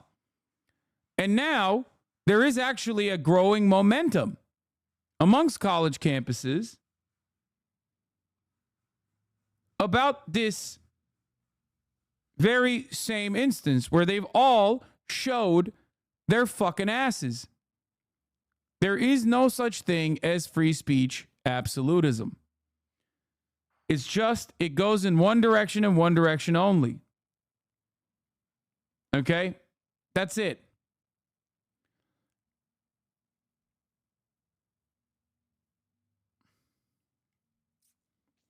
Law, this should backfire on him. No, dude. Americans are like, there are so many right-wing Americans who are just genuinely jealous that Israel gets to do unshackled fascism. They look at what Israel is doing and they're like, fuck, why not us? We want to do this shit too. Law enforcement arrested a Fox affiliate cameraman in Austin. Listen, to be fair, officer, look at him. He's looking like his name is Mahmoud or something. My man looks like a young Mahmoud Abbas. What am I supposed to do? He's looking the wrong kind of white. Arresting the press! They are arresting the press. No free speech!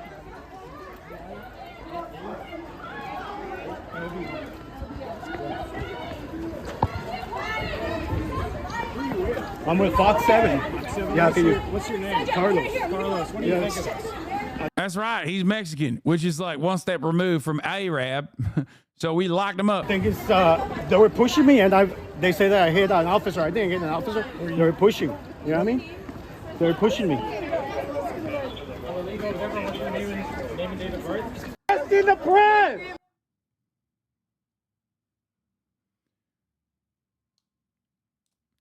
I'm a USC student. I gotta say, these protests are kittens and puppies playing levels of peaceful. So to see arrests being made is such a classic display of jackbooted thuggery by the LAPD. Oh yeah, that's right, baby.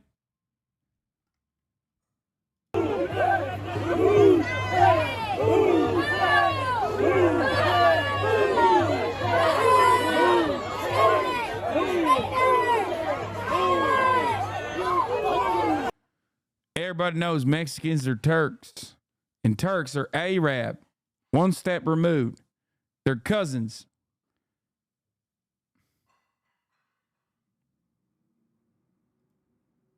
We'll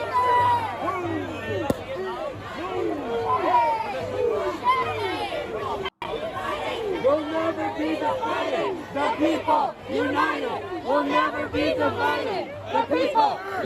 Cinemarxism, our anarchist in the chat, who was there at USC, by the way, this isn't USC, this is University of Texas, Austin, says, I've been going to protests regularly for over a decade. By the way, Cinemarxism doesn't just go to the protests to shoot the protests, but he also goes to the protests specifically because he's a protest enjoyer, because, like I said, he is an anarchist.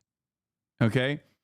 And he says, I've never seen such unhinged, unnecessary, ineffective police escalation of violence as I did today at USC. From 7 a.m., police were being aggressive and escalating shit with us.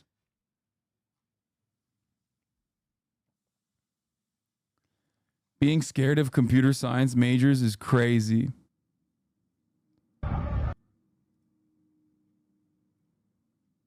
I love how the excuse for anti-Semitic movements now is that, oh, they're just students, they can't hear you. Well, all Jewish Israeli people in their cohort end up exiled with no friends as they face the most hate they've probably seen in their lives. You are disgusting.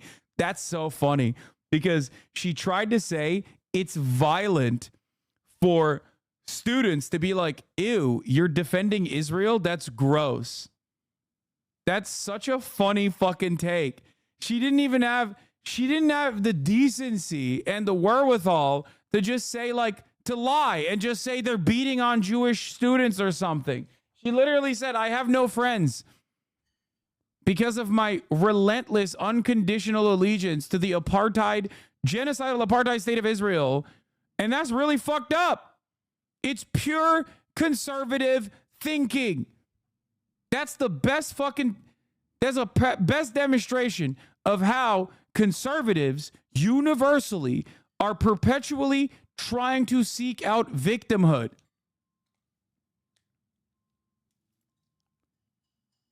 You treating the panelists like gray names on Piers Morgan was amazing. Had to keep the Glaze train going. I wasn't going to do that. I did not want to do that originally. Okay? I did not. And if you watch the whole interview, you'll see, like, at first I'm cordial. At first I'm letting my interlocutors speak. And then, obviously, you know, and then what happened, and I was getting fucking triple teamed for a little bit. And I had to just, like, at least take out as many of the people from the conversation as best as I could.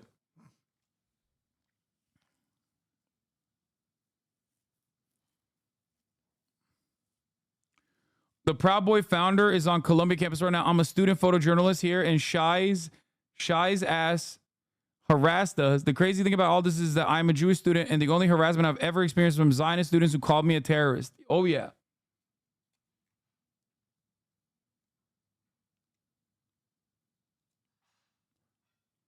I'm also a USC student. The current reports on unnecessary force are horrific. All escalations have been at the hands of the DPS. I'm so disappointed in my school, but can't say I'm surprised by this response given USC's track record recently. Yes.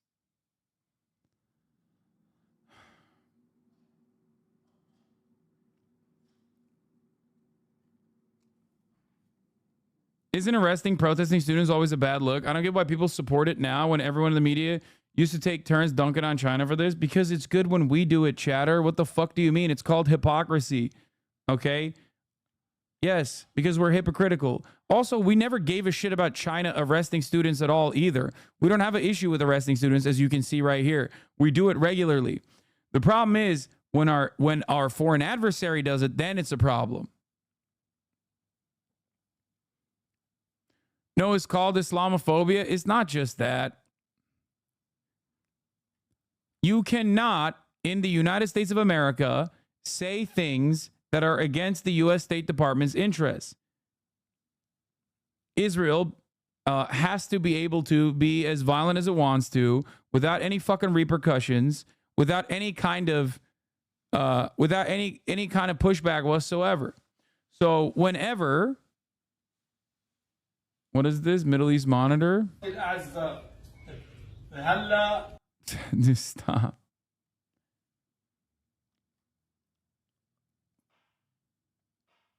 I think it's great that violence is happening to American youth at the behest of another country. Fuck are we doing? Yeah, it looks so strong on the international stage. Yeah.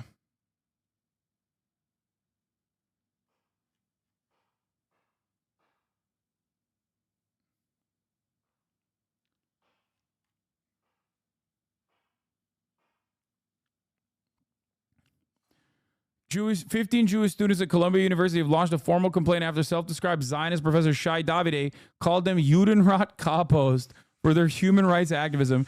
Davidai's family is involved in weapons manufacturing.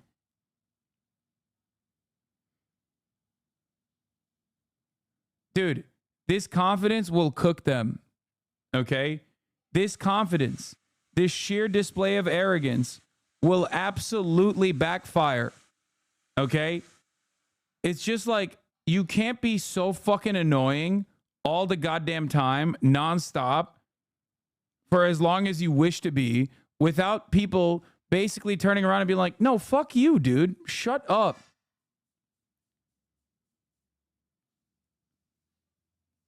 Enough is enough.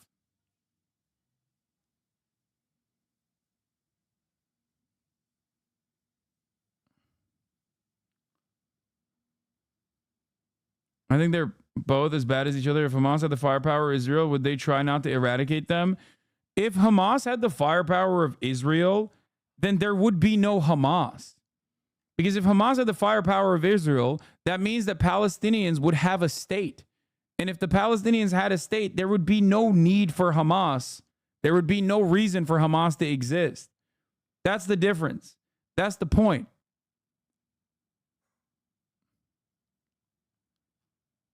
Also, unban me. I mean, you're still chirping in here with some dumb shit. You're not making a very convincing argument as to why I should unban your other account. God knows what you said on the, this is what you're saying on the sock account. God knows the fuck you said on the other one that got you banned. Holy shit. Just an opposing argument. My man's like, listen, I know that Palestinians are being slaughtered ruthlessly by a nuclear genocidal apartheid state. But what if in this hypothetical that wasn't happening? And also the Palestinians had all the weapons and shit. Okay, just an opposing argument. Don't agree with it. But like, yeah, bro, get a better opposing argument. Your opposing argument is idiotic.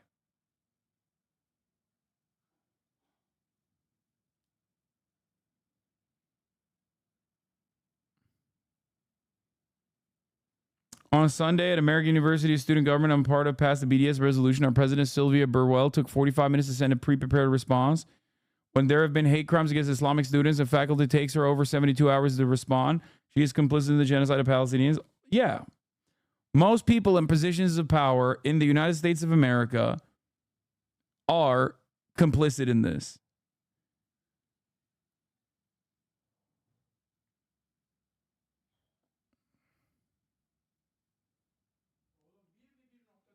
.4. Sağ ol. Hayır, o ekmeklerden yapma ve lahmacun yapma. Lütfen.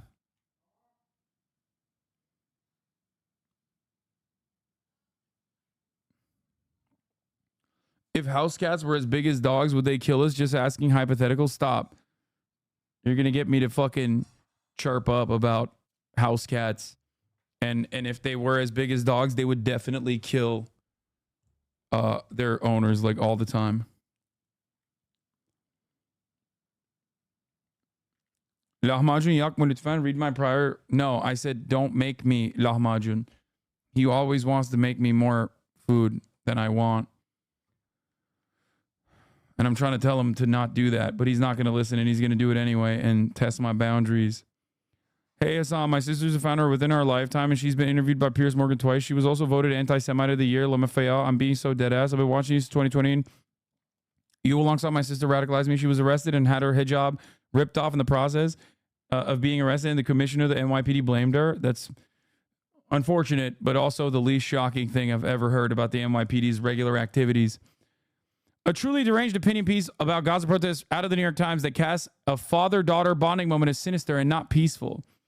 From the other night, I watched a dad coming from the protest with his little girl, giving a good hard few final snaps of the drum she was carrying, nodding at her in crisp salute, percussing his perspective into her little mind. This is not peaceful.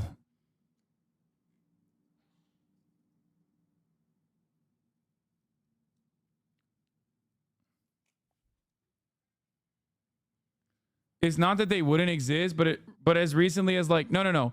Hamas, when I say Hamas wouldn't exist, what I'm actually mentioning is Hamas in the way that we understand it in the Western world wouldn't exist as a violent resistance group against the apartheid state of Israel. I don't mean that it wouldn't exist as like a political entity or some shit. It probably would, especially because like 75 years is the reason. Ulan neden Birinci Dünya Savaşı'nda Osmanlı'yı sırtından vuranı savunuyorsun çocuk? Boş yapma kanka, Filistinler bize ihanet etti. That's so funny. Turks coming in here to chirp at me for defending Palestinians is such a funny fucking take. This guy is mad about World War I still. He's like, the Palestinians actually fucked us over and they stabbed us in the back. Why the fuck are you defending them in World War I?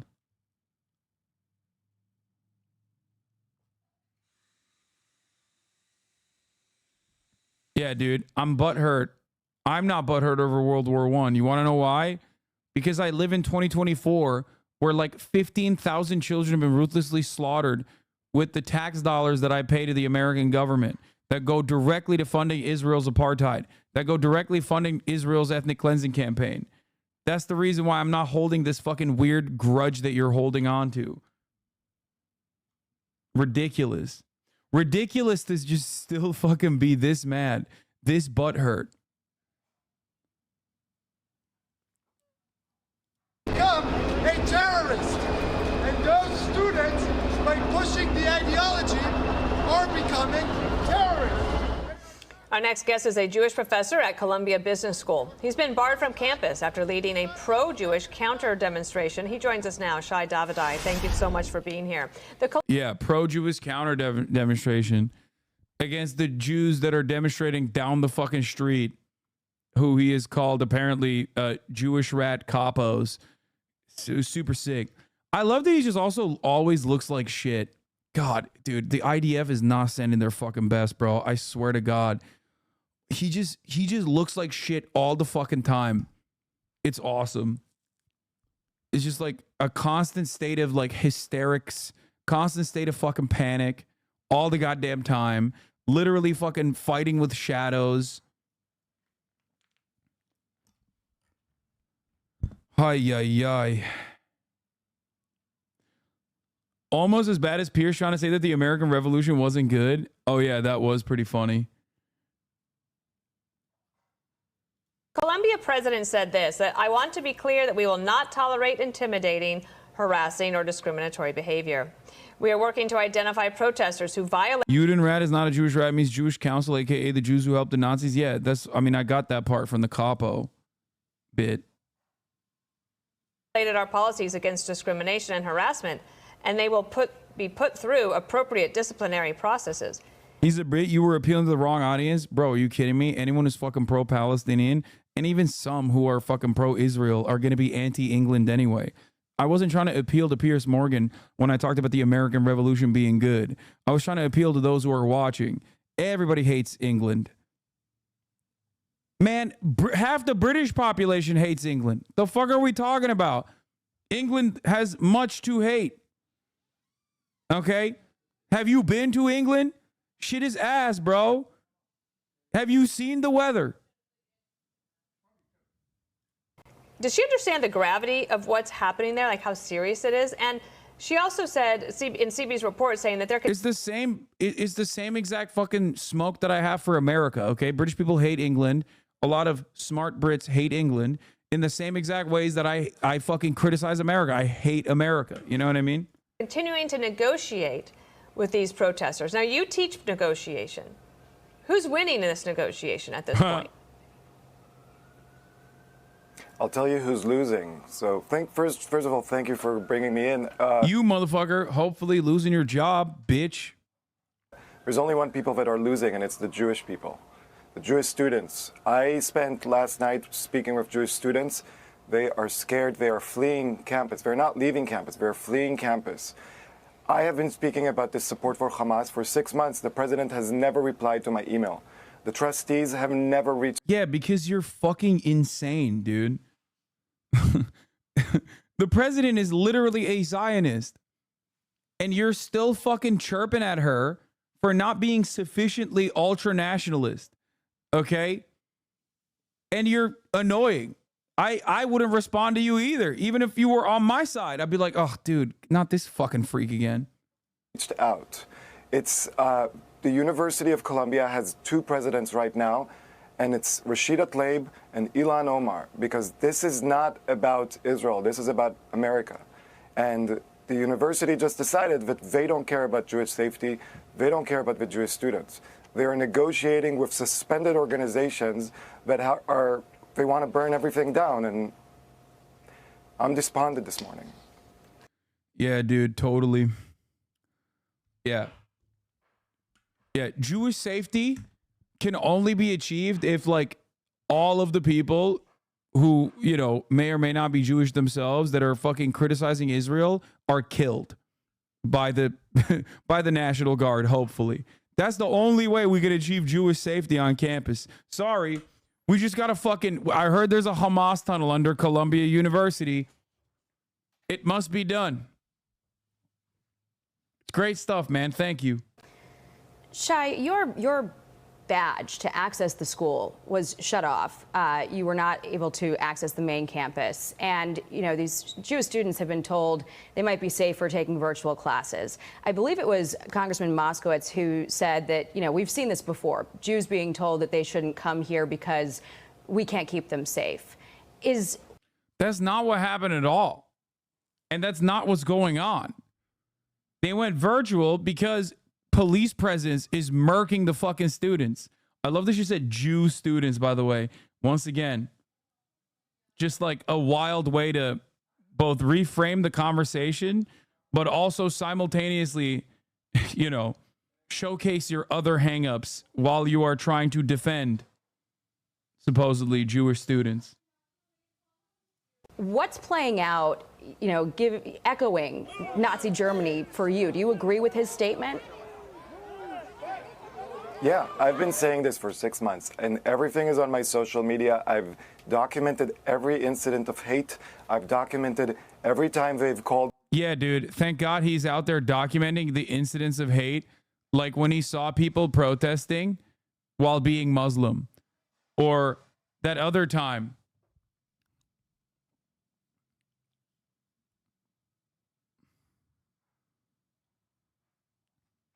It's just like we've seen your instances of anti-Semitism when you said that Motaz being on campus, an award-winning photojournalist who happens to be Palestinian being on campus is because is actually just a defense of Hamas. Ridiculous shit, dude. All of this resentment just stems from one place. For killing of the Jews. I've called, you know, when they shout against America, when they burn down American flags, this is not protest against Israel. This is protest against America. They are cheering on Hamas and Islamic Jihad, who are right now holding 3 U.S. citizens hostage in Gaza. They are denying them their inalienable rights to life, liberty, and the pursuit of happiness. And those that are denying them are not just Hamas, but the students and the faculty that are cheering on Hamas. Look, I've never been on Fox News. We don't share a lot of our politics, but I think we do share one thing, that, you know, we share the belief in life, liberty, and the pursuit of happiness. Oh yeah, he's a shit lib.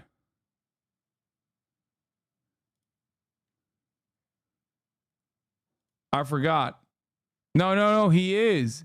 He is. You guys don't understand. Dude, let me tell you something. So many fucking shit libs who were liberal Zionists demonstrated that, like, Zionism is fascism and a higher power here. Like, it has a higher order of operations here. And it's the same as saying, like, liberal fascist. This person is a liberal fascist. You know, gay fascism. That's it. That's it. That's what it is. You can't fucking be like a quote unquote liberal and a fascist at the same time. That's why many liberals very openly demonstrate when push comes to shove how fucking fascist aligned they are. President Shafik does not, because if she did, she would not be negotiating with those that are supporting. Gotta triage your abhorrent views when you hop on Fox News? No. You mean, no. The views that he has to triage here are the views that Fox News audience would not actually like, because they are surprisingly not abhorrent. Hamas and Islamic Jihad. She will be talking with the Jewish students. You know who the only people not on the negotiation table? The Jews. She's negotiating with Hamas supporters, with Islamic Jihad supporters. She's not even taking the moment of her day to speak with the Jewish students and their concerns. She never even reached out to me. Wow. I am barred from there. The reason I couldn't go on campus is because they said they cannot guarantee my safety in that illegal encampment. Do you think they can guarantee it now? I don't think so. Shai, apparently right now they're chanting "Genocide Joe has got to go."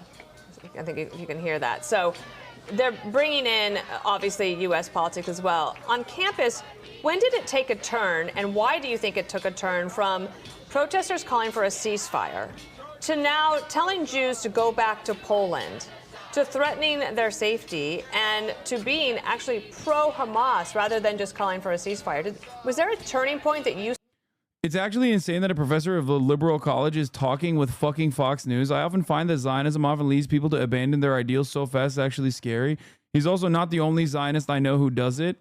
No, you're absolutely correct.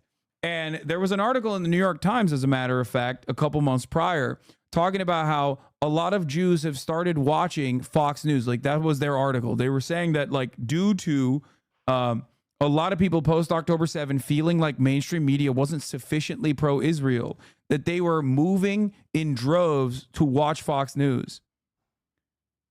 Straight up. And it's because Fox News is giving unrestricted, unfettered, unshackled, super hardcore Islamophobia. That's it. And a lot of people who are Zionists want that because that's a big part of the leading motivation for having such unhinged opinions about Palestinians to begin with. Hold on. You saw on campus? There was no turning point. I'm sorry, but none of you in the media were listening. On October 9th, they posted a letter that said that the massacre of October 7th was a historic day, and this is what resistance means. From the very first moment, before Israel even started the war, responded to Hamas's actions, when they were still fighting terrorists on the ground in Israel, trying to prevent more massacres, the students at Columbia started cheering on Hamas, celebrating Hamas. They showed up with signs saying resistance by any means necessary on October 12th. University knows about this. By calling these pro-Palestinians, this is doing a disservice to Palestinians. But Shai, I'm sorry to interrupt you because I want to ask you. I just want to ask, because just to help us all understand, we're paying attention. We care about this issue very much.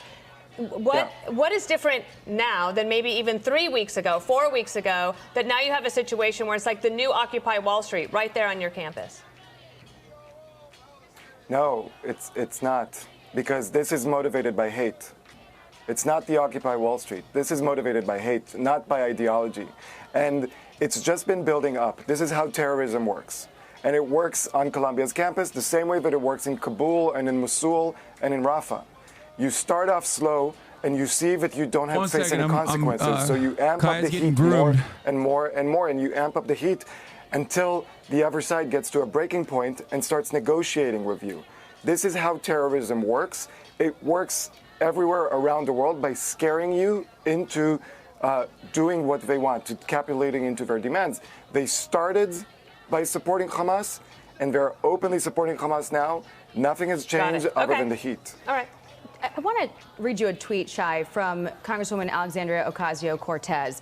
She says, calling in police enforcement of nonviolent demonstrations of young students on campus is an escalatory, reckless, and dangerous act. It represents a heinous failure of leadership that puts people's lives at risk. I condemn it in the strongest possible terms. You know, dealing with this issue has been vexing for Democratic lawmakers. Are the lines becoming blurred here between, what is supporting Palestinians and what is echoing terrorist rhetoric? How important is it for Democrats to really be pretty clear in what it is they're standing up for? Look, this is not about Democrats or Republicans. This is about moderates versus extremes. You got extremists on the left and extremists on the right, but moderate Republicans and moderate Democrats, they all understand the same thing. They all understand that this is about America. And AOC, she's an agent of chaos. That's the name. AOC is Agent of Chaos. And I'm just looking forward to my kids and grandkids reading about this chapter in history and the list of all the rabid anti-Semites and to see her name there. This is not peaceful protest, and she's lying to the people. She is lying to the people, just like Rashida Tlaib, just like Cynthia Nixon from Sex and the City, just like the New York Times. They are lying to the people. Look at the videos. Look at the videos. Look at the sign, the student protesters holding signs saying Al-Qassam brigades, meaning the Hamas military wing, these are your next target, pointing at Jewish students, American Jewish students. Yeah. And if you tell me that that is peaceful, you know, Mayor Eric Adams knows this, that if this was about the KKK, if this was targeting a race, if this was targeting a sexual orientation, a sexual identity, the NYPD would have found something to do. Because this is targeting the Jews, Mayor Eric Adams speaks very highly about how much he cares and does nothing. Shai Davidai, thank you so much. Please stay in touch, and I hope that you can either get back on campus and certainly remain safe. Thank you. Thank you, Shai. I just care about the Jewish students' safety. So do we. Thank you. I'm Steve Ducey. I'm Brian Kilmeade. And I'm Ainsley Earhart. And click here to subscribe to the Fox News YouTube page to catch our hottest interviews and most compelling analysis. We're going to begin, though, with the tensions across this country over Israel's war in Gaza that stem from that October 7th Hamas attack. We continue to see the demonstrations in multiple cities now, including here at Columbia University in New York City, where the school says students have 48 hours to remove an encampment. In Brooklyn, hundreds of Jewish people were arrested near the home of Senate Majority Leader Chuck Schumer after holding a Passover Seder, which doubled as a call for a ceasefire. Nancy Chen is at Columbia for us this morning to bring us the latest. Nancy, good morning to you. Gail, good morning to you. There are protests overnight here on campus, but it is overall calm right now as... Sorry, she doesn't like being groomed, so I have to take her to the mobile groomer. Like myself.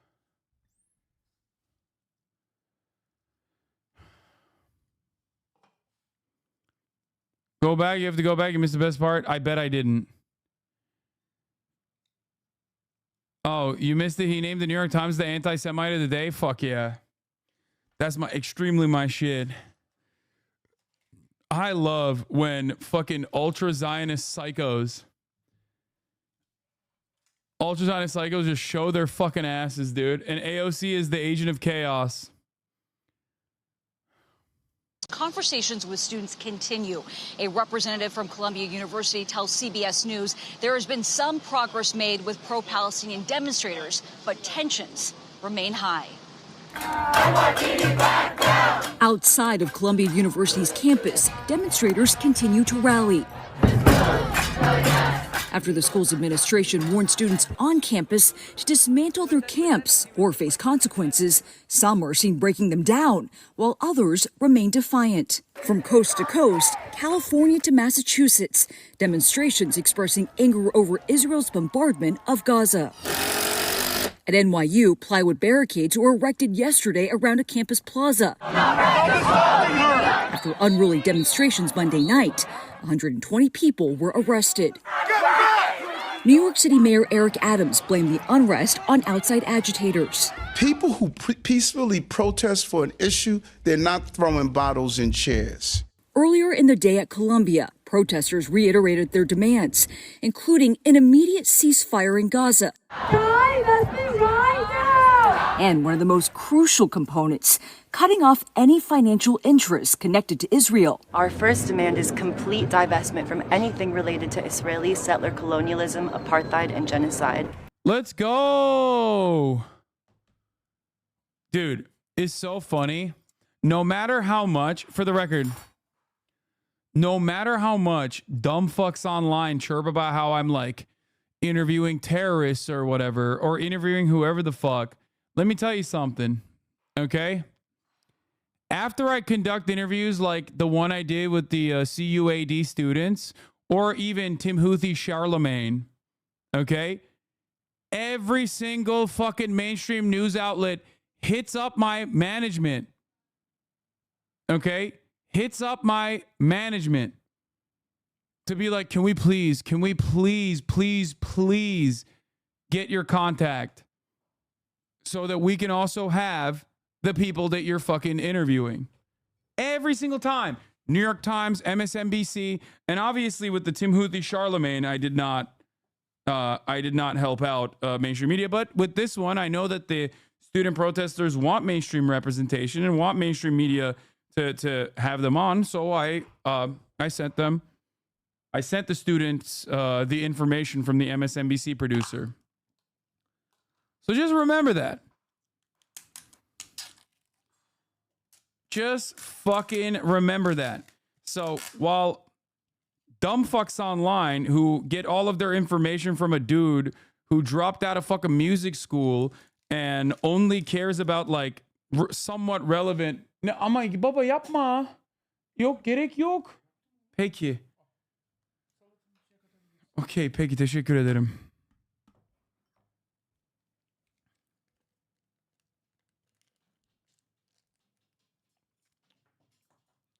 As I was saying, while so many dumb fucks online get their talking points directly from a dumb fuck who only cares about like Wikipedia pages that he can browse through to get like some quick, quippy one-liners, and because they don't understand like the journalistic value that it represents to be able to fucking interview people that are otherwise inaccessible, okay? The reality is the mainstream is watching and does think that there is value to these kinds of interviews. Okay?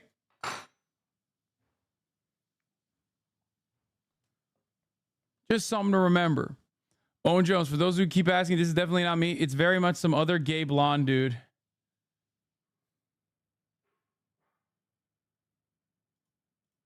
The words apartheid and genocide are loaded, but the idea of divestment is a refrain. Is it ultra cope to think this might trickle into Israel? U.S. is global culture leader, and the liberation movement is winning the culture war, so who knows? No, I don't think so. I think Israeli societal attitudes is so fucking slanted on the right overall that like I don't know if this will actually invoke a similar response. However, the reason why these protests are very important is because it gives people the moral permission. It shows people that you can demonstrate courageous acts. So maybe you'll see more of like Messervot style movements occurring in Israel as well. I don't think it's super likely, to be honest. I do think that there is like a very bad culture. I don't know. I feel like the collective psyche is like kind of fucked up from years and years of fascist propaganda.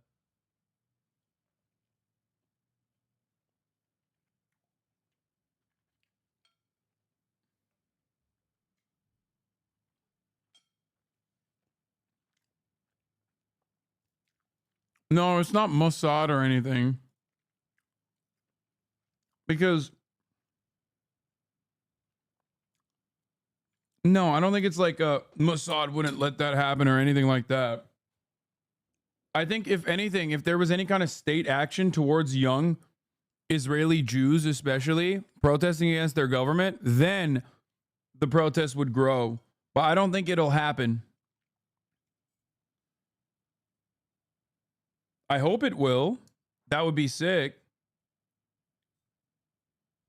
But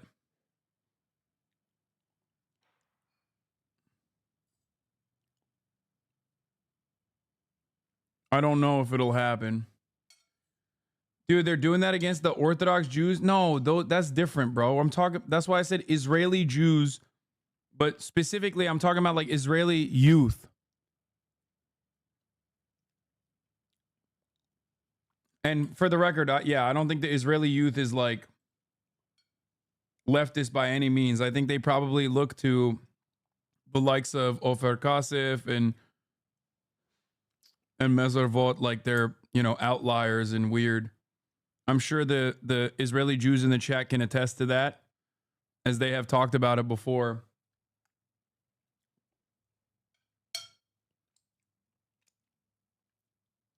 I feel like,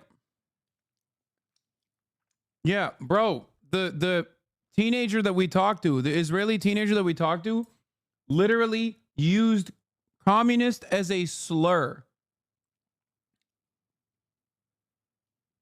Like he straight up substituted that as like a pejorative. Like they're it's so funny to think about the inception of the Israeli state and like labor Zionists and shit early on. And to see how far they've strayed away from that, even though there are still a lot of like socialist adjacent principles that are only being deployed in the direction of like further harming Palestinian citizens of Israel, obviously, like land ownership in Israel.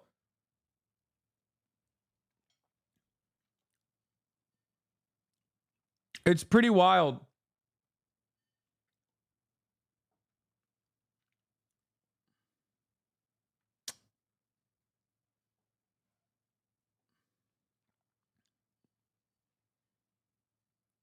It was pretty wild to see in person the resentment that like a 16-year-old Israeli teenager would have towards communism and socialism.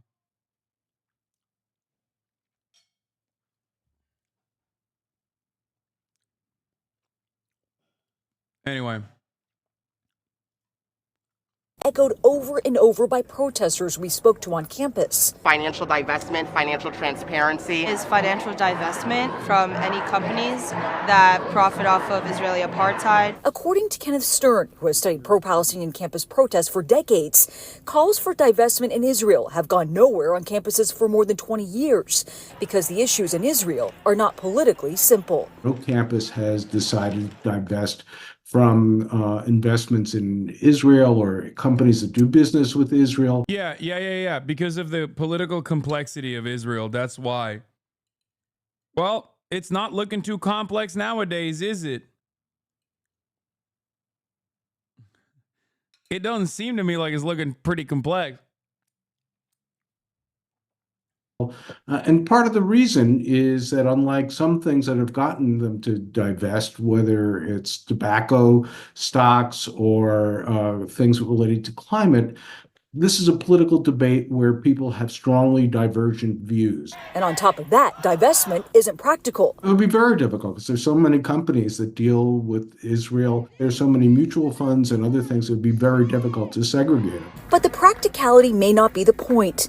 The point may just be the protest. And Speaker of the House Mike Johnson is expected to visit Columbia's campus later today to meet with Jewish students. Wait, I'm confused. Why wasn't it complicated for tobacco then?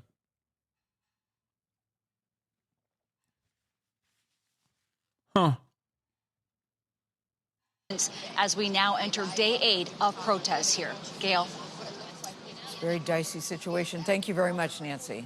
Think about this. Let's bring in Lawrence from Brookfield, Wisconsin. Lawrence, Chuck Schumer holed up in his apartment. Chat, I heard you. I heard Owen Jones wants to come on stream. You don't have to keep repeating it in the chat.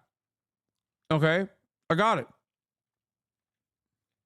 Instead of down in Columbia trying to negotiate or sticking up for those Jewish students. As the highest ranking Jewish political figure in American history, he's a no-show.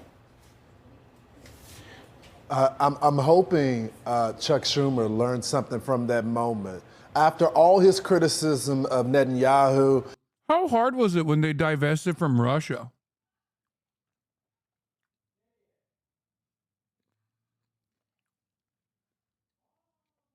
Because it seems like they were able to. After all this extending an olive branch of the pro-Palestinian movement, they still protest in front of it. There's nothing that you can do as a measure of compromise for these people. They want to get rid of you, period. There's no negotiating that. Yeah, what is it? You know, when you look at all these crowds, aren't you blown away? Aren't you all shocked? I mean, Charlie, how do you feel about this? Because Black Americans that are black conservatives, especially, that defend Israel, is just like, what are you doing, bro? Like, Israel literally had a policy of fucking doing eugenics to Ethiopian Jews. And like, it's so crazy.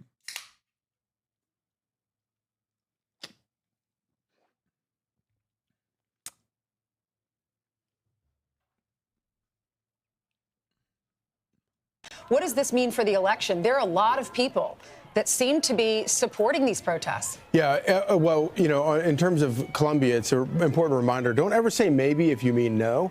And the idea that they're still negotiating is insane.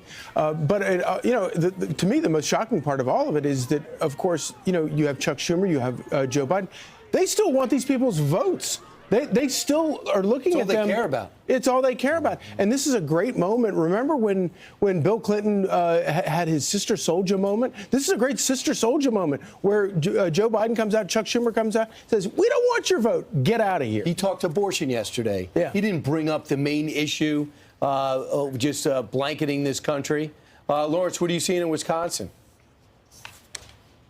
Well, you know, Brian, when October 7th first happened, I was going to all these campuses asking these young people, you know, do you condemn what happened? Do you understand what happened? And a lot of them denied what happened there. Well, we scaled back our coverage on it because they have all these group chats, and then they know who you are, and then they have these event organizers that refuse to talk to you. And then they tell all the other students, don't talk to the press, don't talk to the press. Well, we were in Wisconsin, and we found a university that was hosting this cell, this program.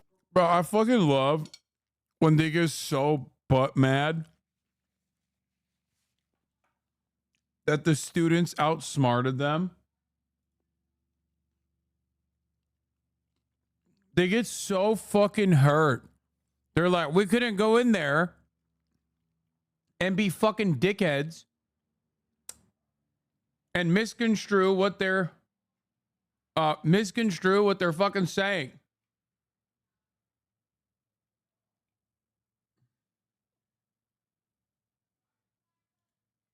Oh my God, you called it?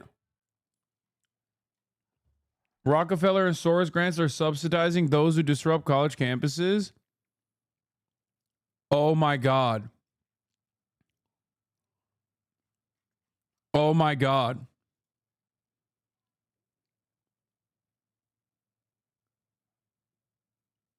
Oh my God.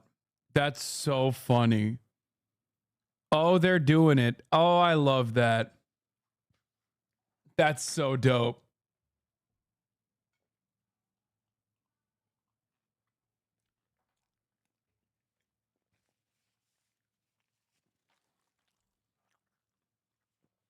Yeah. Listen, guys. You know who's behind these anti-Semitic, anti-Israel protests? Shadowy Jews. That's who.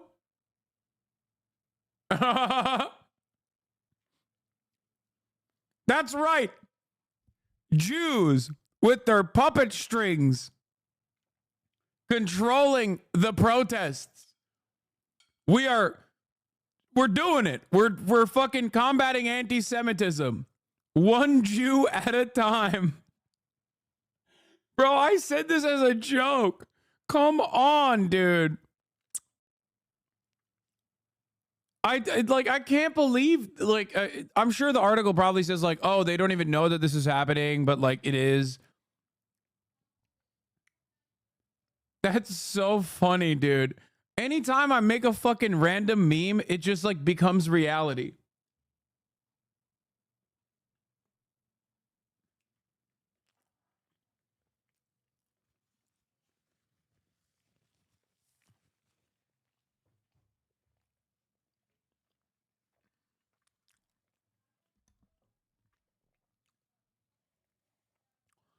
Regarding Israeli youth, Israeli society's post 9/11 24/7. On October 7th, turbocharged that. There are leftist groups like Free Jerusalem, looking the occupation in the eyes, along with less radical groups like Standing Together, Ombim Be'achad. These give me some faint hope, but Israel isn't moving any further left after this. This bubble is too strong. Israeli young people are the most right-wing demographic in Israel, mostly due to the Second Intifada.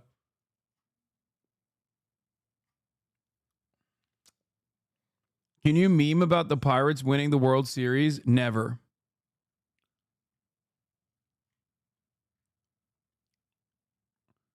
This is an op-ed, bro, an opinion piece. Not sure this means anything. I know. I don't think that this is like a fucking full-blown written article. It doesn't matter, though. In my opinion, at the top of the hour, you shouldn't be trying to bait me like that. Okay? You shouldn't.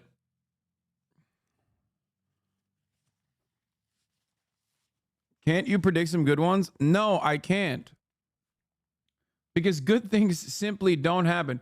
I wasn't baiting, I was being serious. No, of course there's an op-ed piece. I'm not saying this is hard journalism. I'm simply stating, as I did yesterday, that there is inevitably going to be a dude who says, you know who's behind these, you know who's behind the Jew hatred? A Jew. Like, inevitably, they're going to do that. No matter what happens. I said they are 100% going to opine, or I mean, I didn't even say 100%. I just said, like, as a joke, that they are going to opine that it's actually Jews who control the anti-Semitic protests. That's right. Even at the top of the hour, you can control your own destiny by subscribing for $5 or for free, and you will no longer see the ads at the top of the hour. Here's a 3-minute ad break now.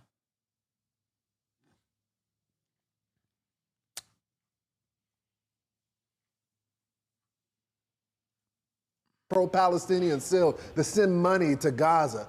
You would be surprised what some of these young people said. Let's watch. Don't we shout anti-Zionist? I think it's a good description against globalist genocidal Zionists.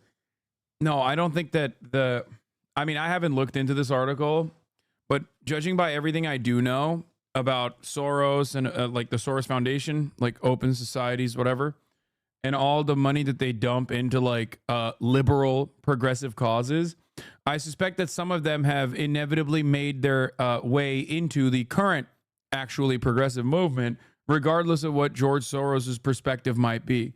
I think that they are like, that's probably what the argument they're making is, which is that like inadvertently these progressive funded groups are helping out the pro-Palestinian cause. Yeah, I don't know if you guys know this. I'm not exactly a fan of George Soros.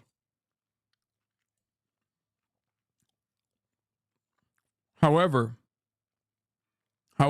having said that, it is pretty funny when people are like, yeah, that's right, the shadowy puppet master.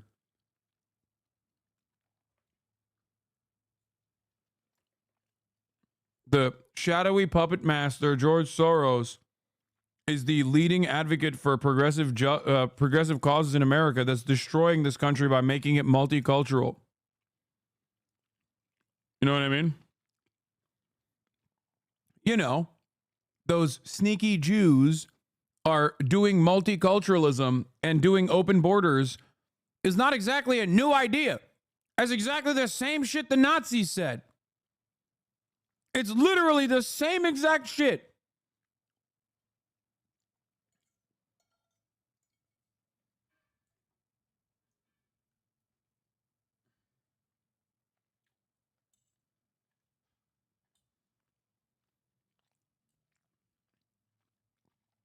Yeah, I'm not exactly fond of George Soros, who I think is a, currency trader, billionaire, and not exactly a good dude.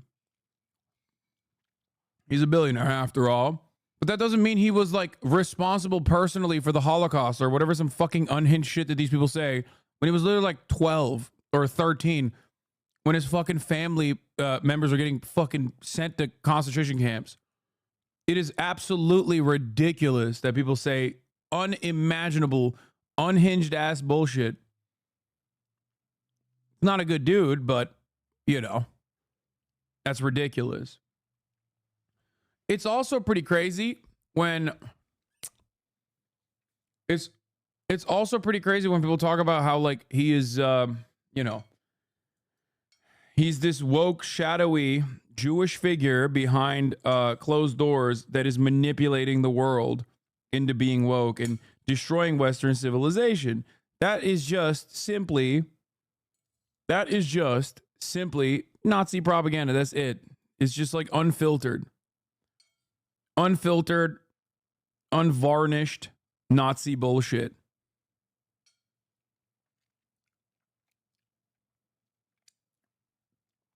Yeah.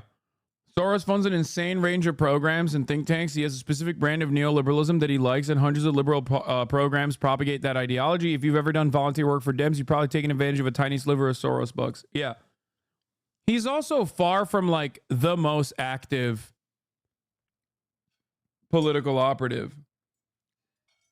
Like there are still, like, he's a billionaire. This is what billionaires do, man. This is all they do. That's how they make money. That's how they fucking operate.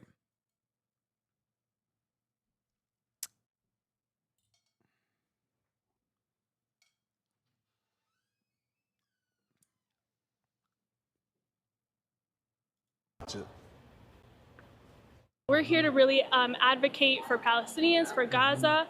We're activating, honestly, for just humanity. There's also a lot more casualty on the Palestinian side than there is on the Israeli side. And I'm not trying to like compare the sides, but a lot of people are like, oh my God, October 7th. But like, no, this is since 1948. If you really look at what's going on in Gaza, you can see it's just really inhumane. People are saying, well, but what about the... If this is the worst answer that they could find from a bunch of nervous, like, 18-year-olds, then holy shit, dude.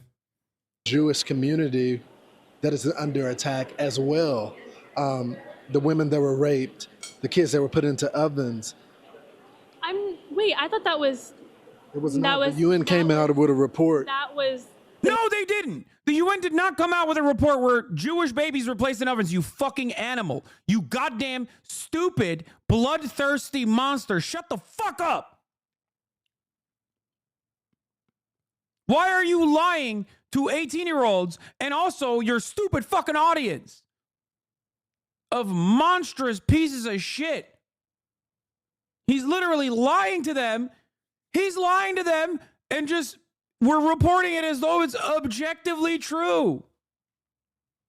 Fuck! Denied. Was that not denied? I believe it was. I believe it was. It actually happened. I believe it. I thought that was denied. And I've talked with some of the I don't know the resources. as well. I don't know the resource. But like I said, we're not here to condone any... No. Like, we're not here for violence at all. Do you feel like that you could separate the two and you say, hey, let's just talk about the humanitarian aspect of it without talking about the larger conversation of Hamas using the people that you care about, I care about, as human shields. You like, care does about that people in concern Palestine? you? It does fucking concern doubt me. it. It does. It's actually really unfortunate. And we're not, we don't look highly at that at all. Because you got to understand, you're all talking about Hamas this. We're talking about the civilians. Because that's where it started. But we're talking about this. But we're talking about right now. Let me tell you something, guys. If we can't even meet at a common ground that women were raped and children were put into ovens in Israel. Well, they need to see the video, Lawrence. Then we can't have a conversation. They need to see the video. There's we video. Yeah, you know what? Yeah, I need to see the video, dumb fuck. Show me the goddamn video, you stupid fucking piece of shit. Where's the fucking video? Oh, yeah, that's right. There is no video. It's been 7 fucking months. How the fuck are these jackals still running this fucking narrative? Now, the other part of this story, and that is perhaps even more frustrating. Well, no, this is the most frustrating aspect of it, is that they're just lying. But the reality is, even if that did happen, which it did not, by the way, even if that did happen, that still doesn't justify Israel's reaction, dumb fuck. The fuck do you mean, dude? Oh, sorry, babies were thrown in ovens, so we have to literally turn Gaza into a fucking oven? What are you saying? Animals, all of them. Animals. Hayvan ola hayvan. It's crazy. This. Do they need this? The whole country needs to see it? They're denying that it happened. They're saying that it was propaganda. And this is the same thing that we experienced when I went to the campuses after. Bro's literally doing propaganda. Lying about it. Getting upset that it didn't work. Like, how do you fucking fail at owning 2 18-year-olds, dude?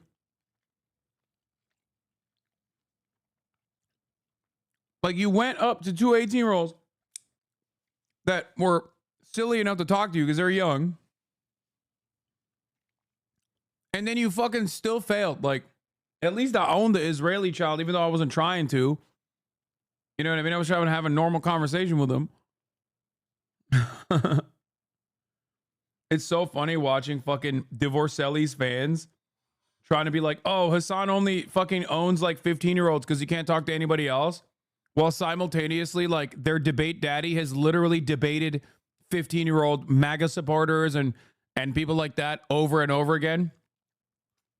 Not realizing that that is what he did all the time and still does.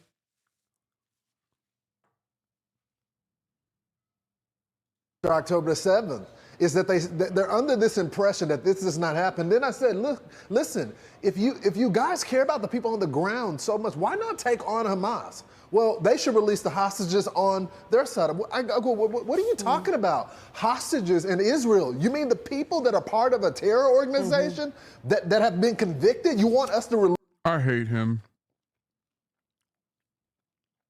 I hate all of them, dude. I really do. Also, you're going viral for yelling at Piers Morgan and other adults. I fucking hate every single one of these dumb motherfuckers. Hostages? You mean terrorists? It's like, yeah, dude. Listen, big dog. You're not fucking Israeli. You didn't grow up in Tel Aviv your whole life with like ultra Zionist parents. Where the fuck is this energy coming from? I feel like they're faking it. You know what I mean? Yeah, dude, the fucking 14-year-old child captured in the West Bank and placed under military detention indefinitely. That terrorist. The 12-year-old Palestinian child in the West Bank. That terrorist. Oh.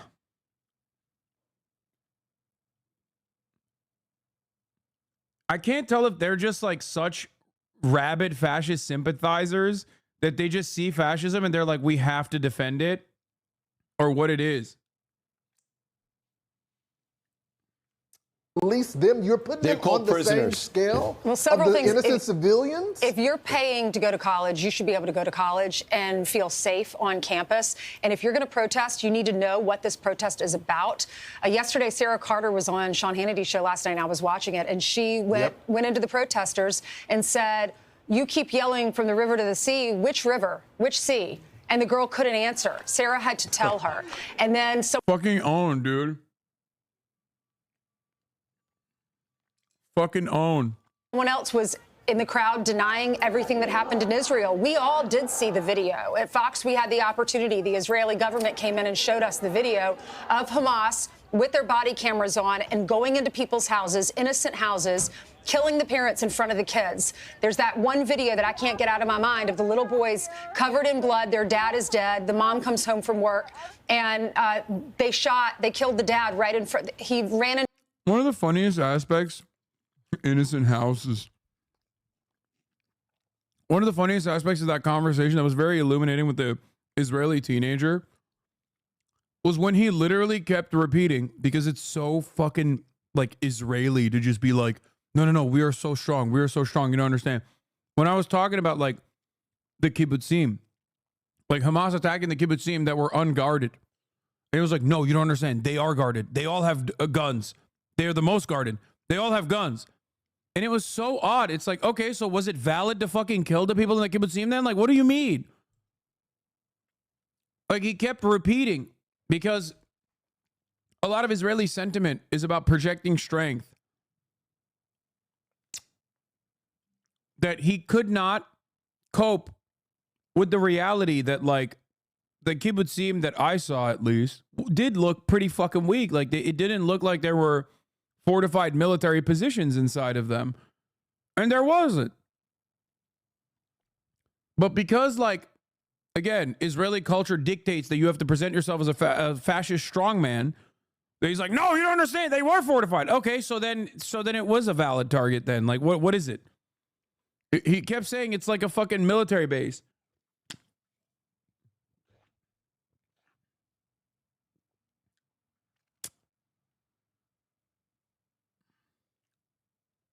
into the shelter, and there was a bomb. They threw a bomb in there, a grenade in there, and he was killed in front of his 2 kids. You know, it's not a bad thing for children to have emotional responses to things and to be, operating off of emotion. The problem is that they're at a university where they're supposed to be taught humanity, supposed to be taught history, and they're not taught these things. So they're completely fueled by emotion, and they have no idea what they're talking about. Infiltrated. And then you wind up in league with a terrorist organization, supporting a terrorist organization. Right.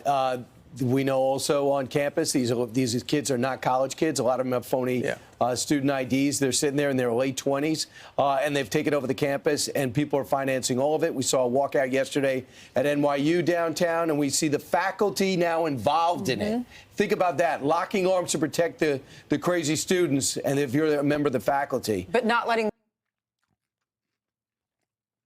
Bro, I swear to God. So much of Fox News is just opposite hour. Every hour. Anytime I watch, any fucking time I watch Fox News coverage, I'm like, bro, they're literally saying good things are bad, actually, and bad things are very good, and more bad things should happen. Like, he just openly stated, first he said they're not students, actually. They're in their late 20s. And then was like, and these fucking dumbass teachers are showing solidarity for their loony students. And it's like,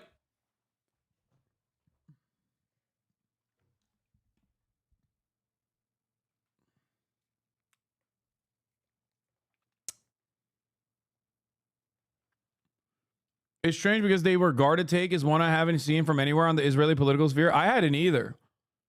Everyone knows there was a failure, but the Bibis blame leftists and their supposed appointments while the opposition blames Bibi. The truth is that when you give 2 million people nothing to lose and something to gain, no amount of techno-fetishism or IDF glorification will give you deterrence. Yeah. You can't back people into a corner and expect them. You can't back people into a corner, show them that there's no way out, and then expect them not to fight back. They're gonna do it. It is literally 77 degrees in here. I'm fucking losing my mind.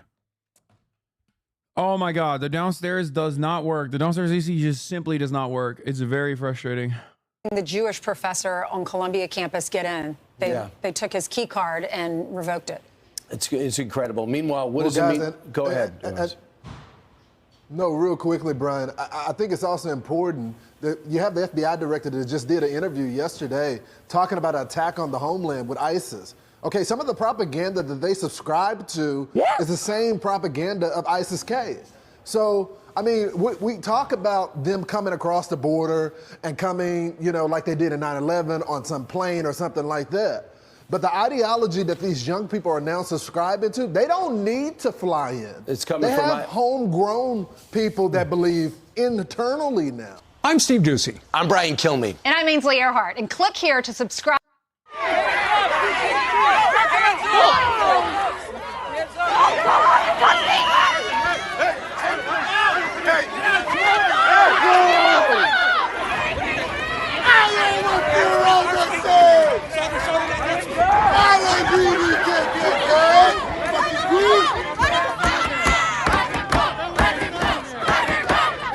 My fucking goats, dude. Look at these goddamn students, bro. It fills my heart with joy.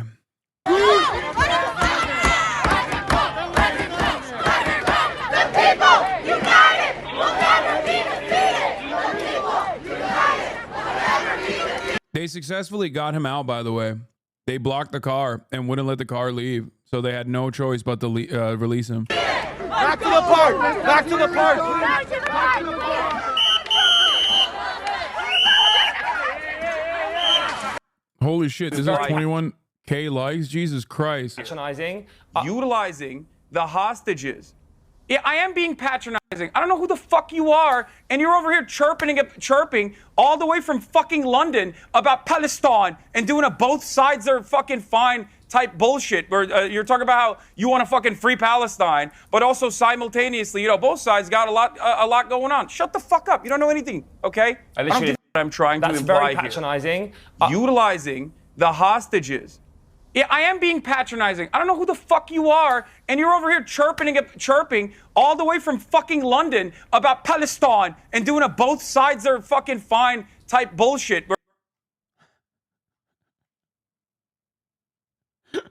You could tell I was mad because I was fucking up my words a little bit. I was giga mad, dude.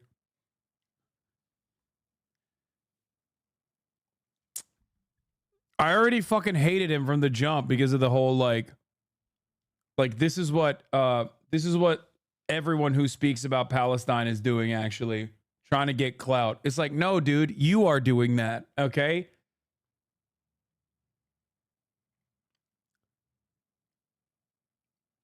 Some of us have been fucking advocating for Palestinian emancipation far before it became even remotely popular amongst the population to defend Palestinians, at least in our age group. And even to this day, you get a shit ton of hatred when you do defend Palestinians. And on top of that, you lose out on fucking brand deals, sponsorships. If you're an average Joe with a fucking real job, you might lose your real job. It's ridiculous. Look at all these fucking students that have been suspended from the school that they give $100 grand a year to.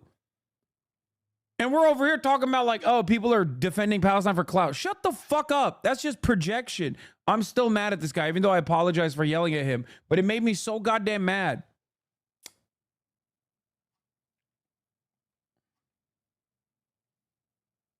You invoke 1776 and feigned a British accent. Piers has not seen that since Alex Jones. Good job, bro. Fuck yeah, dude.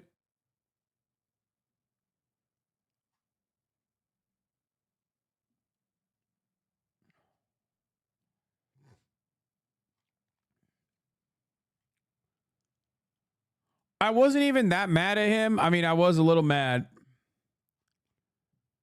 But I was infinitely more mad at Emily.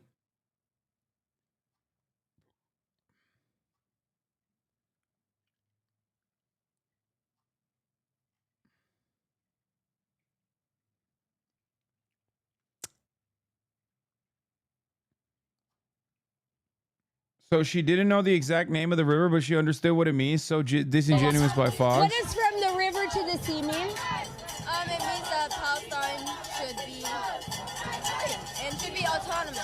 What river? Okay. The expression is not anything bad of this. No, there's an actual river and an actual sea. Yeah, I'm aware of this. Yeah. No, but what river, what sea? The river that literally is beside Israel and the Palestinian territories. What? It's the Jordan River to the Mediterranean Sea. October 7th, Hamas attacked women and children. Does Israel have a right to defend itself? Okay, there you go. She explained what she means. Who cares? She doesn't know, to be fair. Who cares, man? What the fuck? Oh, shit, dude. I can't believe she didn't say she didn't say the river or the sea.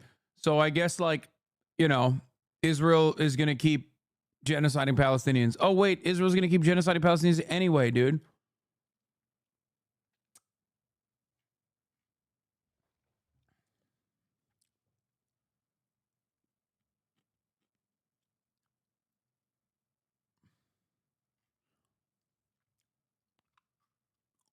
Anyway. As GOP reps Johnson, Fox, Malley, Takas, Despacito, and Lawyer leave Colombia, voice bellows. That's right. Get the fuck out of here. Crowd cheers. That's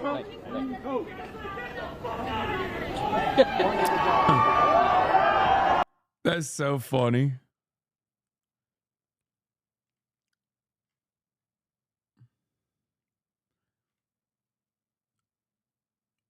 That's right. Get the fuck out of here, dude.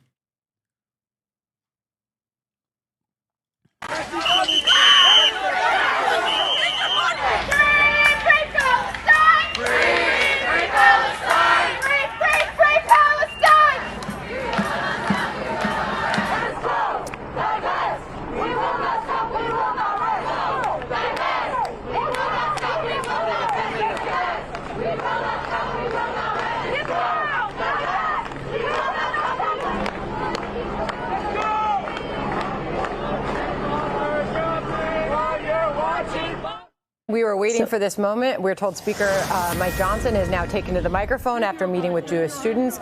Let's listen live on the Columbia campus. So, thank you all for being here today. We have several members of Congress here, and we're here today at one of America's preeminent academic institutions on a very... Why are you there? They're woke and gay, bro. Like, what the fuck are you doing? Aren't you a Christian fascist who thinks that, like, every single person there is going to hell because of their homosexual misconduct? Like, I don't understand. Like, these guys are like, no, you don't understand. I dick ride Israel so fucking hard. I'm willing to say, like, some of these homosexuals that are going to go to hell are actually good because they love Israel, even though they are Jewish and also homosexual and woke, except for Israel. So they are still going to hell permanently. But make no mistake, while they're alive, I will defend them. Very important day and a very important time. Throughout history, Columbia students have contributed to the great storybook of America's life and thought. Visionary American leaders like Alexander Hamilton and John Jay and the Jewish leader Gershom Shashis knew the self-evident truth that was at the heart of this country and once at the heart of this university, and that is that we are endowed by our Creator with certain inalienable rights. They should not be infringed. I'm sorry, there's nothing funnier to me than these dudes who are literally like, you should be able to do a hate crime legally. And if I protest against said hate crime, that should be illegal. Turning around and being like, guys, you have done a woke. Or sorry, not a woke. You've done a microaggression. Okay? We're doing a bodies and spaces here. These Jewish students have been harmed by your microaggression. I have decided that, Israel is protected speech, and shitting on Israel is not within the boundaries of free speech. Please, we must cancel you right now. It's like, what do you mean, dude? Every single one of these motherfuckers literally is like, you should be able to say slurs, and that should be legal. And if you actually get mad at someone saying a slur, that should be illegal. Unless we're talking about Israel. It doesn't even matter if you're like anti-Semitic, but just like, don't be anti-Israel. If you're anti-Israel, then we should kill you. You should go to jail if you're anti-Israel.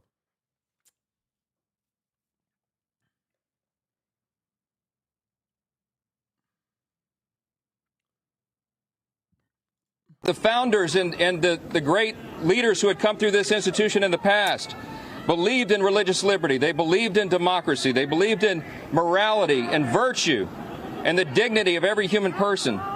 They believed in the free exchange of ideas, and they detested mob rule. We are standing here right now on the steps of the Low Library. In this very building right behind us, Columbia University once awarded Winston Churchill an honorary degree, and it was Churchill who said, "It is manifestly right that Jews should have a national home where they may be reunited." We believe in that principle. And today I'm here to proclaim... Churchill? Bro, you're from Louisiana. What do you mean, Churchill?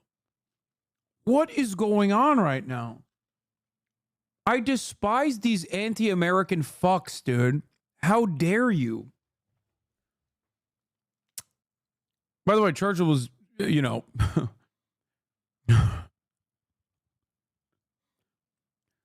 Churchill, very close in politics to Adolf Hitler. Just gonna say that. They just happen to be in different countries.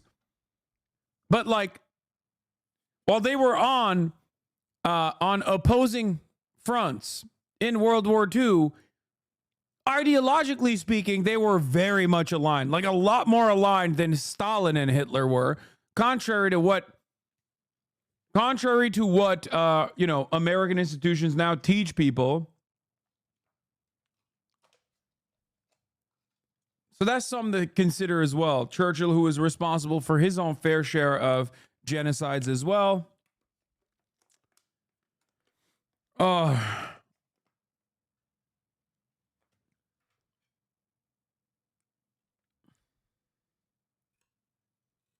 Churchill planned Gallipoli. Yeah, big L for him. Happy Anzac Day. Did he actually plan Gallipoli? Was he old enough?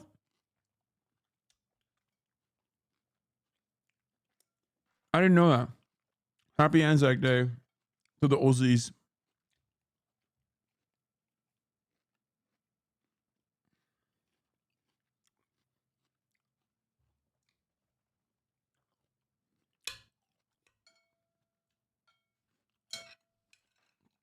To the Aussies and the Kiwis.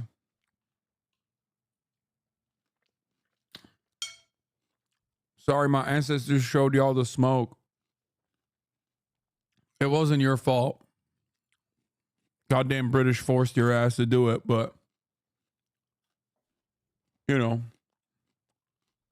To all those who gnash their teeth and demand to wipe the state of Israel off the map and attack our innocent Jewish students, this simple truth: neither Israel nor these Jewish students on this campus will ever stand alone. Today, Hamas issued an endorsement statement of the protesters on this campus. They called them the future leaders of America. It is detestable. All of this has to be said because the cherished traditions. I do think that social media, especially TikTok, has completely fucking neutered this kind of attitude. Like the invocation as Hamas is the objective evil, like the ultimate evil or whatever. Genuinely, I don't think it works. If you're under the age of 35, you're like, yeah, I don't really give a shit, big dog. We are the ones who knock, you know what I mean? We are the fucking big bad.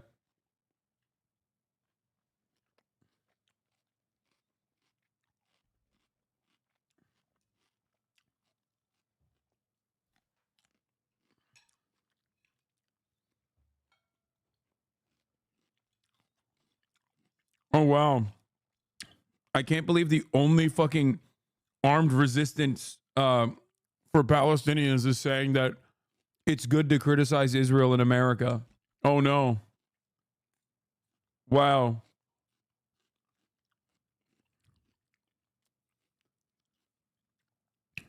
Just like, okay, so what? I don't give a shit. So what?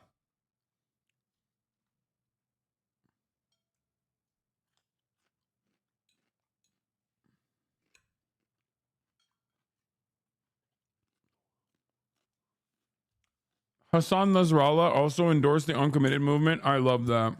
He's so funny. He's also a Hasan Nasrallah. You know, we might not agree on homosexuality and stuff, but he is one of those based anti-Zionism is not anti-Semitism understanders.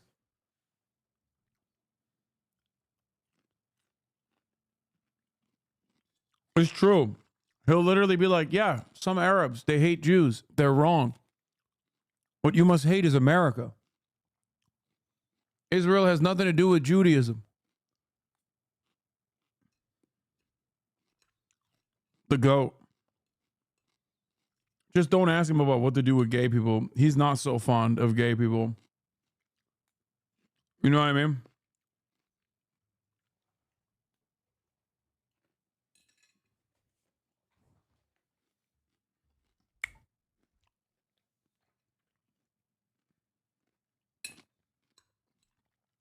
Damn, didn't know he was an LGBT ally since you're a fro? Yeah. Finkelstein said he was as smart as Lenin. No, Hasan Nasrallah is very, very smart.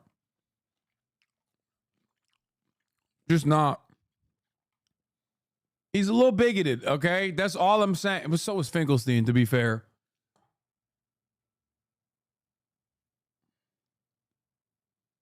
Of this university are being overtaken right now by radical and extreme ideologies. They place a target on the backs of Jewish students in the United States and here on this campus. A growing number of students have chanted in support of terrorists. They have chased down Jewish students. They have mocked them and reviled them. They have shouted racial epithets. How is Norm bigoted? I don't want to get into this. I don't want to talk ill about Norm. He's having a fucking career high, specifically because of the He's getting his well-deserved vindication after decades of being blacklisted, blackballed from academia and everywhere else. We're just not going to talk about anything contemporary American politics related. Okay? It's like this. You don't watch Michael Jordan for baseball, okay? You watch him for basketball. Sure, he had a career, but it was short-lived. And who cares? Okay? That's how you got to think about it.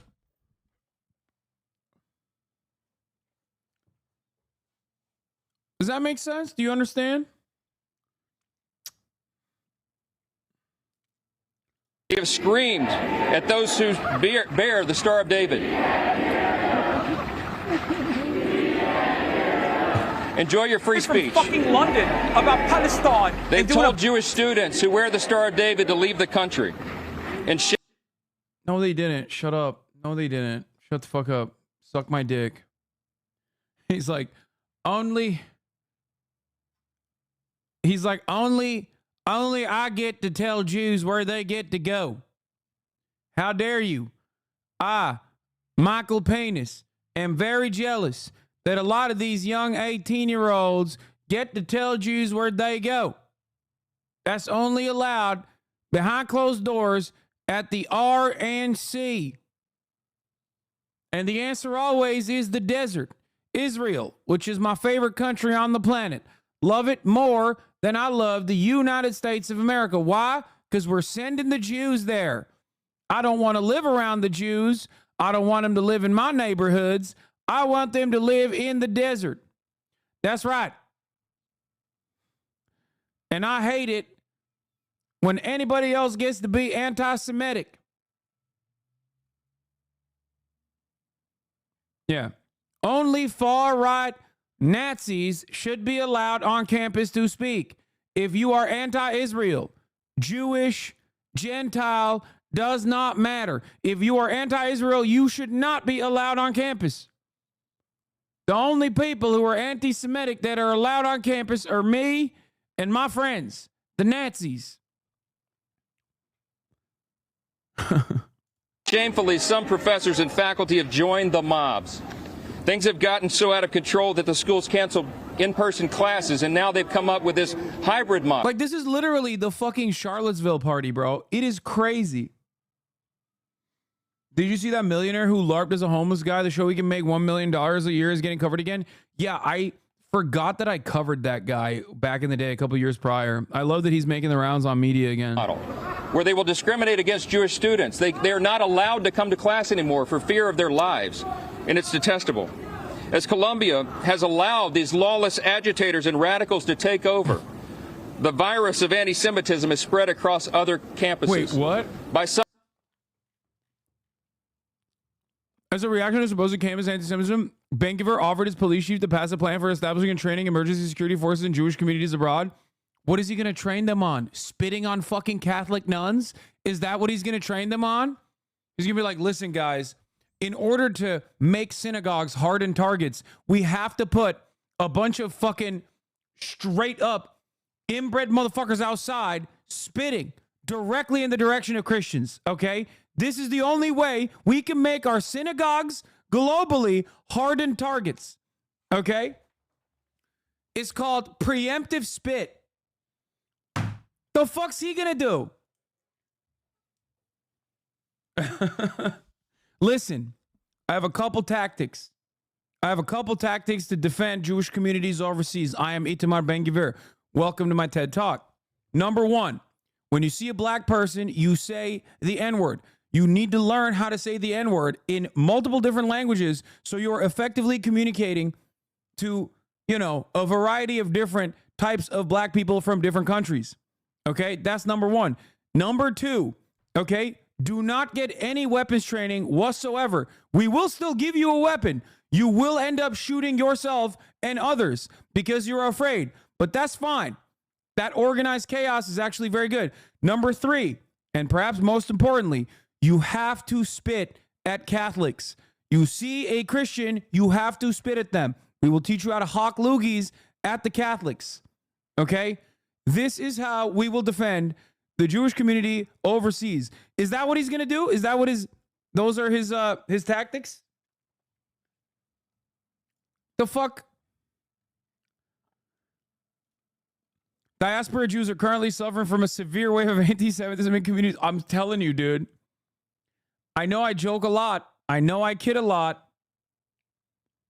I know, but you're about to see 14-year-olds spitting on Catholics, dude. I'm telling you. The #1 line of defense in the West Bank. Okay? A fucking mob, a gaggle of 14-year-olds spitting in your direction. Now that I have made this joke, I suspect that it will happen. So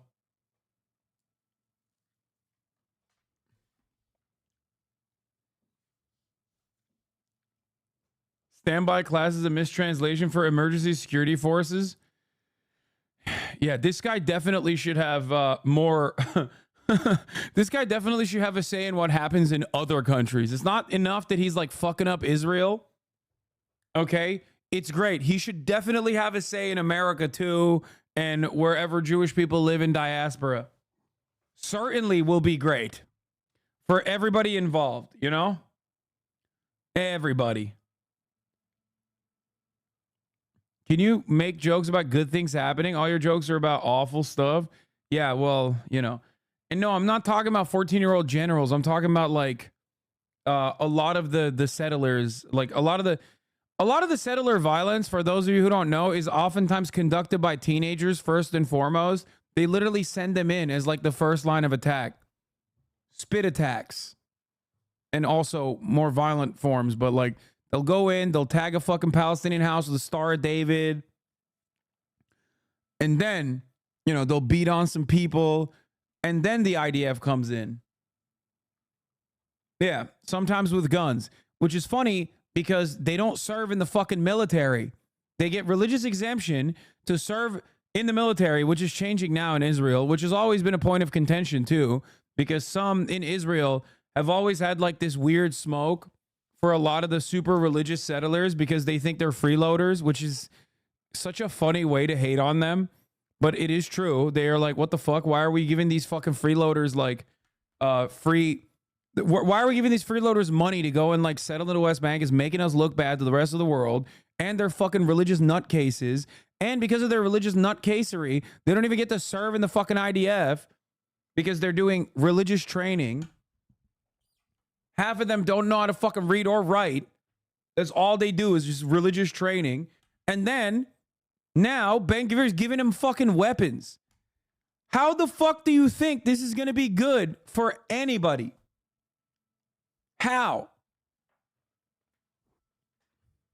Giving them literally IDF gear and weapons so they can run around and play soldier. I mean, yeshiva has been an important thing for decades. Brother, this is where my r/atheism side comes out a little bit. There is no world in which, and I apologize for this if this is offensive to the sensibilities of those who love whichever religion they love, but there is no world in which, and I have the same exact smoke for Christianity and Islam as well, there's no world in which you're like, sorry, we're not teaching you math because you need to learn religion, okay? We're not going to teach you how to fucking speak, write, read because you have to learn religion. That's ridiculous, okay? Society would fucking collapse. Get the fuck out of here. And it literally extends to America as well. There is a massive problem with ultra-Orthodox communities in the United States of America. Literally, this is a real issue in the state of New York. In some Orthodox Jewish sects, of course, not all. As I've said, Orthodox Jews are some of the most aggressive defenders of Palestine and also simultaneously some of the most aggressive supporters of Israel. Oh, no, it's not just some. It's a massive political battle line. You don't even understand. It's like 50% of the beef between secular and religious Jews. There's schools that don't teach math or science, also get higher funding, though, of course, both secular and religious Jewish schools get like 50 to 70% more funding than Arab schools. Yeah. Israeli cultural issues, because everyone is like completely swept up in the anti-Palestinian hatred, Israeli cultural battle lines are so funny. Chapo had a really great episode with Ed Ingramentum on this as well. This is something that I've like dove into in the past, something that I've talked about a little bit, but it is hilarious. It's like, should women be able to read and write is like a division amongst certain political parties. They're just like, no, I'm sorry. I'm the women can't write or read party.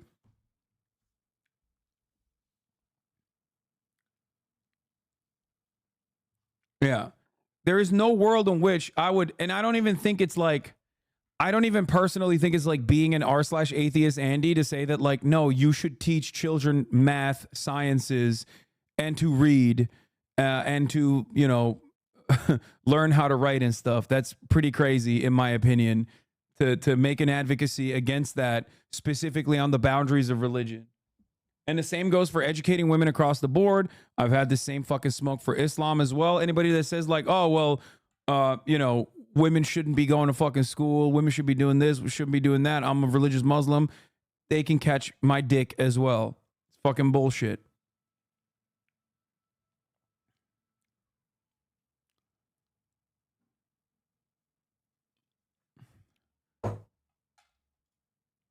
At some point, Zionists must have learned algebra was invented by an Arab. I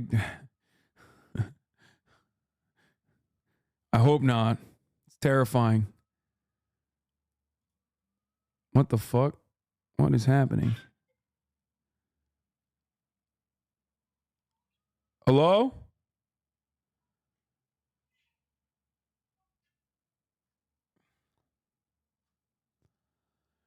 I had a friend leave the Orthodox community and try to make a functioning app to help others leave the Orthodox community and just the regular society.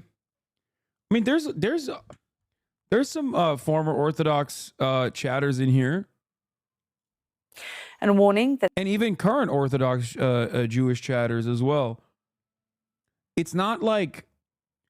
there is no monolithic understanding, is my point. It's just like, to each their own. This report from our Middle East correspondent, Alistair Bunkle, and our team in Gaza contains distressing images of dead bodies. Orthodox Jews is what I'm talking about. You said Orthodox what? Not Orthodox Christians. I'm sure there are Orthodox Christians as well. But... When the hospital morgues ran out of room, they turned to the car park.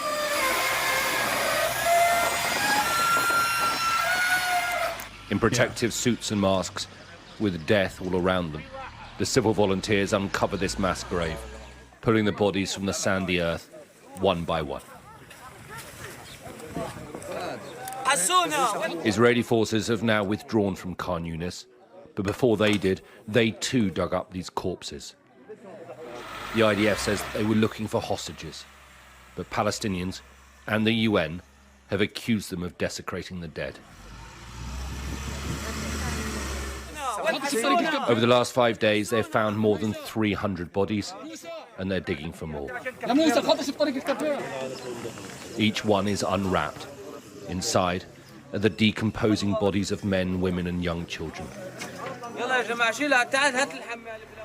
If a body cannot be identified or isn't collected by family, they're rewrapped in clean sheets and buried again in unmarked graves. Moya Yed found his mother yesterday. It took him time to recognize what was left of her. He's back again today, still looking for his sister, father, and cousin. Solve this issue with the world. Solve it with the Israelis. We want a solution. We want to rest. There's no life. It's all for nothing. I feel sad, lonely, alone in the world. Every so often, someone finds what they had come looking for, but hadn't wanted to believe. After 2 months searching for him, the body of Karima's youngest son, Ahmed, has just been uncovered. They took him from me. They killed him, she screams. This is what I was talking about when I was on Piers Morgan, for everybody fucking showing their ass and being like, oh...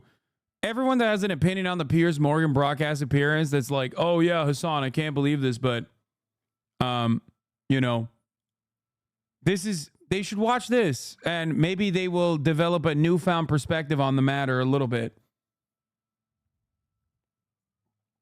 Okay? Just watch this clip from skynews.com. They're racist. You think they care? No, there's some people who, I mean, this is pretty impossible to fucking argue against. You can't both sides of this. You just can't. Israel, America, and Britain are to blame, she wails.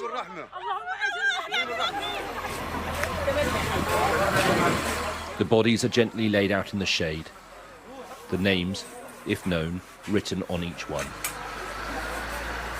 Karima sits by her son, but surrounded by so many others. A moment of silence for her, alone in her own thoughts. Later that day, Ahmed is taken to the cemetery for a proper... I mean, sure, they'd say Hamas did it, wouldn't they? Wait, what? Hamas killed all these people? No, Israel killed all these people. And then Israel dug them out of their graves and then created a mass grave where they just like fucking piled them into.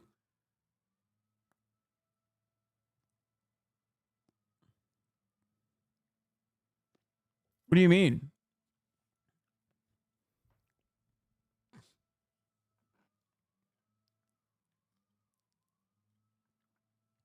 her burial. Karima helps carry him through the streets of Khan Yunis, where nothing or no one has been left untouched.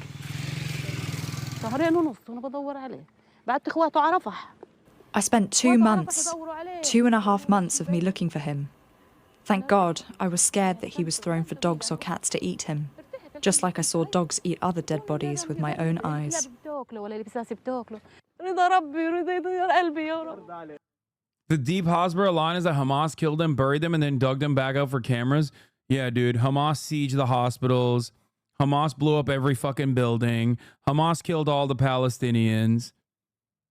Yeah, always. Israeli domestic politics is kind of crazy because small parties are encouraged by the electoral system. When you look back at Israeli elections, you'll see a random generator parties with two C's called like the Ashkenazi Haredi Workers Party, or a cool as fuck radical leftist Mizrahi party called the Black Panthers, or one of the 1,000 different labor Arab satellite parties. Is so fucking weird. Yeah.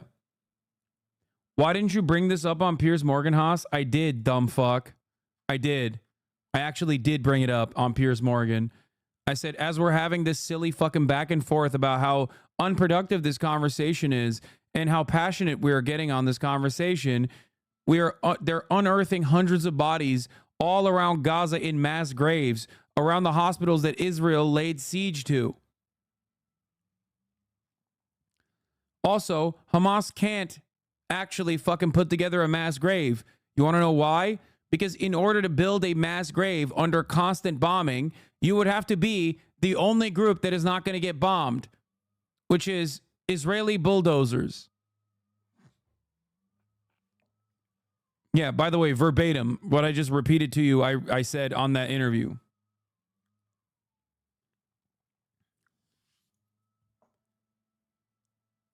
How the fuck did Hamas get a bulldozer and open up the fucking mass graves while Israel was bombing? They would have had to do it under constant bombing by Israel. You understand that, right? The only reason why they're able to do this right now is that there's a moment of respite.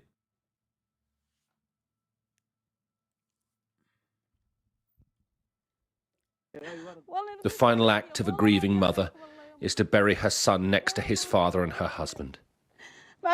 With the two men of Karima's family now side by side in death. But I think one has to the cries of anger turn to prayer and... What is this? Would you shut the fuck up? God damn, you pretentious British fucking moron. I have never heard of you. Shut the fuck up. But I think one has to account equally for the Israeli... Would you shut the fuck up? Let's go. Let's go. It's becoming a cultural force. I fucking love that. Me, when I hear any British person talk about anything other than beans, Hasan is not a good person. He's not, but better than that right-wing British twat. Both suck.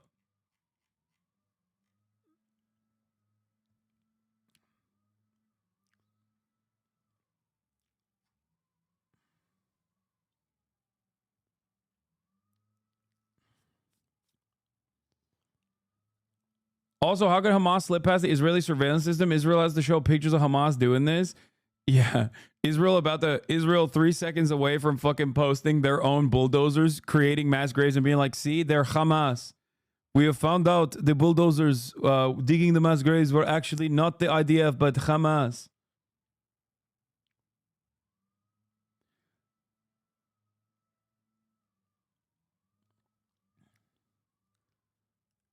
It does suck that me calling the other Israel defender lady, who was objectively worse than the twink, what did I say? Like a cretinous little monster, is not going as viral as the other dude. Or called her a little fucking disgusting little monster and a demon.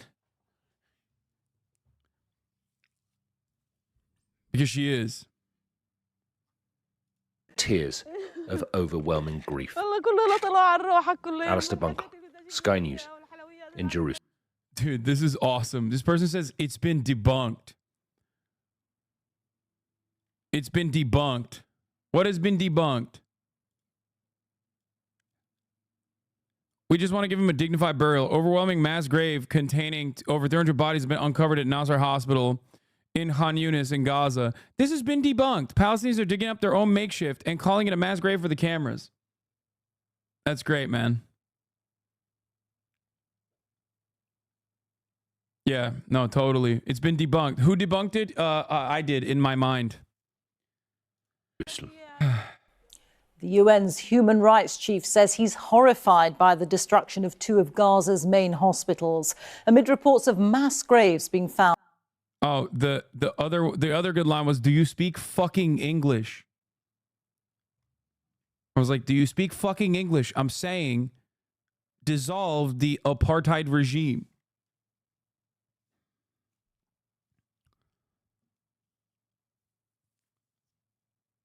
Yeah, another instance where, you know, the UN is being Hamas.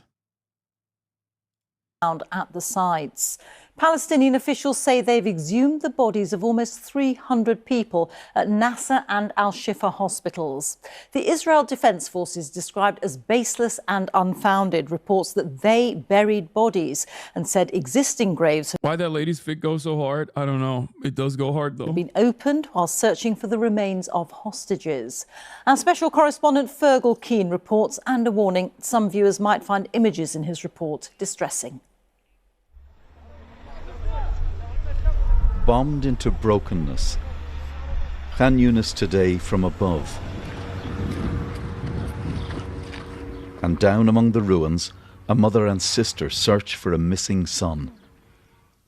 Nabil Zaidan, aged 23, was killed in January.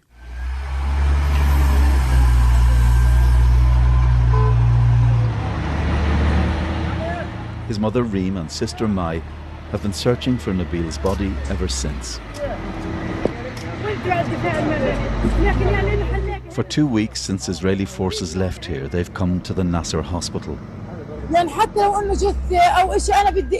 Even if he's a dead body, I want my son. Just bring me my son. My heart has been broken for the past 3 months since I lost him.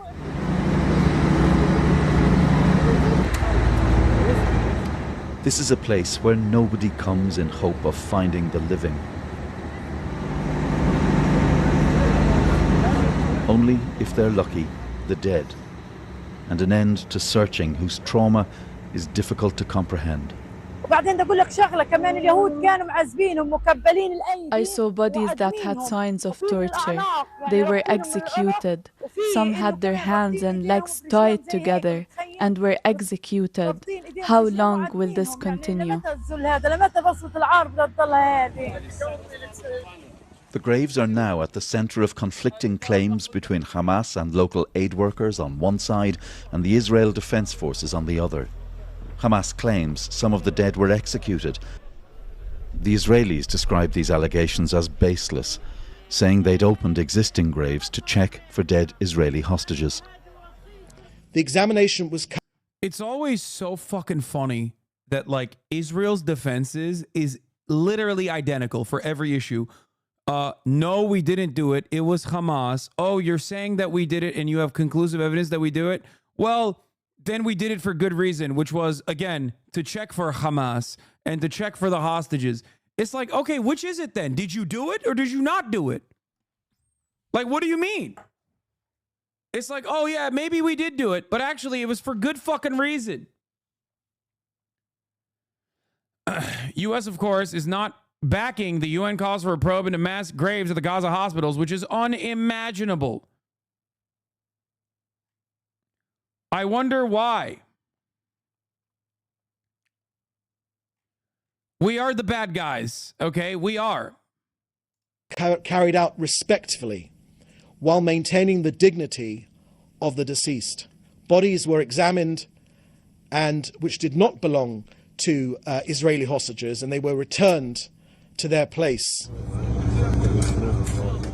Colleagues at BBC Verify have confirmed the existence of graves at the hospitals before Israel began its operations in both complexes. Buried like this because staff couldn't reach cemeteries due to fighting in the area. Today, a senior UN official told me there had to be an independent investigation to establish the facts. What we cannot allow in this current situation, where we have seen in Gaza numerous grave human rights violations, many of them potentially war crimes, and where we have raised alarm of potential atrocity crimes, that this becomes another blip. The intensity of violations have been massive. It is early afternoon at Al Nasser Hospital, and Reem has been directed to this section of the graveyard. Nabil might be here. Those aren't mass graves, though. Brother looks directly at mass graves and goes, that's not a mass grave. Listen, I'm a mass grave understander. You feel me? When you dump people into the ground without, without the proper protocols of creating a graveyard, that's actually not mass grave stuff. If you are trying to do a top of the hour ad break, Jabay, right now, I'm going to cook you. I'm going to put you in a fucking... Never mind. I'm going to put you in a nice little car that you can drive off into the sunset with. Okay? That's right. At the top of the hour, there's a 3-minute ad break.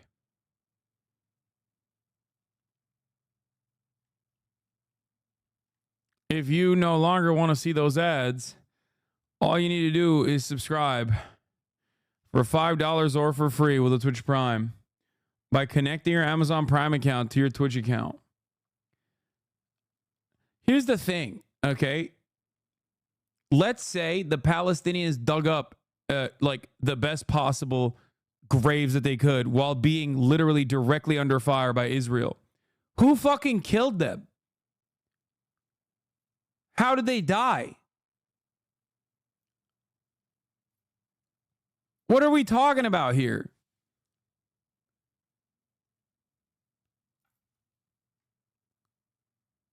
It's just insult to injury, the mass grave side of the things. Here. Nabil! Nabil! Wallah Nabil! I swear it's him. It's his jacket. My son. Bro, you can't even say vaccine injury because Israel literally did not give Palestinians COVID vaccines. Like, that was another major point of contention, which I used to bring up all the time when talking to fucking dumbass anti-vaxxers. They'd be like, vaccines are a Jewish conspiracy. I'd be like, really?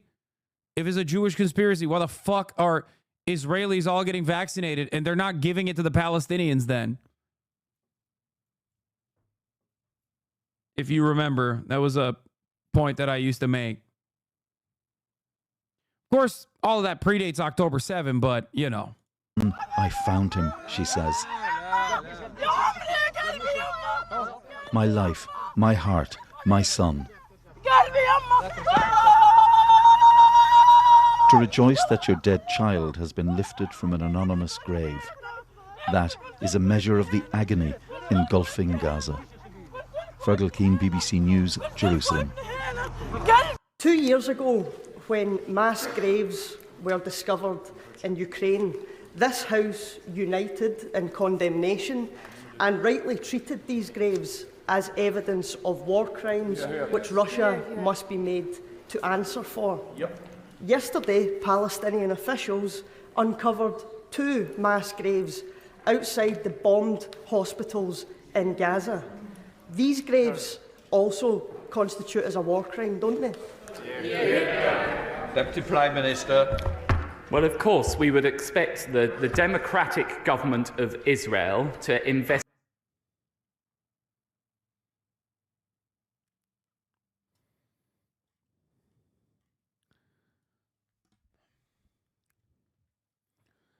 It's just, I want to say so many things, okay? But it's just like, God has already punished him. That's all I'm going to say, okay? Before the conversation even begins, just look at him. Investigate any allegations of misconduct, and that's exactly what they do, and it's exactly what the Foreign Secretary and the Prime Minister urge them to do. But I find it quite extraordinary that she seeks to draw parallels between the Dowden is a former officer of the Conservative Friends of Israel and has twice chaired the APPG for British Jews. That's right. You misunderstand me, my good madam.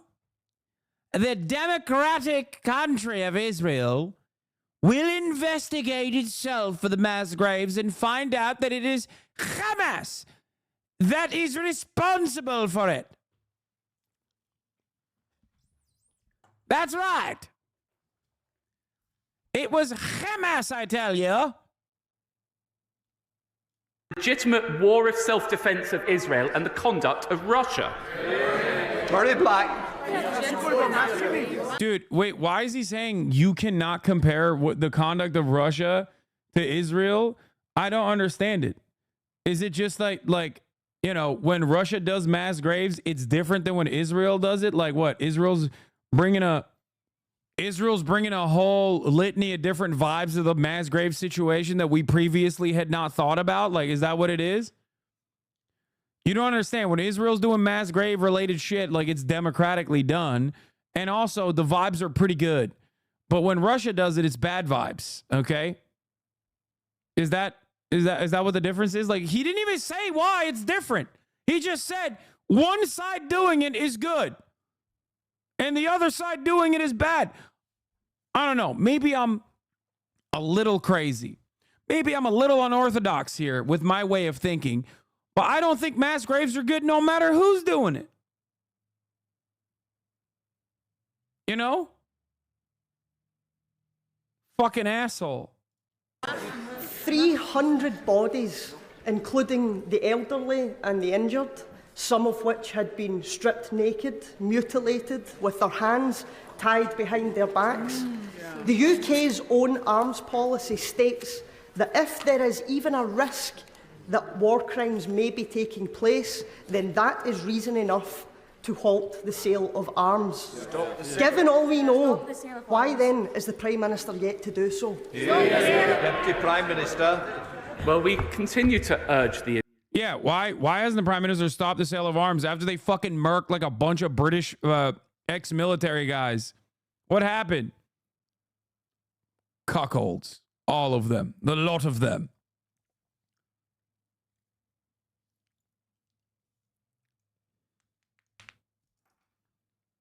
It's just like, what happened? I thought you guys had the smoke for Israel for like 3 days. I guess they forgot and they just don't care. Which, yes, the answer is yes, they don't care. Israel could get away with killing way more British nationals and they still would be like, well, we are beholden to our strategic interest in Israel. As Big Daddy in the room, the United States of America has decided that we will continue offering support. Plus, our weapons contracts are very important to us. They own the House of the Lords and the House of the Commons as well. Our weapons manufacturers, I mean, of course. And their capital interest their capital interest is far superior to a couple British people that are Arab lovers. Hear, hear. If those supposedly British nationals wanted to remain safe, perhaps they would reconsider their interest in helping the Arab dogs. That's why I call them baboons in suits.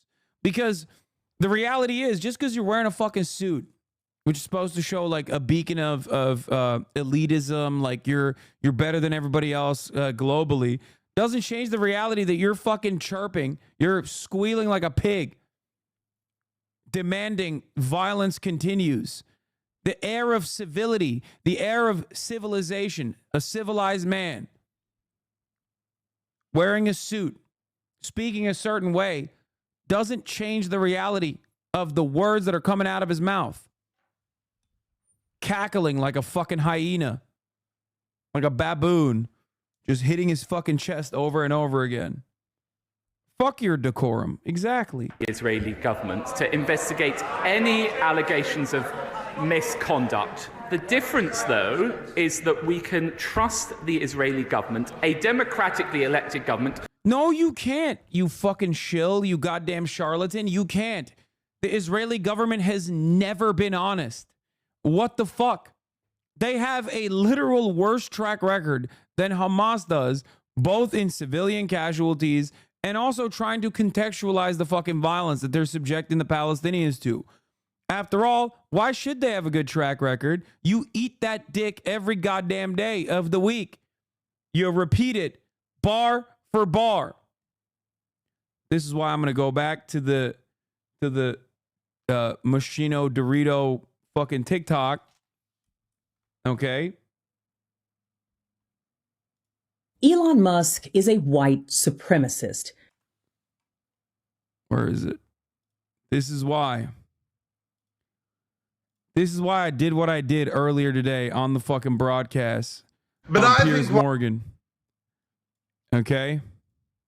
But I think one has to account equally for the Israeli... Would you shut the fuck up? God damn, you pretentious British fucking moron. I have never heard of you. Shut the fuck up. But I think one has to account equally for the Israeli...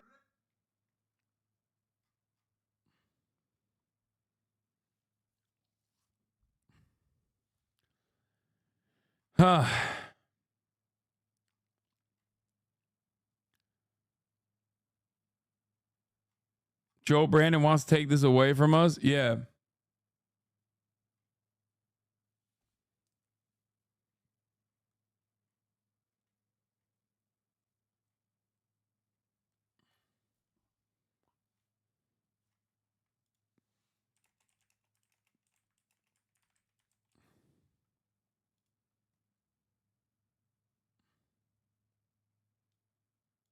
Here's the clip. That's very patronizing. Utilizing the hostages.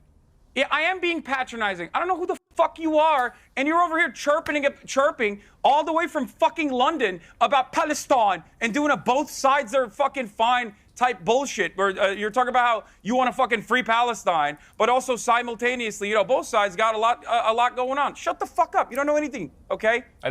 I'm trying to... Yeah, he tried to say, I literally agree with you. No, you don't.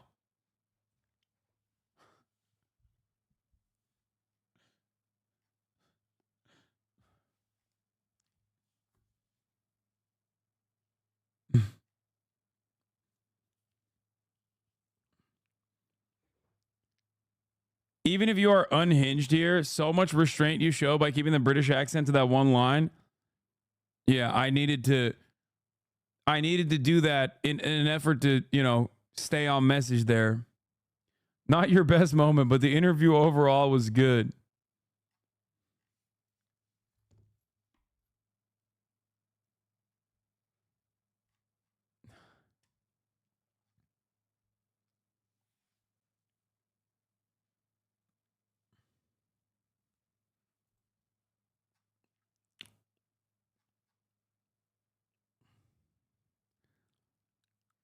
Anyway, let's get to TikTok.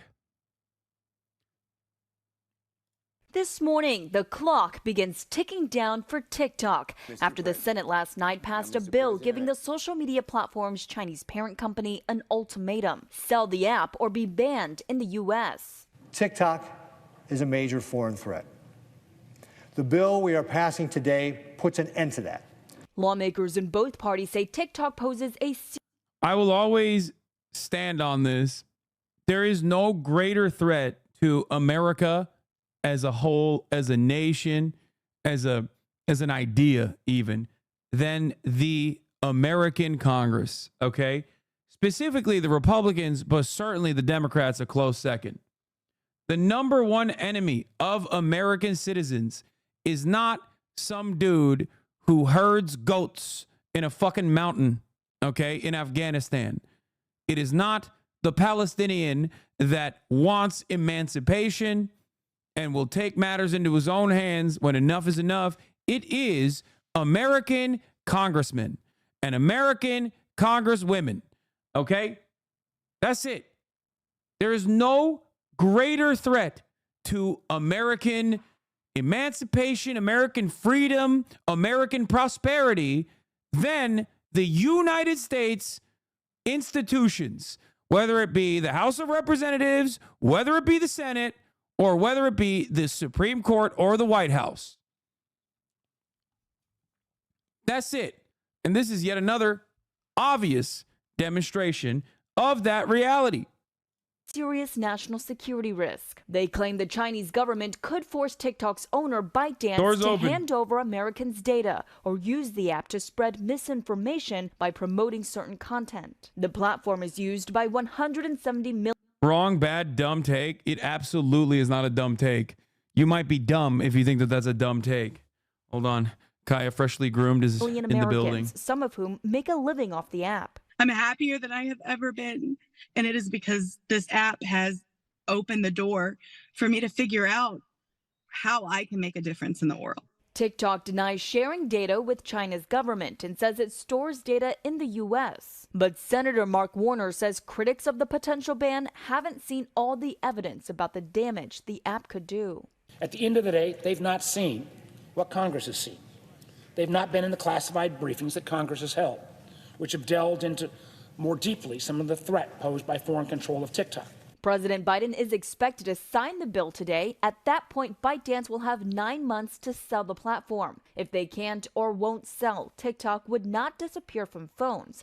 Americans would simply be unable to update or download the app. But ByteDance is vowing to fight the ban in court, calling it a clear violation of the First Amendment. The bill passed last night also includes $60 billion in aid for Ukraine's war against Russia. Ukraine has suffered months of setbacks on the battlefield due to ammo and air defenses running low. Also in the bill, $26 billion to support Israel, along with humanitarian aid for Gaza, where Israel's war against Hamas continues and could soon escalate in the city of Rafah. The UN is now calling for an investigation into mass graves uncovered at 2 hospitals in Gaza, both previously raided by Israeli troops. Israel says the bodies were buried before the hospital raids. Senate Republican leader Mitch McConnell praised the foreign aid package, saying Republicans have now turned the corner on the isolationist movement. Well, this morning, the Supreme Court hears a high-profile case over abortion access. The case from Idaho could affect laws in other states. It's the first time the justices are reviewing a state restriction on abortion since they overturned the Roe v. Wade ruling almost 2 years ago. Jan Crawford is at the Supreme Court for us. Jan, good morning. Well, good morning. So, the Biden administration is challenging Idaho's pretty strict restrictions with a really creative legal argument. They're saying that state law, which bans almost all abortions, actually conflicts with an existing federal law that requires hospitals to provide emergency care for pregnant women. 2 years after the Supreme Court sent the issue of abortion back to the states, the justices will take up a near total ban in Idaho that some doctors there say is putting pregnant women at risk. It feels like everything has gotten so extreme. Dr. Stacy Sibe is one of only 5 high-risk pregnancy doctors left in Idaho. He says the law is compromising care because doctors are afraid to perform abortions, even in cases where the state law seemingly would allow it. Pregnancy is really complex, and there are things that can go wrong. We need to be able to help take care of people at this point. And, you know, you could face criminal prosecution. Yes, and jail time. The Biden administration sued to block Idaho's law, which bans almost all abortions with narrow exceptions to save a pregnant woman's life or in cases of rape or incest, arguing it conflicts with the federal law. Senator admits they're banning TikTok? Well, let's look at where young people are getting their news. Nearly a third of adults 18 to 29, these young people in the U.S. are regularly getting their news exclusively from TikTok. Pro-Palestinian and pro-Hamas hashtags are generating 50 times the views on TikTok. I don't know why they like openly state this, not realizing that this makes them look really fucking bad. I guess they don't give a shit and they're speaking to a different audience here. You know what I mean? Yeah, it's really messed up that TikTok is actually showing the death and destruction that Israel is subjecting the Palestinians to. We have to ban it.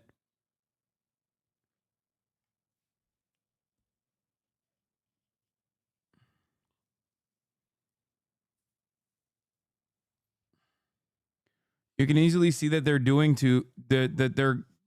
it because they're censoring us. Right now, despite the fact that polling shows Americans overwhelmingly support Israel over Hamas. These videos have more reach than the top 10 U.S. news websites combined. This is not coincidence. The Chinese Communist Party is doing this on purpose. They are pushing this racist agenda with the intention of undermining our democratic values. And if you look at what's happening at Columbia University and other campuses across the country right now, they're winning. Well, let's look at where young people are getting their news. Nearly a third of adults 18 to 29, these young people in the U.S. are regularly getting their news exclusively from TikTok. Pro-Palestinian and pro-Hamas hashtags are generating 50 times the views on TikTok right now, despite the fact that polling shows Americans overwhelmingly support Israel over Hamas. These videos have more reach than the top 10 U.S. news websites combined. This is not coincidence. The Chinese Communist Party is doing this on purpose.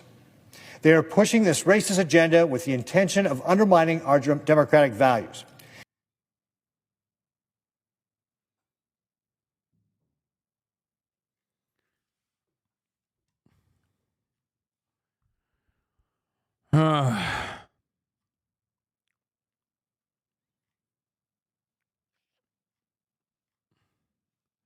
They just equate Palestinian videos with Hamas videos is insane. I mean, the number one facilitator of anti-Israeli sentiment is like Israelis themselves posting unhinged shit on fucking TikTok. They're like, yeah, we got to ban TikTok because Israelis sure are not going to stop fucking posting how they're raiding like Palestinian homes for underwear and shit. Yeah, Kaya is looking fluffy, but she's also looking kind of miserable because it's fucking hot in here. Wait, what is this? It may be a disqualifier for a lot of gamers. Correct. No, gamers may not fit the old stereotype of America's soldier. Wait, who is this? Who popped up on 319?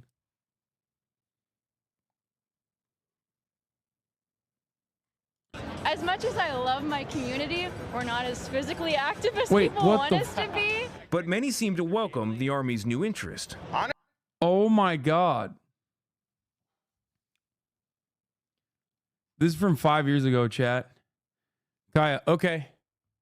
Okay. Come on. It's okay. Come on, get up. Are you hot? Is it too hot for you?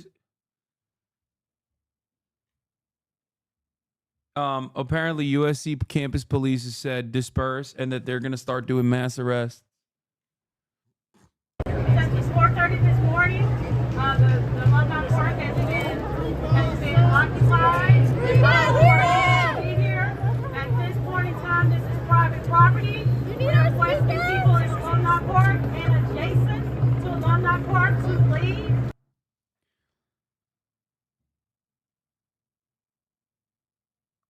Fuck.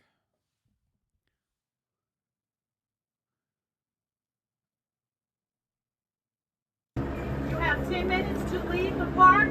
If you do not leave the park, you will be subject to criminal trespass. 020. You have 10 minutes to leave the park. Since 4:30 this morning, the London Park has been occupied. Be here. At this point in time, this is private property. Stand your ground, students. Your parents are rich as fuck. They'll sue the police department into oblivion. I mean, will they though? I feel like their parents are gonna be like, you deserve to get fucking arrested and beaten down. Here it is. Hours-long pro-Palestinian protests continue on USC campus with cops fucking lining up.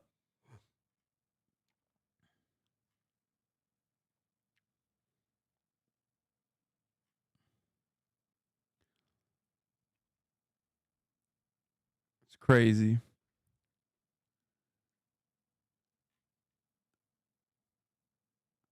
It is wild. It is unironically wild to see. Why was the cop filming with a camcorder? What was his body camera off? I don't know.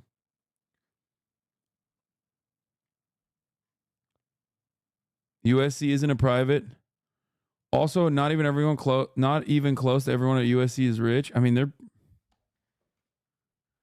Fuck, I gotta get Kai out of here. I'm sorry. Hold on.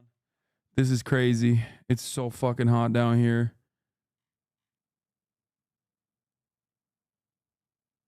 UT Austin at the helicopter flying around. Here, take a look at this while it's happening. USC is private, yes. It is pretty rich, though. That's why they call it the University of Spoiled Children. It's a private school.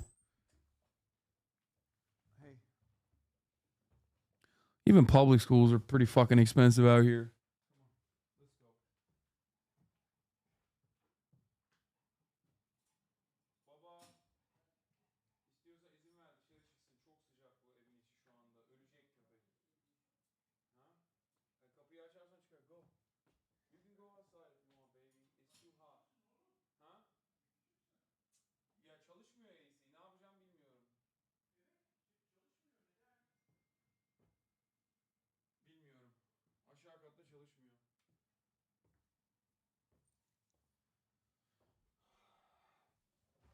Oh, fuck.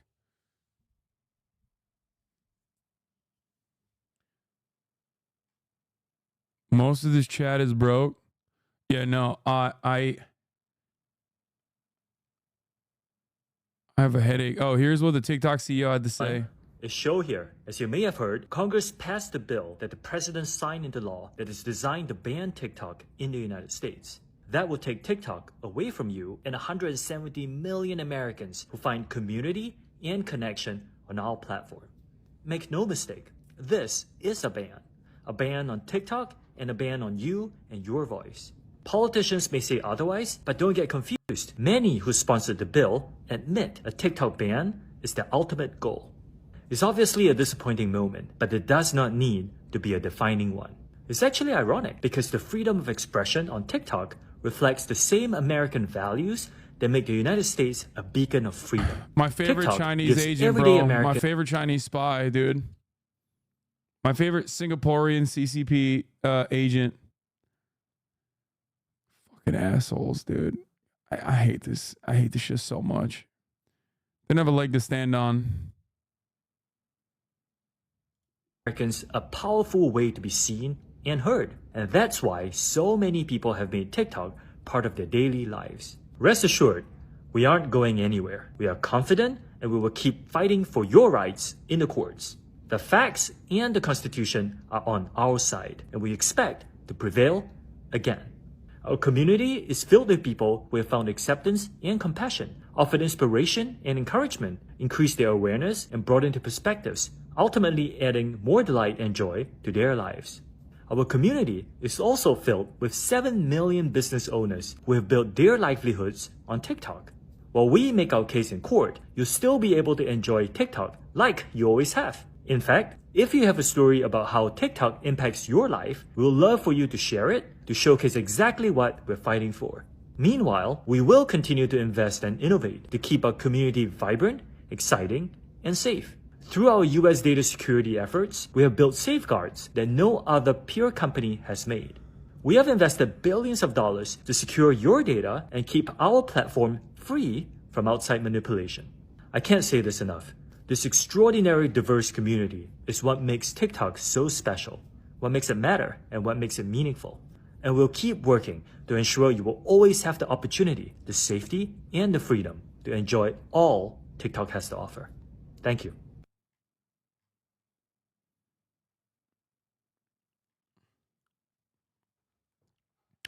Chinese stressing Meta is also not allowed in China, so gaslighting is strong in this one. What do you mean? Brother, do you agree with China banning Meta? Like, I don't understand. It's too late for that, don't you think? This also is not just like Chinese owned and operated or whatever. It is a whole ass independent platform that is globally popular. Also, we should be more like China and fucking ban Meta. TikTok doesn't even exist in China. All of these fucking arguments are so stupid.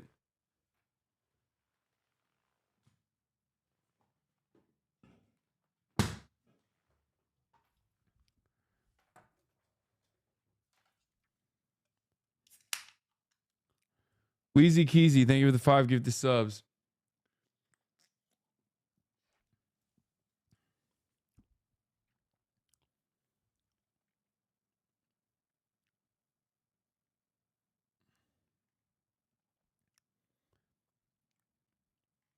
Yeah, why can't we copy China for any of the good shit? Like a high-speed rail system or something. But we can't do that. Because that would be good. Okay, a lot of people have sent me this video and they want me to watch it. I can give you 1,000 tries. And then after that, we're going to go into fucking Walking Dead Season 3. To get there. And I got there, and my sister and I, we were all sitting in this waiting room, and we were sobbing. And as I'm crying, I said, my sister's here, and I wasn't looking at her, but I said, where were they going? And she said, to a Halloween party. Oh, no. And I said, what were they dressed as? Why would you ask this? Why would you? And she said, the Odd Couple. And I said, oh. And I'm thinking, what Odd Couple? Walter Matthau and Jack Lemmon? Well, what were their costumes exactly? She said, Mom was a black girl and Dad was a Ku Klux Klan member. We started laughing. And the whole family, I guess, had heard this conversation, and we all started laughing. And it was the greatest tribute that you could give my mother. Do you know? And to get there. Who is a ridiculous racist. What the fuck?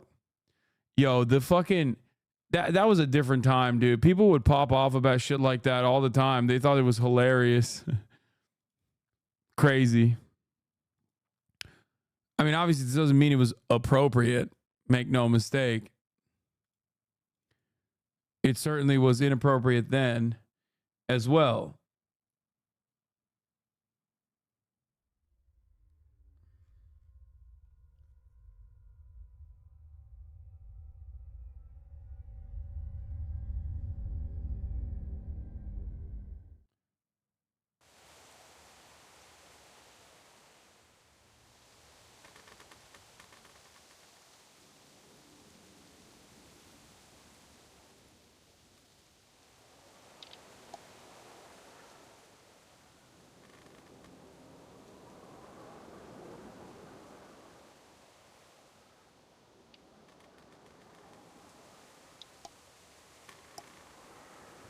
Are we ready? Do we have a blast off meme chat?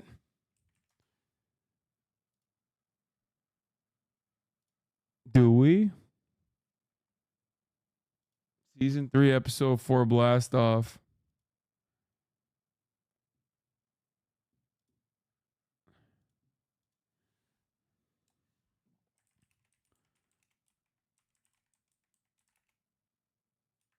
For real. This time. Season 3, Episode 4 now.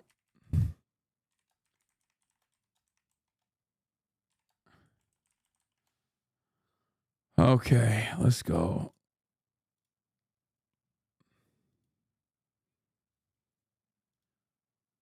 Oliver just keeps popping off with these freaking gifts, dude. A new frontier.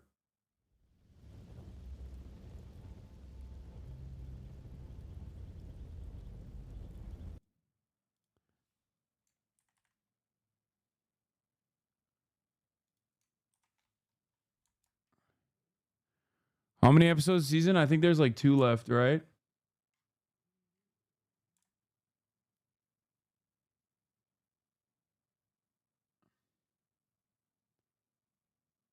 I'm spamming. Let the people know so they can come in and enjoy. Yeah, we got episode 4 and we got episode 5. I started episode 4 yesterday. Gotta get out of here. But I had to stop. So I might actually finish it today. We're busting out of this joint. You know, you gotta try. You gotta try. Locked. I'm not getting out through here.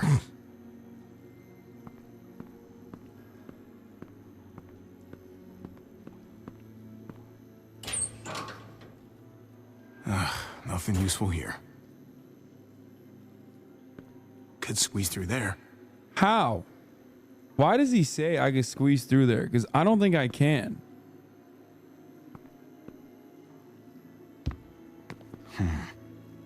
I'm not gonna get up there from this bench.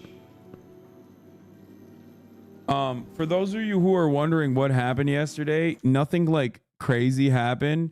It's just that I got arrested with my brother, and then they took my brother upstairs, like Joan or Joanne, whatever her name is. She took my big bro upstairs, and that's it. And now I'm just like stuck in here trying to fucking find a way to get the hell out of here.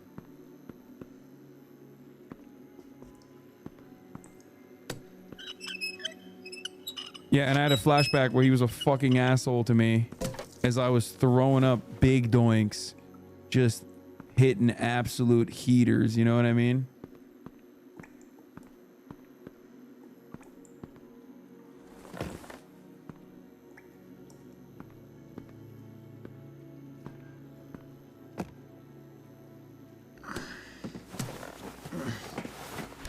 There ain't no way he gets through that, bro. Why does he think he can get through, squeeze through that? Oh, it's that easy to break? God damn, this man is so... Wait, what the fuck? Why can't I break it? Oh, it's not letting me. Javi! Kate! I wasn't sure how I was going to find you. Then I heard the glass breaking. You're alive. For now. Let's you escaped go. the guards. Barely. We gotta get you out of here. Take this. Help me pry these bars off. Shit. Give it a push from your side. You know I will. Damn, Thanks, that was Kate. easy Now, as hell, give bro. me a That's hand. shitty ass manufacturing. Oh my god, Kate is the GOAT, dude. No, Murad and I didn't get arrested in the real world. I'm saying Javi and David got arrested in the game, in the video What's all game that that we were noise? playing. It's a herd. They've got this place surrounded. Come on. This way.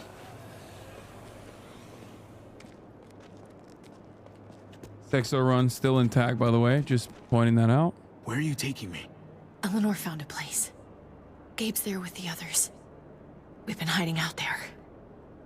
For as long as we can, anyway. Is Gabe all right? He'd rather be charging in to save David right now. But I convinced him to be cautious. We should probably keep moving.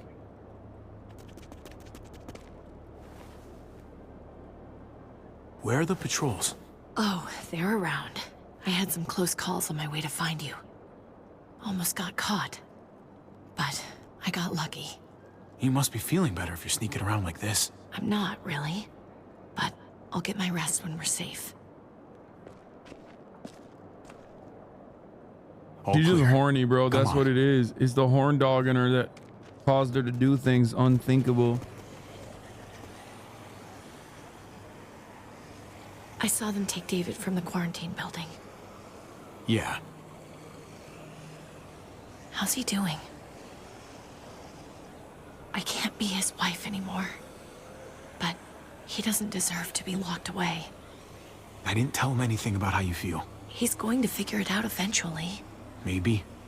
But he's busy with more important things right now.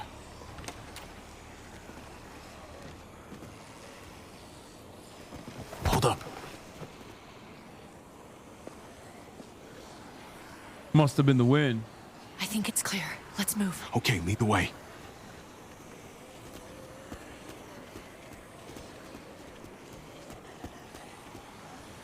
Yeah, this is my brother's wife, bro. What do you mean? Sometimes you gotta do the Christian thing and pipe it up. They're gonna be looking for you soon. It's only a matter of time before they find the room empty. I won't let them catch us. Because I'm coming for them first. That doesn't sound like the smartest thing I've ever heard, Javi. That's what Hunter Biden did. Hunter Biden literally fucked his dead brother's wife. That is in the Bible too, to be fair. So you got to keep it in the family.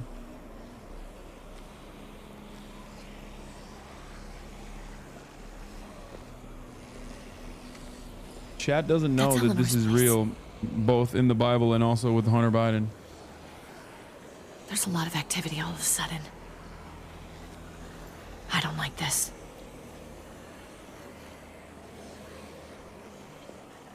Come on. Let's get inside.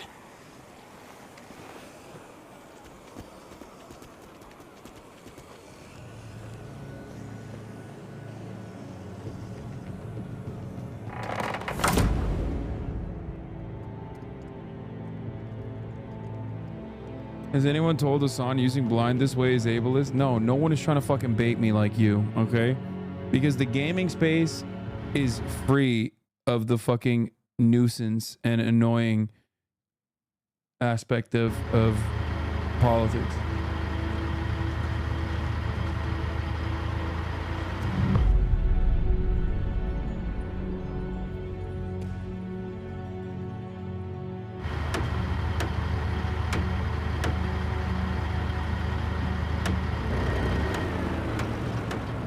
Oh my God, he literally is trying to do it.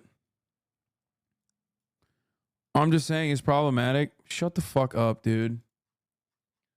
Literally shut the fuck up. I thought they were being fucking, I thought they were like trying to joke and trying to meme. 48-month subscriber, literally. Bro, how did you read it? How'd you read blind in the title? Shut up.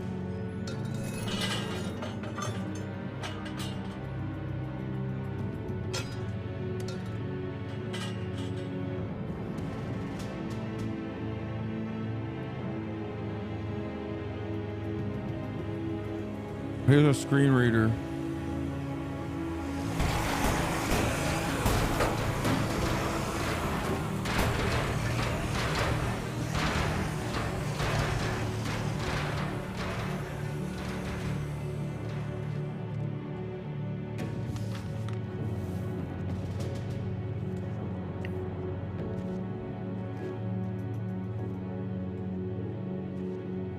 Chad, I'm not trying to bait. Does he mean blind like he doesn't know the lore? No, I mean blind like I can't see with my own two eyes.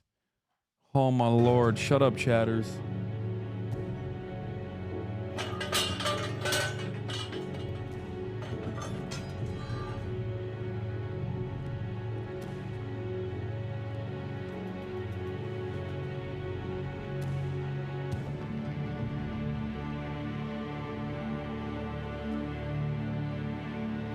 Politics viewers don't even know what a blind playthrough is. We used to be a community. I know. The fact that there's people who are like actually blind playthroughs or ableist, to say something's a blind playthrough is ableist, is unironically a perfect representation as to why I don't have more gaming viewers. Because they come in here and they fucking chirp. And then anyone that plays a fucking video game doesn't realize that we abhor that kind of annoying, smarmy, woke, scoldy bullshit that's unproductive in general. So they just are scared and they leave. I'm sorry. I don't know if I feel like that. That way. Hey, buddy. It's good to see you, Avi. Really. Your goofy face and everything. I didn't expect to find you here. I mean, Kate said you were here, but I thought... I went looking for my dad, but I couldn't find him. Bro, I'm literally I just disappointed. can't do this now. I'm sad that he's back. Oh, hey. Hey. Trip. Look who's here. Hey, guys. Hey. Where have you been? Joan threw me and David in jail, if you can believe it. Great. So you gave these people more reason to hate us. What is going on here in Richmond? You know more about this place than the rest of us. Joan lied.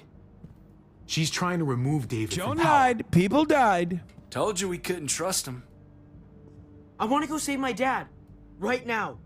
He needs our help. No way. It's just too dangerous. I'm not trying to save David, bro. Get out of here. I'm not trying to save David, big dog. You can, though. Gabe, you should save him.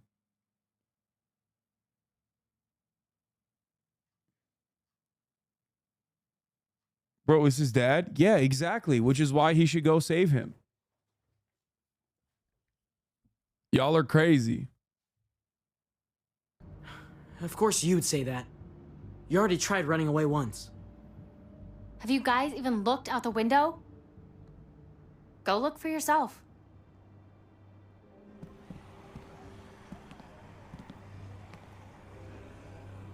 What happened to the whole I ride for family shit? I mean, dude, some assholes can't be redeemed. Holy shit. Javi, even if you did get your brother free, you're not going to be able to go anywhere. Wow. As much as I don't want to be here. You sure are glad we didn't stumble He's into your brother? He died, bro. He died for 5 years. Okay, he's dead. He's dead now. This is a different guy. On our own? Fuck. Yeah. Can you imagine? I'm not sure it's much safer in here. Yeah. Think the entire world's fucked right now. It seems like we're in danger within this place and without. I, for one, would feel a whole lot safer with a few more guns to protect ourselves. That the smartest move to make right now? That's crazy. If we're really going to make it out of here, we have to be ready to shoot our way out, right? Yeah, right. Good. I know where there's guns. My dad showed me. There are lots. I can take us. Okay. Sounds like a plan. We'll get back here as soon as we can. Good luck. Come here. Kate, Just be careful. Vin Diesel would say, don't turn your back on family. Bro, I'll turn my back on Vin Diesel right now. You understand? Look, Javi, I don't know if you heard us, but I think I fucked it up with Eleanor. We can talk on the way. About that, I don't think I can leave this apartment with Are you things fucking real, dude? Trip. You must be tripping fucking balls right now if you think we're not going to go get some guns because you're trying to get some fucking punani on the side. Ne oldu? Birazcık. Ne yaptın? Ne yaptın? Hayır, o yine arada yine bozuluyor. Neden bilmiyorum. Şu anda ilk defa biraz geldi. Okay. My dad is fixing this the between AC. me and her. It's just not right. I know you must have at least heard something. You're being an idiot. Now isn't the right time for this. You just don't understand. Just Trip. shouldn't have pushed it. Bro, I'm literally Mr. Sexo Run, and I'm telling you, bro, I promise you get some fucking... I'll promise you, dude.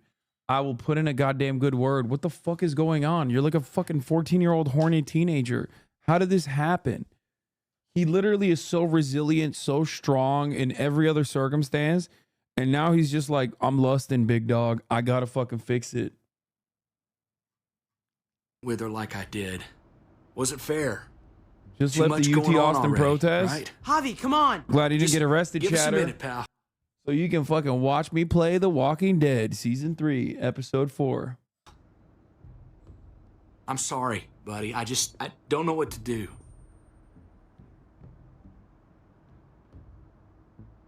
With all that's going on here, everybody's feeling overwhelmed. Try to wait for the right time. Maybe she'll come around. Uh-huh. Right. Okay. Good luck out there. Wait, he's not coming?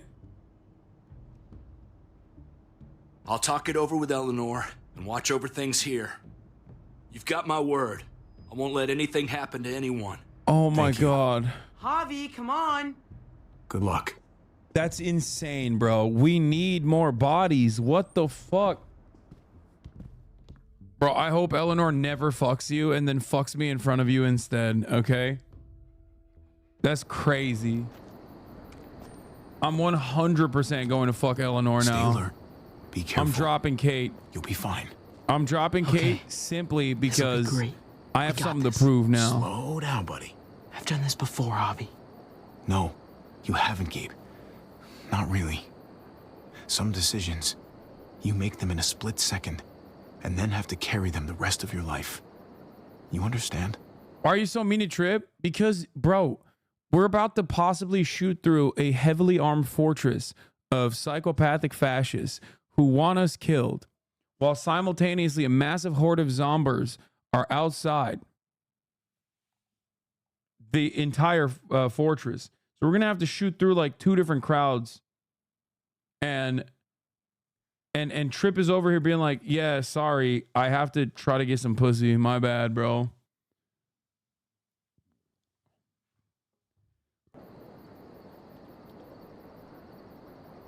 What do you mean, Javi? If you get cornered and you feel your life is in danger, then show no mercy, okay? You are more important to me than any of these other people.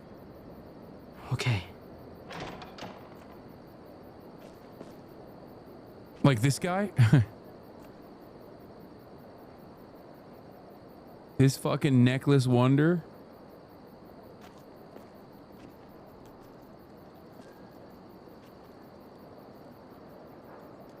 No mercy, right? If it comes to that, Gabe. But the takeaway from that was supposed to be to protect yourself first and last, okay?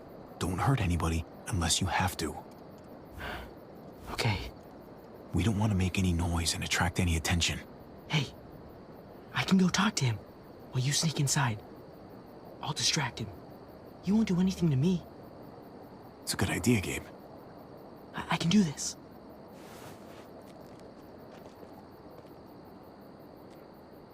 Hey!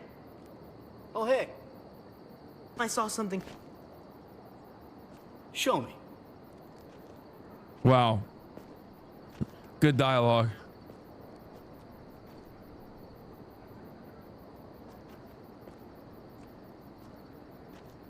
Show me.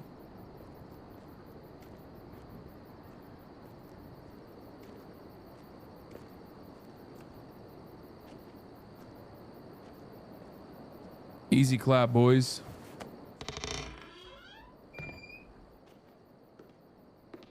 Already more useful than Ben? Yeah, I know Gabe is way more competent than Ben.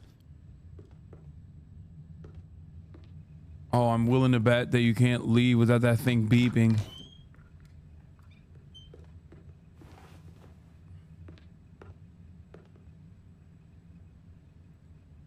I bet that's David.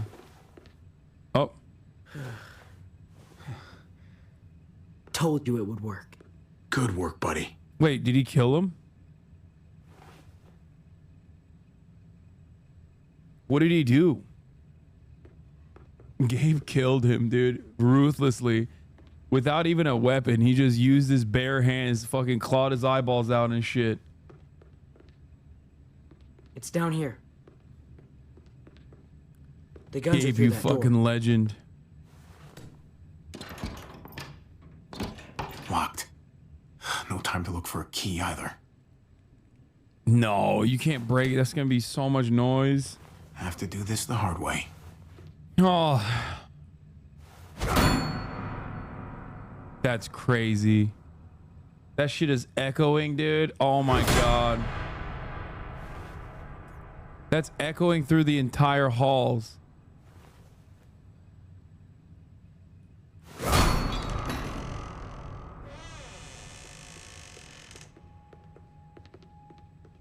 Yeah, we got a bigger problem now. Every walker in a fucking 3-mile vicinity heard that. Plastic Owl, thank you for the 10 tier 1 gift to subs. Oh my god. Dude, Gabe immediately going for the fucking AR-15. That's crazy. Chill out, big dog. You don't know how to handle that.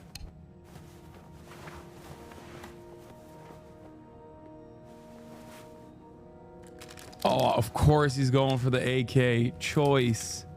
Mint. Primo. Put these in your bag.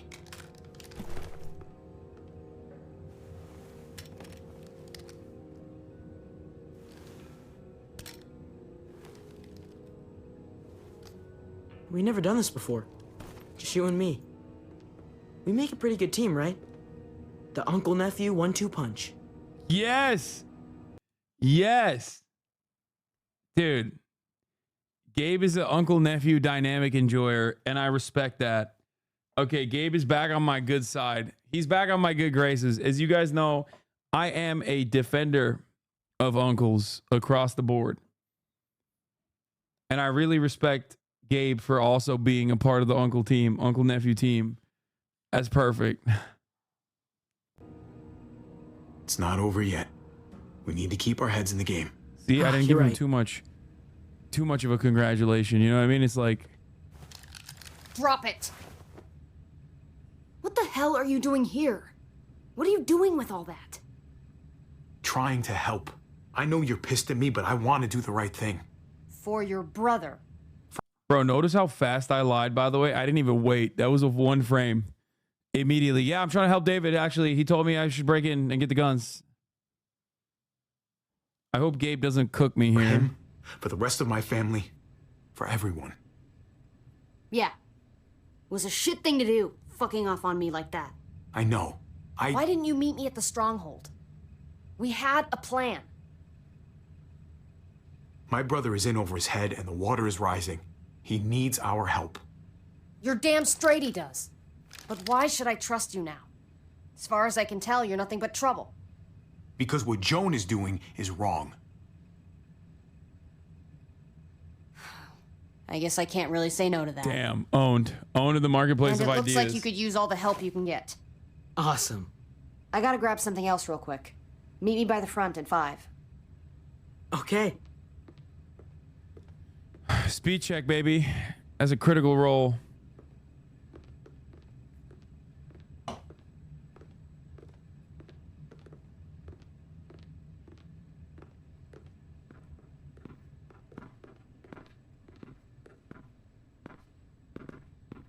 Come here. Yeah, he didn't hear the door.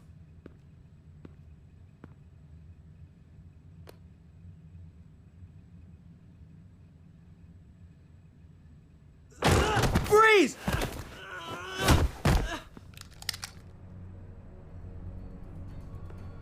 Get away from me!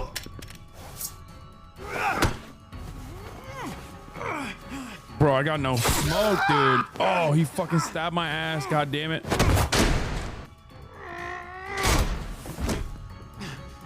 Take the knife out. Stab him in the gut. Javi, you're bleeding. Are you okay? Oh my god. Not dead yet. I'm so sorry. Jeez, I can't leave you guys alone for 2 minutes, can I? He's still alive? Yeah. Just passed out. Starting to think siding with you might have not been the best idea. Toss Sleeping Beauty in the closet so nobody sees him. What do you mean? I just cooked one of your guys. That's crazy.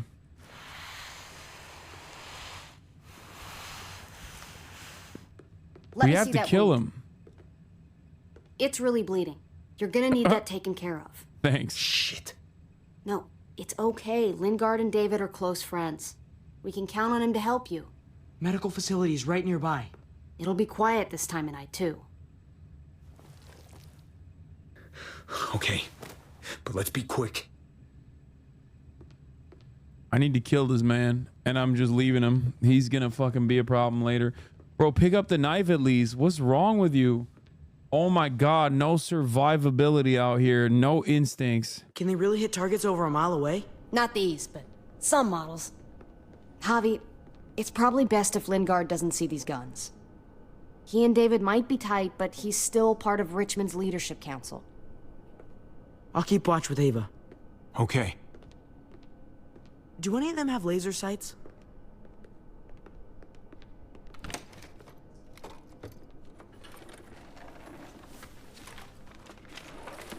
Damn. Clem? Shit, Javi, what happened to you? Ran into... Okay, she's insane, bro. There ain't no way Clem just fucking strapped a former heroin addict directly back on that heroin. That's crazy to me. Clementine sometimes is maybe a little too aggro, okay? That is really ruthless. Don't say fucking Giga Chad, bro. That dude was like amicable. A little trouble. Wow, that looks like it must have hurt. I just need to get it cleaned up. You surprised me. Yeah, let's ask the doctor if he can fucking skip the 3-minute ad break. Just kidding. You don't need a doctor for that. All you need to do is subscribe for $5 or for free with Twitch Prime by connecting your Amazon Prime account to your Twitch account, where you get one free Prime subscription a month. Use it on your favorite broadcaster. Hopefully that's me. So killing people is okay, but letting them use drugs isn't? Or there's a difference between... Okay. I'm not even going to give you a response for that. Response. She's out here fucking behaving like the Sackler family, and you're like, what the fuck? Thought you were someone else. Who were you expecting? I know this wouldn't exactly look innocent to Joan or David. Is it innocent? Yes, I guess. I think so.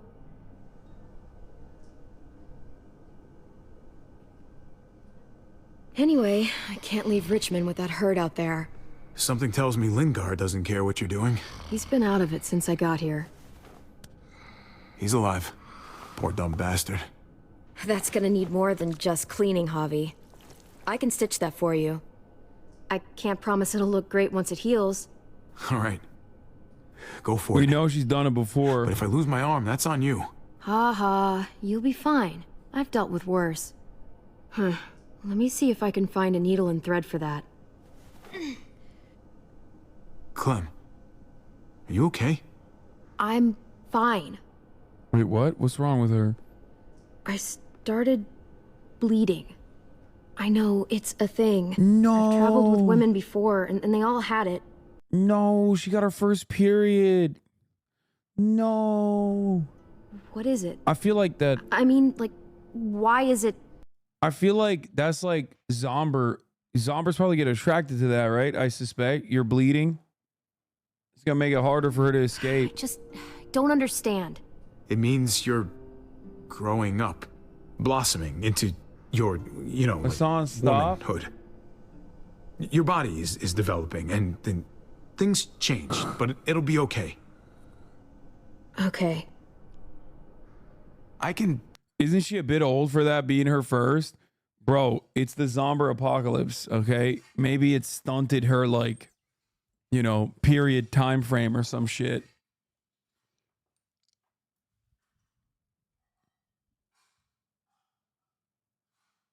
Take you back to Kate. She can help you with, Javi, worry about yourself right now. We need to find a needle and thread to stitch you up first. Oh, right. Wait, what? They aren't... Wake up! Talk to me! They aren't sharks? What do you mean? Zombies literally fucking... Wow. That guy is really out of it. Zombies literally smell blood, bro. Chill. It's like 100%. Wake up! Talk to me! Dr. Lingard? Dr. Lingard. Turns out Dr. Clem Lingard. didn't make this happen. Can you hear me? Does he look like he can hear you?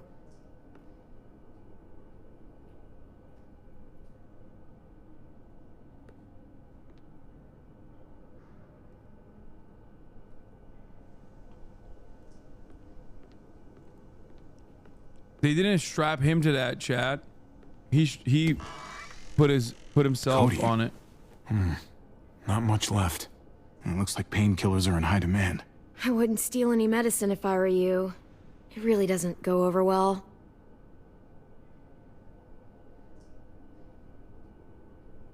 Well, these could come in handy. I don't know what the fuck I'm gonna do with the codeine. I don't know why. Penicillin. Not what I'm looking for.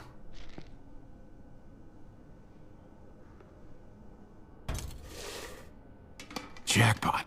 Needle and thread. All sterilized and ready to go. Get on that good cushion alcohol. Maybe down bitches I can call, you know? Here we go.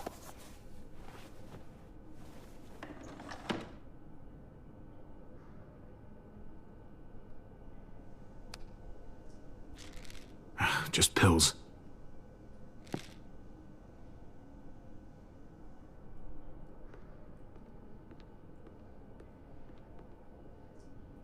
Hey, this is just what you're looking for. They help you handle it. Kate'll take care of you.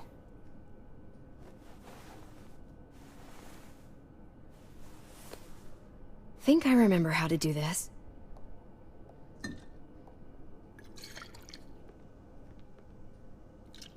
Okay, hold still. Okay, Javi. Try not to breathe. Wow. Fucking hottie, dude. Javi more like Look, hottie. I know I'm probably not the best person to talk to about that stuff before. You weren't that bad. Awooga. Thanks for, being here.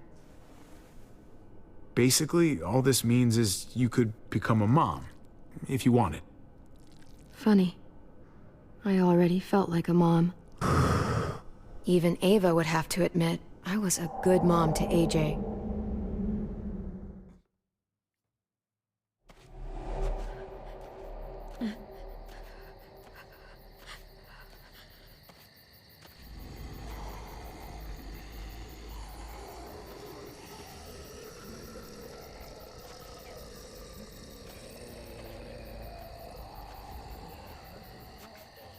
Chat, why are you interpreting this in the weirdest way possible? He means like you are physically capable of becoming a mom. He's trying to say it in like the most parental style way possible. He's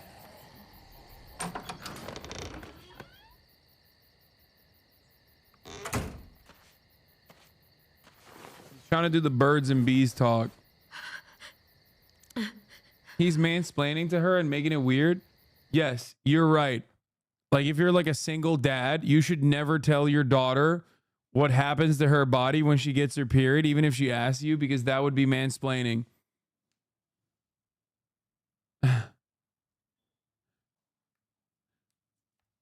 That's crazy. That's crazy. You're like, sorry, Clem. If I explained the natural bodily functions that you're going through right now that you're confused by, that would be mansplaining. So I can't explain it to you.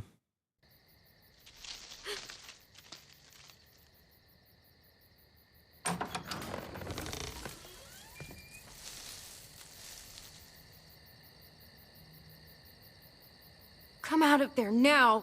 All right, all right. It's just me.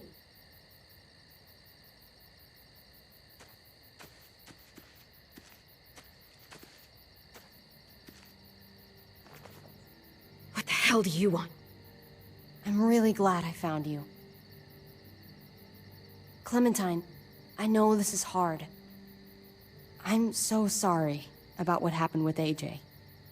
Really, I am. Tell me he's okay. Please. He's as good as he can be, which isn't great.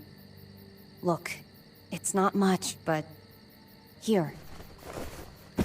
We know he's okay now.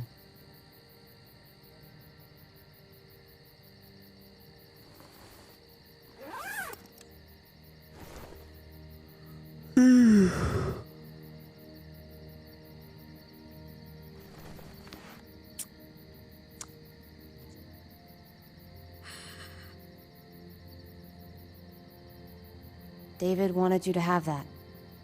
AJ drew it just after you. What the hell is this? Thank you. That's such a weird response. You're It's welcome. very obviously his shitty Consider it a ass peace drawings, offering. dude. We care about you. Like, yeah, AJ kind of sucks at drawing. We established that early on in this season. You know? Just try to remember that even if it feels wrong, people can still be trying to do the right thing by you. Listen, it's dangerous out here, and right now, you're hurting. Whatever you do, you can't let what happened get to you. You need to keep a level head. Plan for after that. You're strong, but that won't get you far if you don't know what you're doing. I can make it on my own, just like I always have. I don't need anybody else. I don't blame you. Just don't overestimate what you're actually capable of. For me, staying alive has always been about finding people I could trust as much as they trusted me. That's what the new frontier has been. A silver lining. Made me feel worth a damn. Kept me going in the worst of times. AJ's not dead. You'll find yours. He survived. We don't know where I know he is, you though. Someone or something. I used to have Lee. You never mentioned him. He took care of me for a while. Every time I would look at AJ, I could hear him in my head, helping me, guiding me. He's still with you, you know. Here. So is AJ.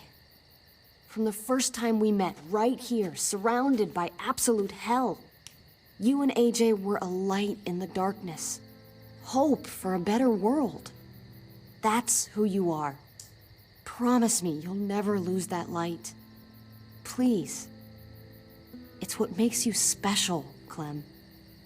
Okay, I promise. You're a tough kid. Don't change.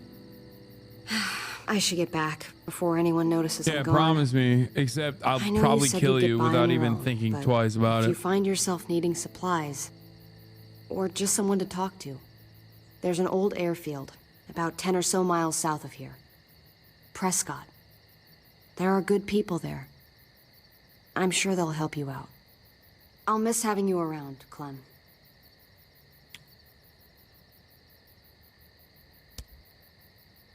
You're going to be okay. Thanks, Ava. Good luck out there, Clem. I'm setting this up for the future when I fucking kill her bald ass, okay? Lowering her defenses. It's a little bit metagamey, I'm sorry, but like, I don't trust her anarchist ass even for a second, okay? She's not nice, bro. She literally fucking cast me outside. That's what keeps me going. There's things I have to stay alive to do.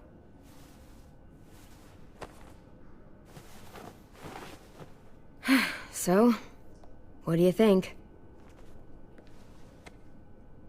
Think I'm getting better. Nice work. Thanks. Just glad I could help.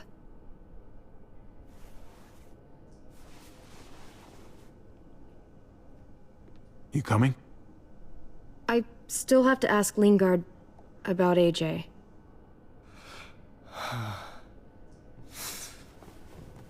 Hello, Clementine. Javier. Thought you were rotting in a cell with David. There any chance he got out too? I hate to think about what Joan might do to him. Joan took him before I got out. I haven't seen him since. That poor bastard. He's not getting out. Guess there's only one sure way to get away from Joan these days. Why do you care if David got out? He deserves what's coming to him. If you think that, you don't know David. I know he's the reason I lost AJ. When AJ recovered, David was the one who stepped up. Took personal responsibility for that kid. You say that like it's a good thing. I really doubt he was a positive influence. David's the reason the kid's better off now than he's ever been. You can be as mad as you want about how things panned out. That's not fair. David can be a good father. Maybe to his own kids. That doesn't mean I trust him with AJ. You should. David Garcia is a good man.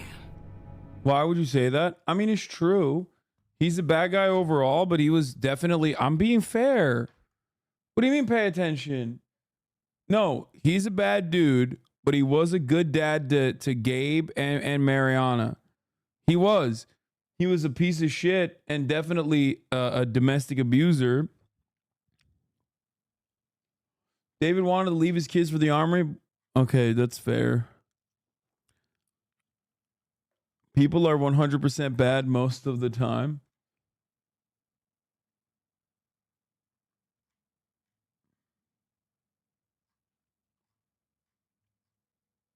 Yeah, I'm sure he'd agree with you. Sorry if I don't. I stand by what I said. If David's taken such good care of him, why did he tell me to ask you where AJ is? That's what this is about, then. You want to know where the boy is?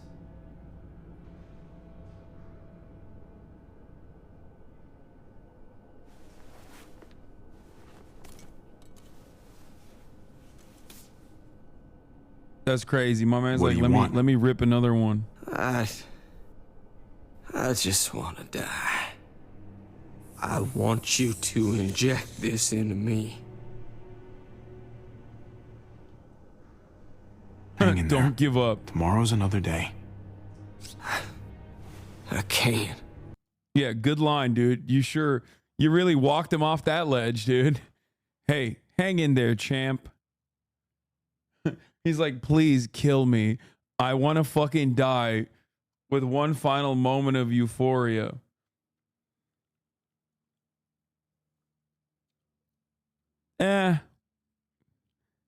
No. Smile.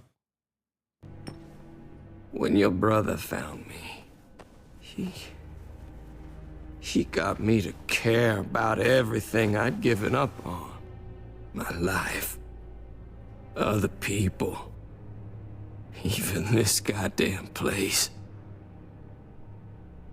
Without him around, I don't want to care anymore. Damn, this dude wants to fuck David. Just tell me where he is! Then you won't have any reason to do it.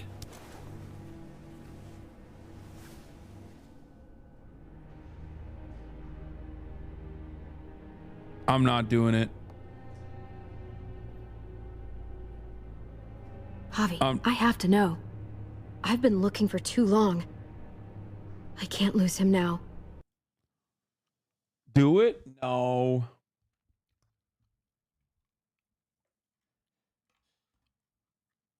Damn, Ciao wants me to do it. Okay, poll it.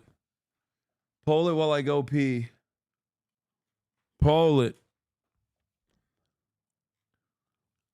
Poll it while I go pee pee.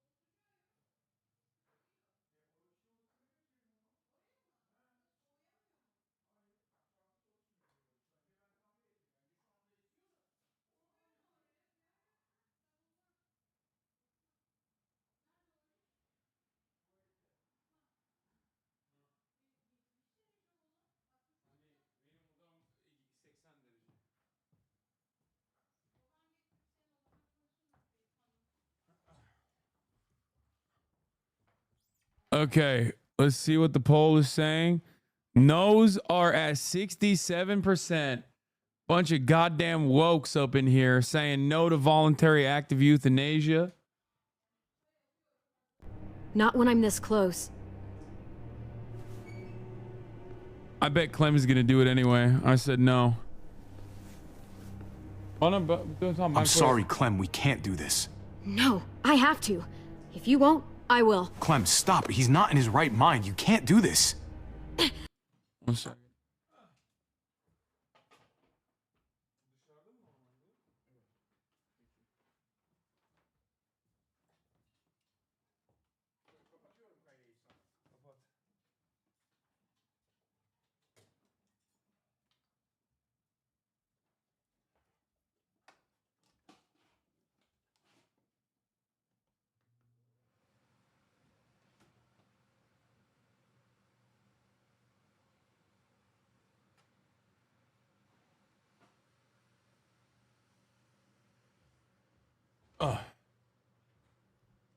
Put the fan up in here.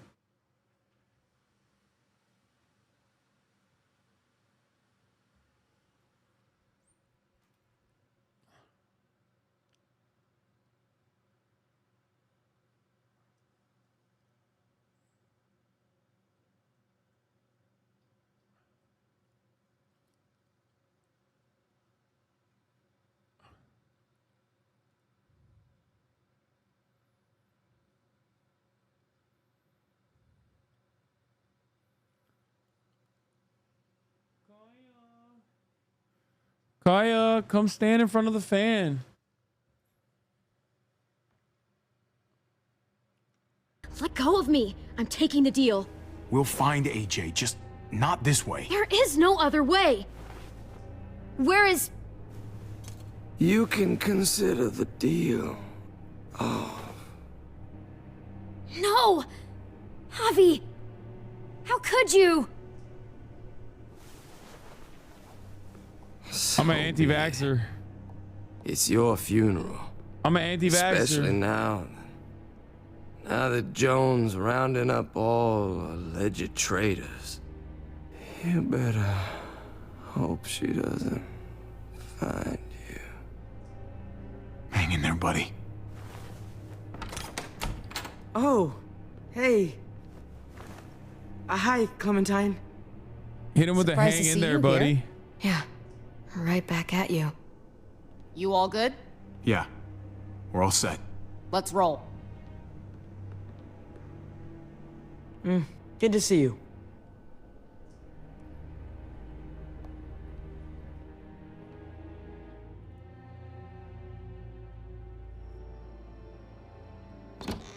Yeah, he hit a suicidal man with the hang in there, buddy. Javi, you're back. And Clementine. He's like, oh, this is awkward. I wasn't trying to fuck. Just surprised to see you is all. Guys, I promise. Wasn't trying to fuck. Oh, yeah, I know who she is. She's got a hell of a punch. Nice to meet you. Good to see you, Ava. Stay the fuck away from her, hell. Trip. You okay? Yeah, it looks worse than it is. You don't deserve Eleanor. Eleanor, come fix me. Lying down in the other room for. Eleanor, let me take my shirt off. Take a look at my pecs. Take a look at my fucking 8-pack abs. Eleanor, I need help. Eleanor, save me. Save me, white girl. I think Eleanor is Asian, but Asian girl, save me. Save me, Asian girl. A bit. So you got the guns, huh? She's Asian. All right. One for you. Save me, Asian girl. You. I saved this one for you. No, I've already got one. Actually, it wouldn't hurt to have another. Thanks. What took you so long? We went to see Dr. Lingard. She At feeling night? him. She feeling him. Uh-oh. I'm kind of surprised he was sober. It's gotta be a stressful job. Looking after an entire community? The guy's clearly an addict. He was destroyed when we got there. It would be sad if it wasn't so reckless. It's pathetic is what it is.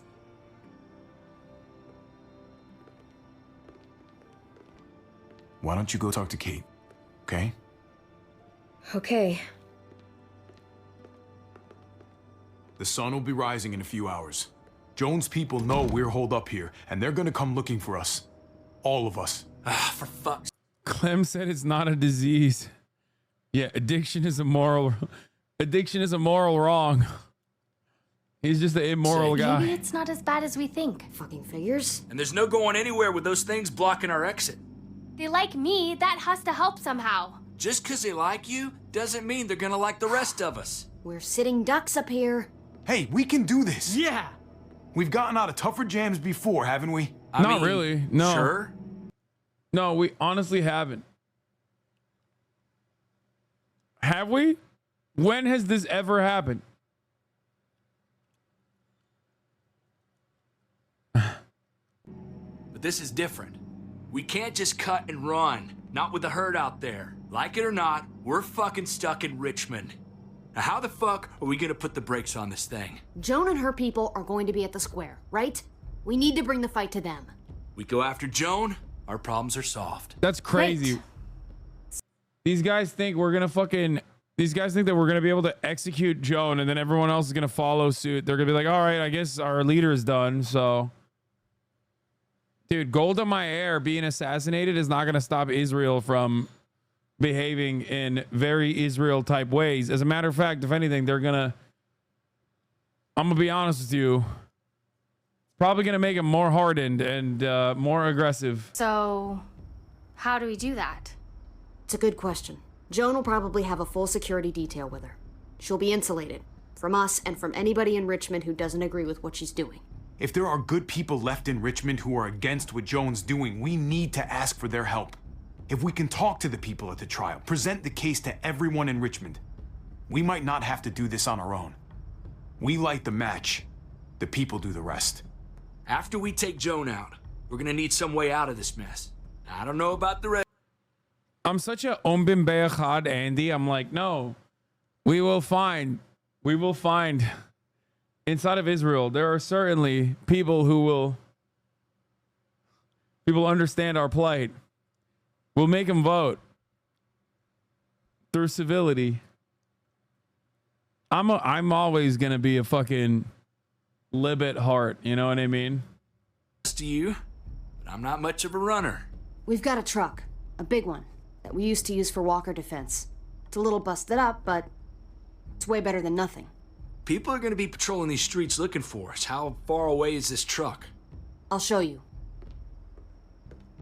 We've been expanding, pushing out further, making the safe zone even bigger. Can't promise you they've cleared all the walkers yet, but that's where the truck's parked. I could spit and hit it. We steal that thing, nothing will be able to stop us. Steal what? Hey. Jesus, Javi, is that blood on your shirt? You said it wasn't that bad. It isn't. How the hell did this happen? Oh, you're bleeding right through that bandage. Kate screwed this up. You should have told me as soon as you got in. Things went a little sideways at the end. Gabe got in the... That's a... Dude, some of these choices, some of these options are so insane. Yeah, Gabe fucked it up. He's such a piece of shit. What a dumbass. Way. A guard came after me and he stabbed me in the shoulder. I thought you guys were gonna be careful out there. Hey. Don't worry about it. It is what it is. Thought you knew what you were doing. You're still alive, aren't you? Eleanor, can you take a look at this? As long as he keeps it clean, it should be okay. Would you guys stop making such a big deal about it? It happened. It's over. Move on already. I'm just trying to make sure he's okay, Gabe. What we... Yeah. Let me take my shirt off real quick. Hey, yo, let me take my shirt off real quick, Kate. Kate's got the right idea. Shut up, Labe. Need to be talking about is the plan. Oh, I have a bunch of ideas. I want to be the one to go after Dad. Just give me a gun and I'll do whatever. I know the town. I know what Dad's gonna be thinking. Hey, slow down, would you? You're getting way ahead of yourself. He said, give me a gun, I'll handle it. Kid. Are you fucking kidding me? Ugh, this is bullshit! I'm not staying behind. Gabe, take a breath. He's my dad. I'm going. It's going to be dangerous out there. And I don't want anyone else getting hurt. If we get to save Dad, then getting hurt is worth it. It's worth. Bro, why are you such a dick rider for your dad, dude? He sucks. He needs to calm the fuck down, bro. Your dad is a piece of shit, okay? Chill.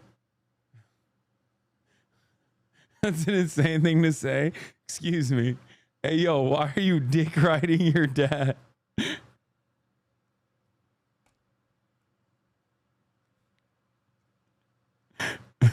It's true, though. He is. He's going nutty with it.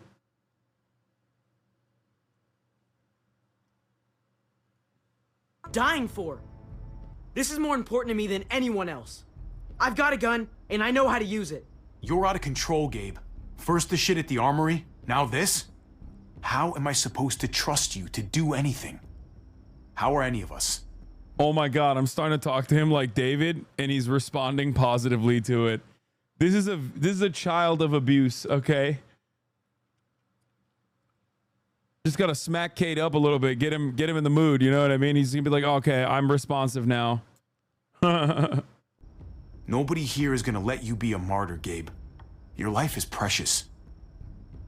Life is precious? Then how come you shot Conrad, huh? Back in the tunnel, when he came after us. I saved your life too, in case you didn't remember that part. So what? You shot him. You killed him. What the fuck, Javi? Is she telling the truth? You murdered my friend? Dumbass Gabe. What the fuck did you do that for? He had a gun on them. If I hadn't killed him, he was gonna shoot Clementine and Gabe. He's telling the truth. When Conrad found out that I used to run with New Frontier, he went crazy. He would have pulled the trigger, no question. I guess we'll never know, right? Because he's not here to tell his side of things. Yeah, bro. You want to know why? Because he's fucking dead. Because I killed him. Because he was trying to kill my fucking dumbass stepson. Even though he's not really my stepson. He's my nephew. Trip, let me tell you a little bit about the bond. The sacred bond between uncle and nephew. Let me tell you a little bit about uncle-nephew dynamics, okay? As much as Gabe sucks right now, and he certainly does suck, I'm gonna fucking defend him. That's how it goes. Sometimes the nephew defends the uncle, like when the uncle is going crazy about killing homeless people and shit. Okay? And in other times, sometimes the uncle defends the nephew back. Okay? I don't know what I'm talking about here. It's seemingly unrelated to the game all of a sudden. But Jank 2024, okay? Sometimes your uncle goes on a fucking hike with RFK Jr. and you're like, that's a little weird. But okay. Don't know what's happening there, but it's just some stuff that's going on. You made sure of that. Looks like you're a pretty fucking dangerous person to be around, Javi. First you kill my friend. Bro, he is just straight up. I'm not even kidding. He's just straight up trying to be tough in front of Eleanor. He noticed that I was about to take my shirt off. He noticed that I was about to take my shirt off to show Kate my sick ass wound and Eleanor too. And he's like, I'll kill you. Don't you take your fucking shirt off, you scumbag. Then you get me and my friends on Joan's shit list? I think you need to give us some space, Javi. Fuck that. I don't want to see you ever again. Whoa. Well, maybe I'd be better off with Joan. At least I know she wants to stab me in the back. You get the fuck out and you... Did Eleanor just fucking yell at us? What's happening?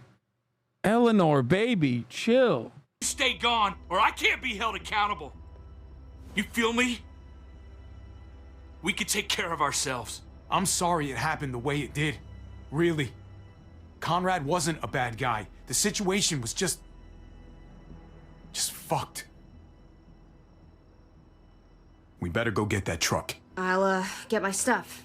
Then call you on the walkie when I see things getting started in the square. Your hobby is a true American chaotic moral code, believing in the power of decency while also shooting a guy you like with no hesitation. Bro, it was valid. It was a fucking valid ass kill. That's crazy. Trip saw a crumb of pussy and started acting so different, bro. Trip literally was like, oh my God, I might be actually on this thing. I might be getting pussy again. On God, big dog. And literally turned around and started acting brand new, acting a fool, as a matter of fact. This town is so massive, it blows my mind how big it is. Seemingly the largest town in America, where we can walk around anywhere we want. And we rarely ever even see people, by the way. It's crazy.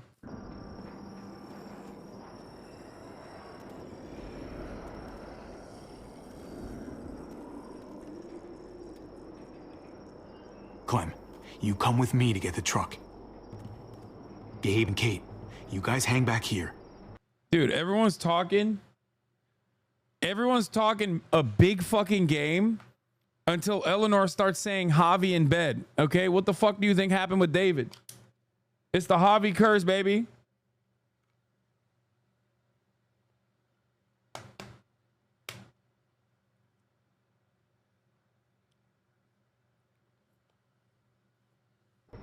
Be ready for anything. I see what's going on. You're punishing me because I told everyone what you did, right? Screw that. I'm going to get the truck. You're so stupid. You stay behind and keep watch. Keeping watch is an important job, too. Not as important as getting that truck. Hey, Gabe. Come on. I need you to watch my back on this one. Yeah. Okay. Oh my God, bro. Why is everyone so fucking... Oh my God. Bro, everyone is so fucking sex motivated. I know I'm the last guy to be criticizing these fools, but it's just like typical man, okay? Typical fucking man behavior. Typical man behavior. What the fuck?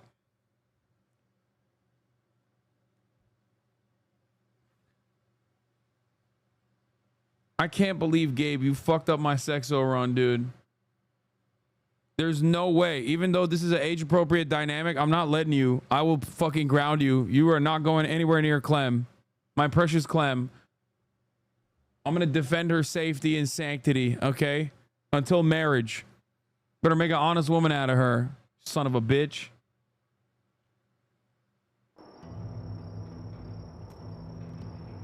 Stay away from my daughter. Nothing. Gabe and I will be fine back here.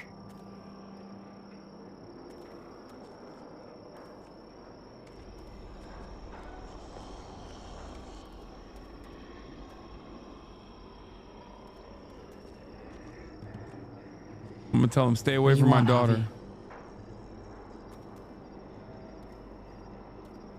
I know it sucks sometimes, but you've got to be a team player.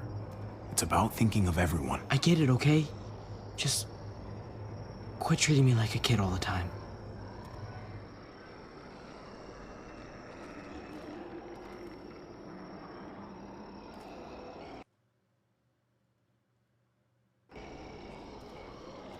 A chatter just told me a sexo room with Kate is not available. And to that chatter, I have to say, you're a liar and a son of a bitch. Sorry, but it's the truth. How dare you come into this chat and fucking lie?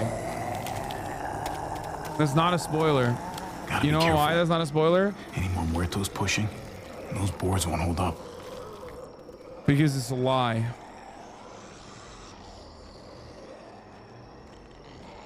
I refuse to believe it because it's not real.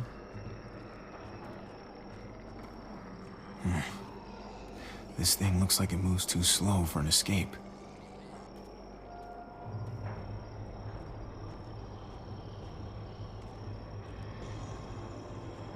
What's going on?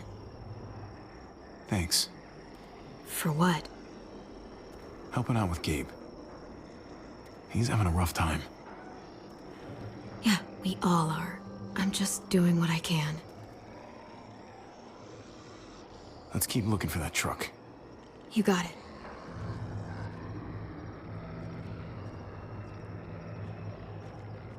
Guess they'll be using that for construction once they've cleared this area.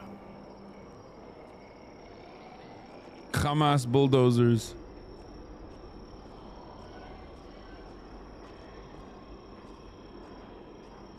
Kaya. Sturdy. Hi. But only room for one. Kaya. Kaya, what are you looking at?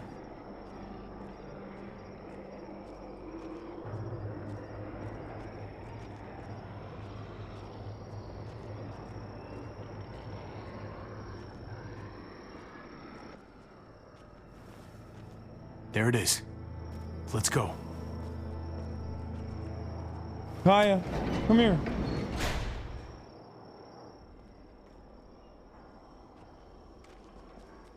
Look how nice it is over here with the fan.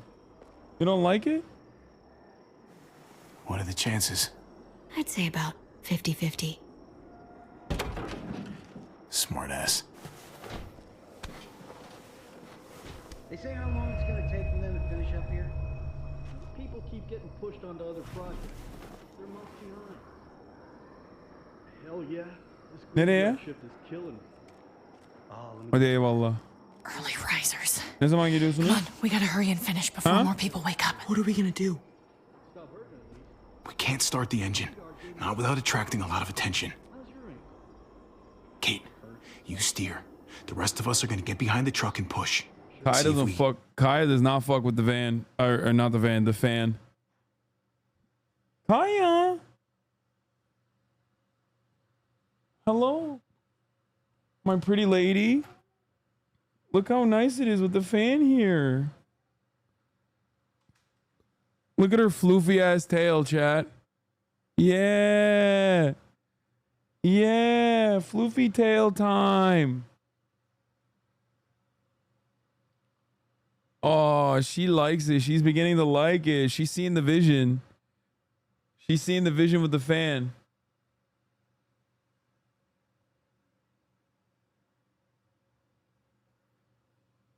Fan on the butt. Fan on the butt.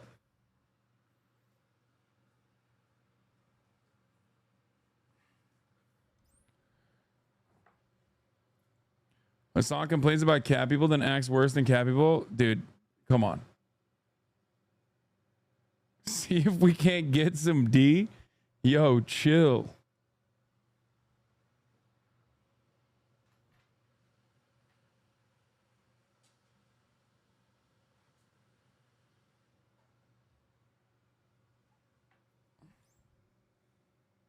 Can't get some distance between us and them.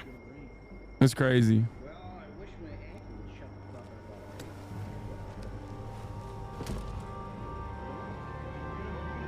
Ready? Ready. Chatters can't help but hate on the joys of fatherhood. Yeah, I agree. Remember that wind chill factor? I used to think it was wind. Bro, they're not noticing a big ass truck moving. How are we pushing this fucking truck, by the way? That's pretty crazy. That's crazy that we were able to push this truck like that. With like... Turns out you needed me after all, huh? Even in neutral, I feel like that's kind of hard, no? I know you didn't want me to come along. I'm glad you were here, okay? At least you can admit it. Yeah. Well, it turns out you're pretty useful when you actually follow directions.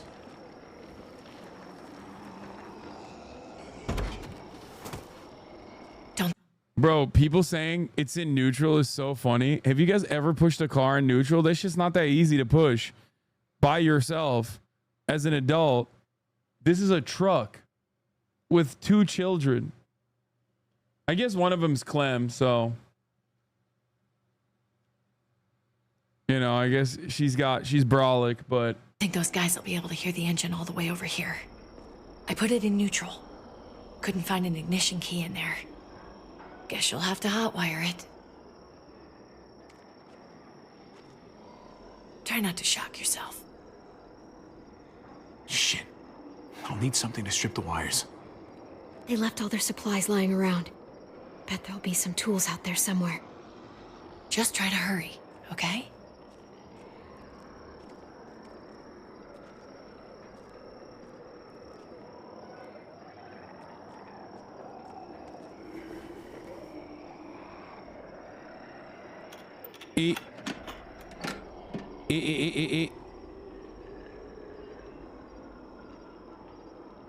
Can I grab both? Or is this...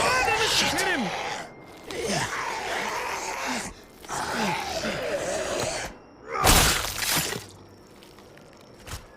Oh my god, that's so scary. Almost there. Keep an eye out while I get it started, okay? I'll check on the guys in the office. That was a joke. I wasn't actually scared. Clem and I will look out for walkers. I was acting like what one would do if they were, you know what I mean? I was acting out as though I was when I wasn't scared. Oh really? I'm gonna have to learn how to hotwire shit now?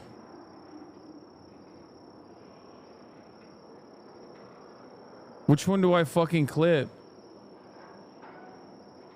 Ignition wire, battery wire, starter wire.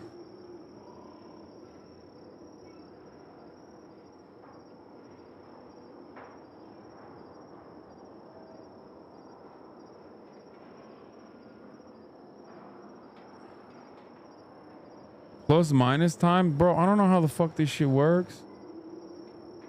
Orange to purple to red? Wait, what?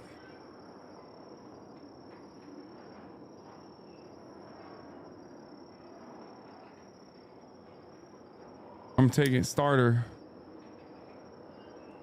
This starter. And then I'm gonna put it on the ignition wire. Or the battery wire. Let's see what the battery wire does. Gotta connect the battery to the ignition.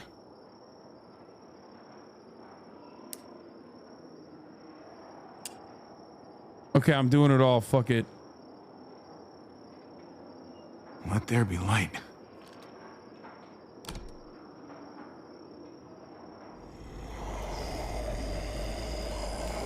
Why do they give a shit about the light, bro? Zombies don't respond to light. They respond to fucking sound. They broke through so fucking fast. That's crazy. Oh, shit.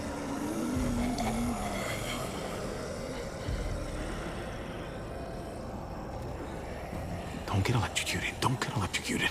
Javi, hurry up.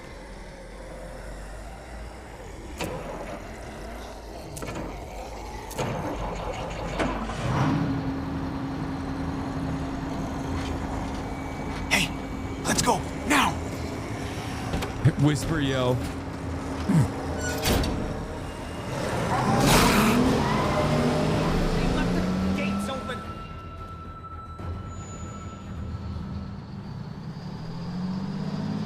Boys, baby, back on top. The square's a couple of blocks away. This is a good place to wait. Wait, really? That's how Do we big have this enough is? gas? I'm not about to turn the engine off again. What now? We wait for Ava to call us on the walkie. So, nothing for us to do but sit and watch the sun come up. There is something else we can do. Well, I know we've got something important to do. I'm teaching you to play euchre. That's not a real thing. It's a card game. Come on, it's fun. Bro, that's the sexo face. Yo. The sun's about to go down. And she hits you with the sexo face. What do you do? What do you do, bro? You're like, yo, Gabe, get Clem out of here. Go teach her how to play cards outside somewhere else. You know what I mean? Sun's coming up, not going down. Sorry. Sun's about to come up. Who cares? It's nice to be driving around with a couple kids in the back seat again. Really takes you back, doesn't it? Just you and me and Gabe and Mari. You're right. This is nice. Like if I just close my eyes, we're right back where we were. All of us together. Do what I do. Try to think about the nice stuff. Not everything that happened after. Gotcha. Oh, come on. That's not even a good rule. Still gotcha. Guess you stopped playing it cool with her. In case you haven't noticed, Gabe's got a little crush on Clementine. He likes her. You get it? I hope it works out for them. I really do. They're good for each other. No, they're not. Think their first official date will be target practice? Then skinning and eating a wild animal. Young love. It's so normal, you know? Like, as crazy as things get. Why would you say that? Come on, man. It's probably good for Clem too. She needs a little bit of heartbreak. It's about growing up. Clem also needs to make mistakes. You can't protect your little girl forever, okay? She's gonna make decisions on her own. See, just like my daughter Kaya, currently fucking laying on the ground and not laying on the bed like a good girl.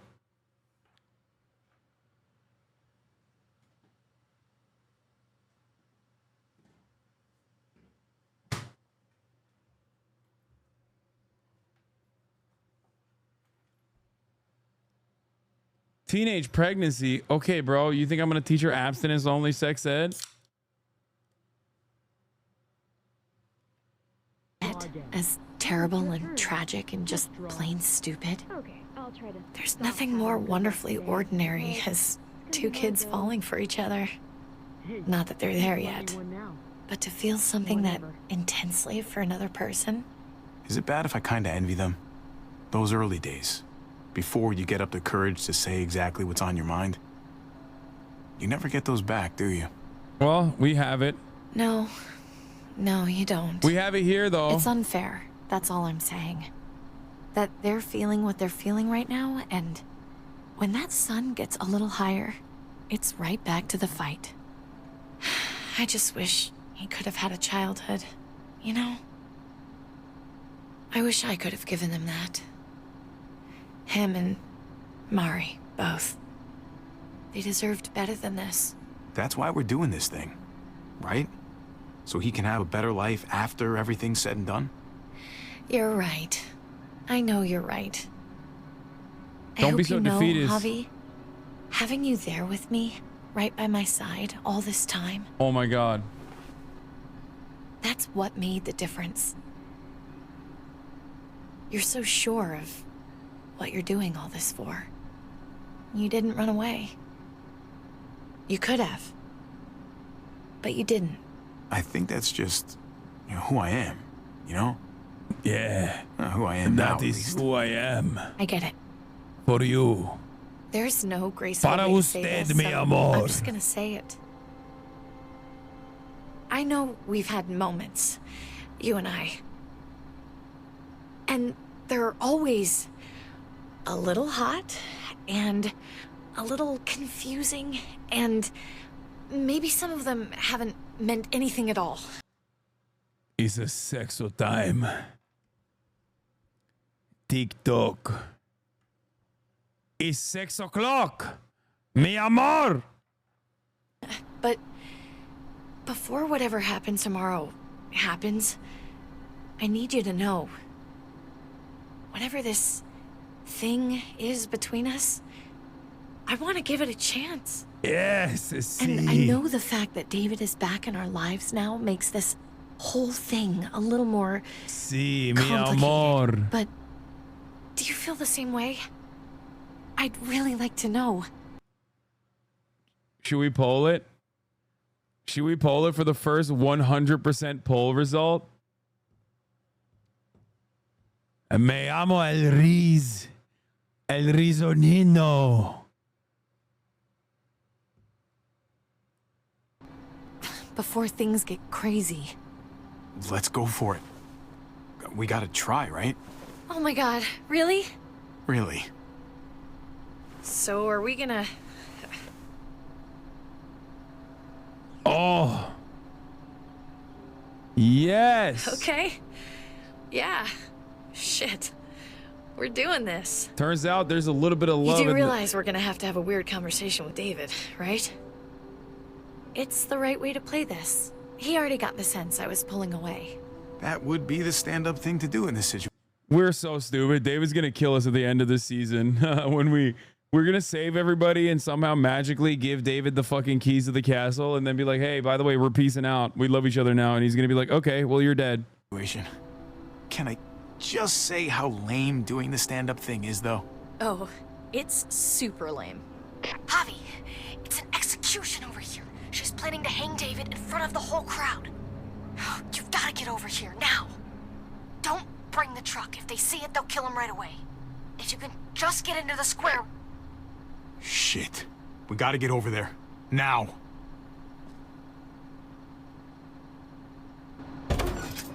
I mean, the problem's being solved right in front of our eyes. I feel like that's weird to... Modern problems require modern solutions, you know what I mean? I'm going to hang back here with the truck. Keep the walkie close by. We'll tell you as soon as we've got David. Good luck. Nothing else from Ava? Nope. And it sounds like a crowd out there. It sounded like Ava got cut off by something. Or somebody. Wish we had some idea of what we're heading into. Like, is the whole plan shot? Or did she just have a little setback? I hate not knowing. I'm getting a little worried about Ava. Something must have gone wrong. Something must have happened. We're not gonna know what went wrong until we actually do this thing. It's fine. I got a kiss bonus. I got a kiss boost. Let's do it already. You ready? We just have to remember. If we're going to do something risky... We've got to make sure we protected ourselves. Exactly. If we're gonna get Dad back, we can't fight fair.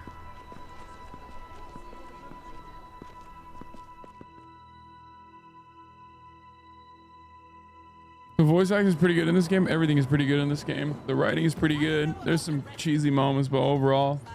I didn't want to be here today. The people of Richmond deserve to be safe. David Garcia has to be punished for what he's done. Yo, they're cold-blooded. We can't wait for the others, can we? For years now, Richmond has been governed by one simple principle. Strong council, strong community. But Bro, this is so Israel. The actions of one of the members of that council, our security expert, David Garcia, have put us all in danger. She's lying to all of you. I'm sorry to have to show you this. Truly, I am. But you all need to see. Just look what he's done. He murdered these men in cold blood. I saw him murder Lonnie with my own eyes. Some of the best men I ever knew. Wait, what the fuck? Did he murk Lonnie? Or did she pop him?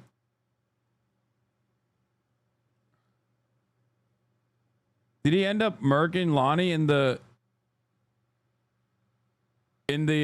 church? I think she fucking popped his ass. Down in their prime. Is this who we want in charge? Someone this reckless, this cruel? Not if I have anything to do with it. I can't believe this is really happening. She's gonna kill him. She can't do this to him. Try to keep your cool. Joan's smart, but we're smarter. We just have to be careful. What are we gonna do? We can't screw this up, Javi. Javier! I'd heard you were planning to crash our little party. Why did you come on up here? Show your face to everyone. I'm sure these people would like to hear what you have to say. Happy to. Been waiting for this all day. Then I'll try not to disappoint you. Should I not be going up there? I feel like I'm getting in striking distance of Joan. I had a very interesting conversation with your friend Eleanor last night. Isn't that right, Eleanor? What the fuck? Eleanor sold my ass out, bro. That's crazy. That is crazy. I thought we had something, baby girl. I thought we had something. She snitched on my ass? That's crazy. This sexo run is Jover. At least one sexo is still, you know, intact. Fucking dumbass Labe who ruined it all for everybody, like the top of the hour ad break ruins it for those who are not subscribed. Here's the 3-minute ad break now. She said you were coming here to rally the people against me. Convince them that I was no good for Richmond. Don't know how you thought you were going to pull it off, considering it's all of us against the 3 of you. Eleanor doesn't know what she's talking about. She knew an awful lot of details about how you were going to pull it off.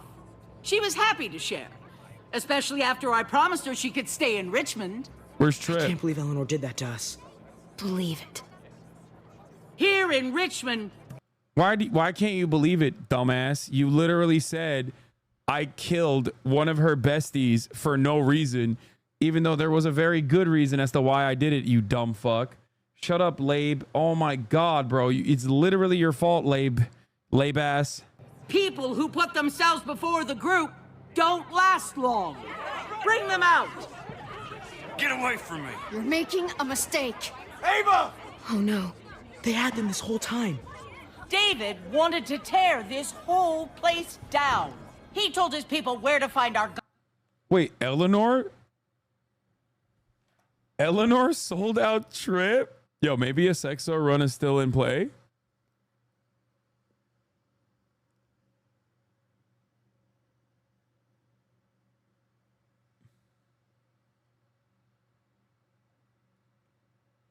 Eleanor is fucking crazy, dude. Supply, and sure enough, they picked us clean.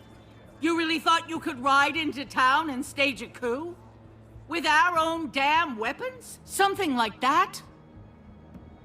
I can't just let it go. You've put me in a no-win situation here, so I'm gonna do the same thing to you. Both of them deserve to die for their crimes. However, Javi, I'll let you spare one of them. Just one. No! Hell no! Joan! Don't! Not after what they tried to do. You may be guilty of bringing them into this. I said, take me instead. A little bit metagamey. You know, I am the main character. But they chose to go along with it. If you're gonna punish anyone, it should be me, not them. So ready to sacrifice yourself for others. Don't worry, Javi. I'm not through with you yet. Joan, are you sure about this? We never agreed to killing all these people. It's really up to Javi, isn't it? All eyes are on you. Maybe this will help you make up your mind. Boys? What? Come on, Javi. Who's it gonna be? Your friend or your brother's lieutenant?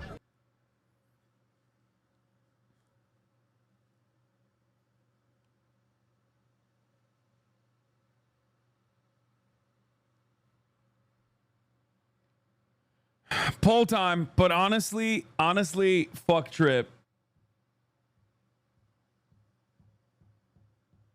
Wait, what happens if you don't pick?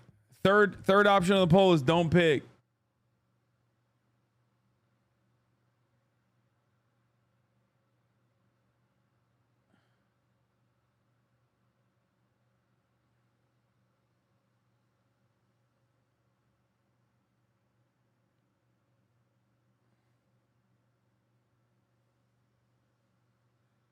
You owe it to Trip to kill him? You're right. Damn, hella chatter saying kill. Oh, you're saying save. Save Ava.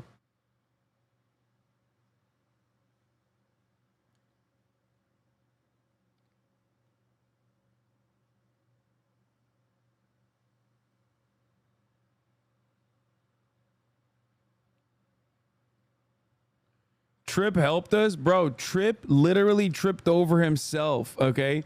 He tripped over his goddamn dick.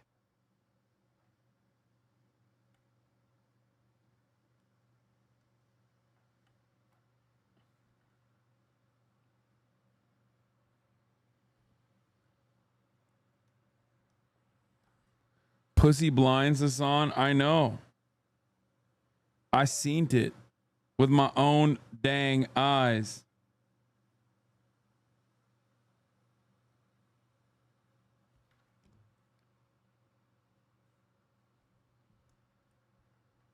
Trip's a white man too. He may procreate.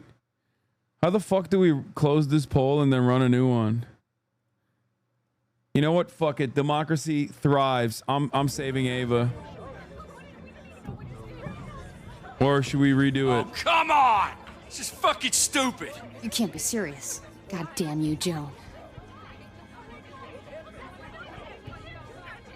Do the right thing, Javi.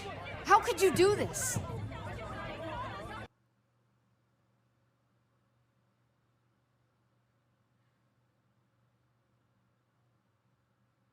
I'm not gonna pick. My heart says don't pick.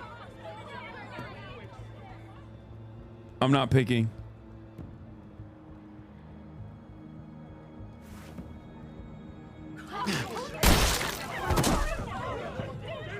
Wait, you die? That's crazy.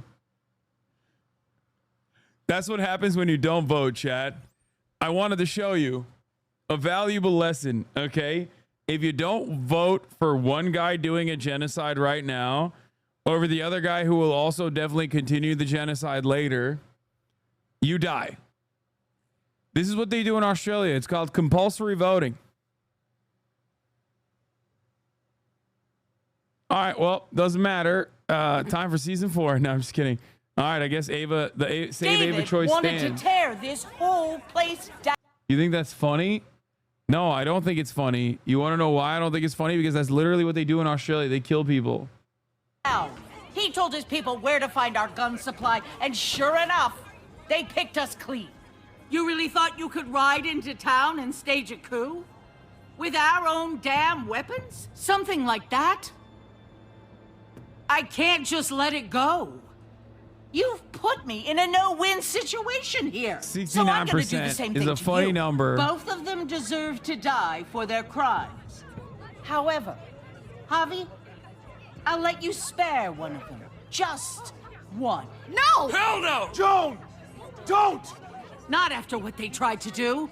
You may be guilty of bringing them into this, but they chose to go along with it. I said save If you're me. gonna punish anyone, it should be me, not them. So ready to sacrifice yourself for others. Don't worry, Javi. I'm not through with you yet. Joan, are you sure about this? We never agreed to killing all these people. It's really up to Javi, isn't it? All eyes are on you. Maybe this will help you make up your mind. Boys? Come on, Javi. Who's it gonna be? Your friend or your brother's lieutenant? Let Ava live. She's always been loyal. Javi!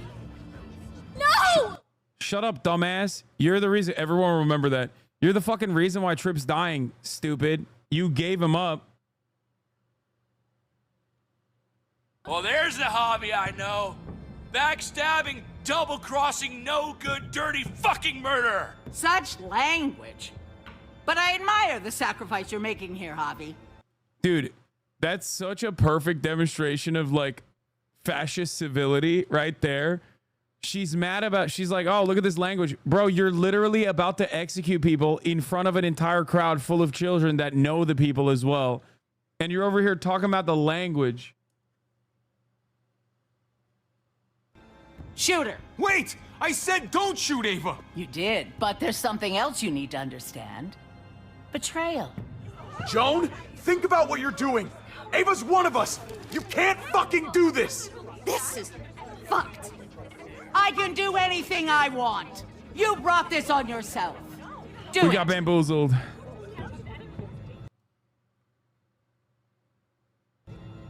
Wait! We got bamboozled. No! Oh my god, they really shot her. God damn it. Now, David, it's your turn.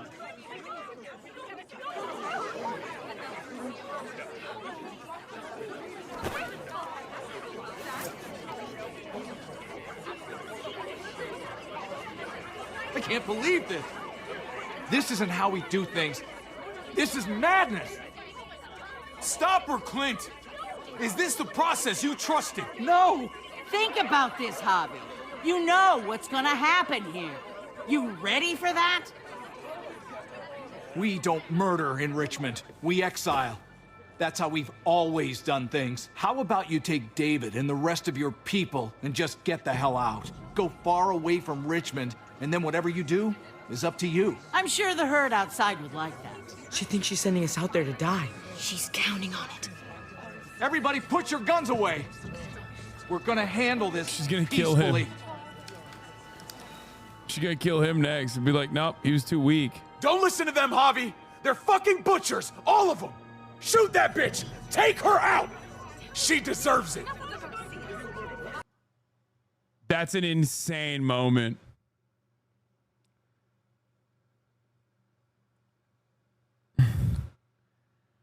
Dude, I'm taking that fucking deal, bro. That's a sweet ass deal.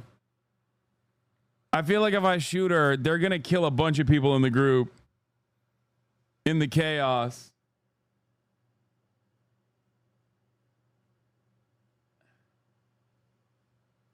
Oh my God, chat wants blood. Holy shit.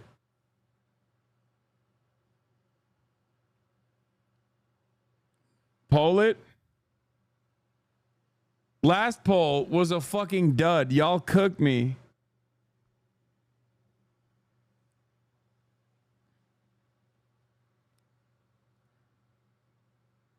Oh my God, it's 54 to 46%. This is this is busted.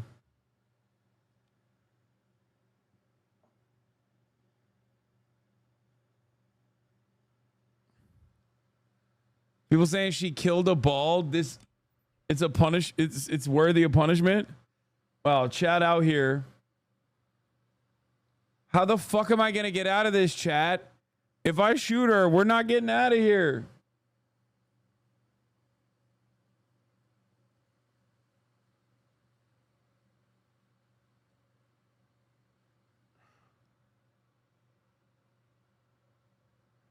Oh my God, it's 51% shoot, 49% take the deal.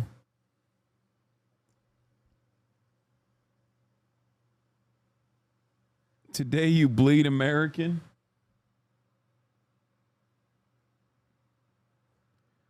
Veto, it's too close. It's literally got like 60 votes between the two.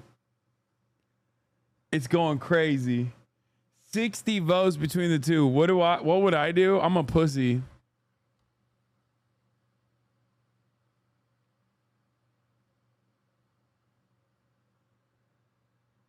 It's 50-50. Oh my God, it's 50-50. If you don't do it, I fucking will. Go to hell, Joan. Had to be done. Everyone will remember that.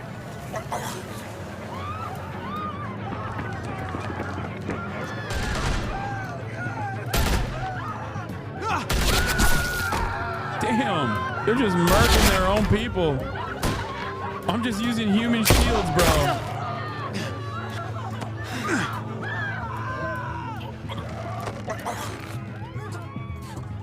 Coming at you. Yeah, clap them.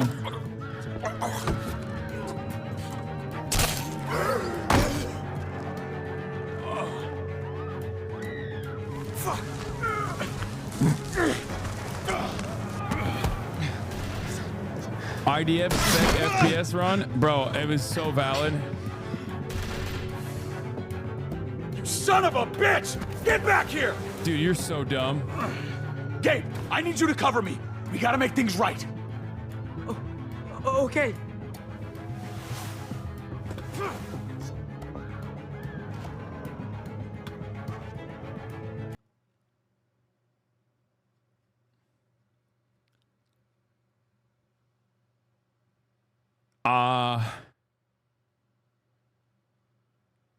Gabe's gonna die if he goes out there 100%. He's a fucking idiot.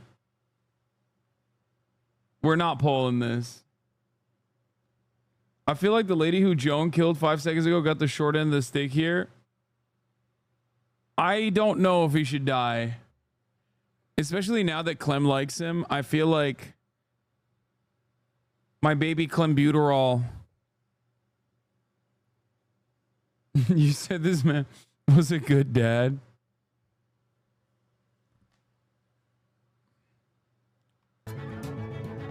David's not thinking right. What's worth more?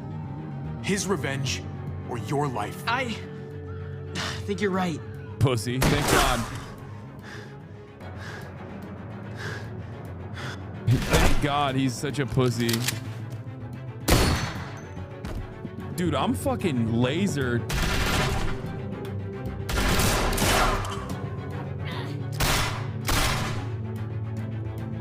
Shit, I gotta help her. God damn it! Just go. I'll try and cover you.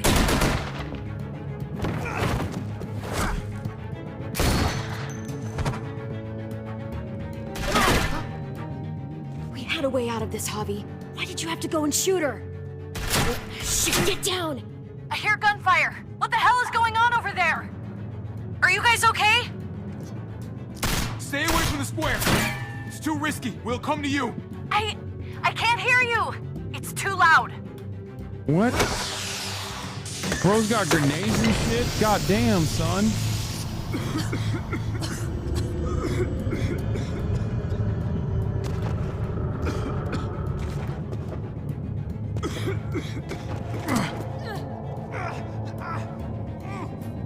Bro, they are so well equipped, it's crazy.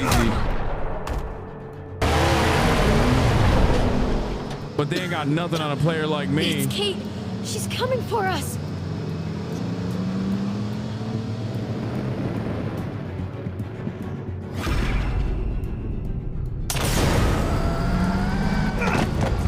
What the fuck?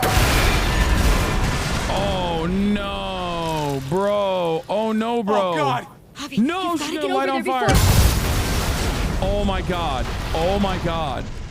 Oh my God, we broke the barrier. The walkers are coming in and Kate is dead. Oh my God. Oh my God, Kate is fucking dead. Oh my God. Oh my God. Oh my God. Double Six will run so ruined right now. Bro, you know shit is bad when the zombies aren't even trying to get into the fucking car. They're like, yeah, she's dead as fucking there. We don't even want to eat her brains, bro. What the fuck? Oh my God. I told her not to come. I told her to stay away, bro. How do you fail? I should have taken the fucking deal. Chat, you guys suck. She got groomed today. Yeah. I can't Alt F4. It already saved.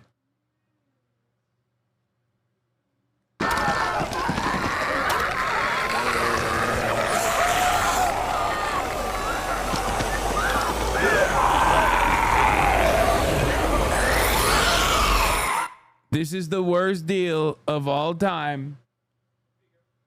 A worse deal than a deal that... That's it? That's the end?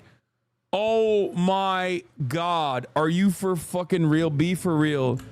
Did you promise that you would help Kate with the family if David left? Yes. How'd you respond? 46% refused? 52% murked Lingard?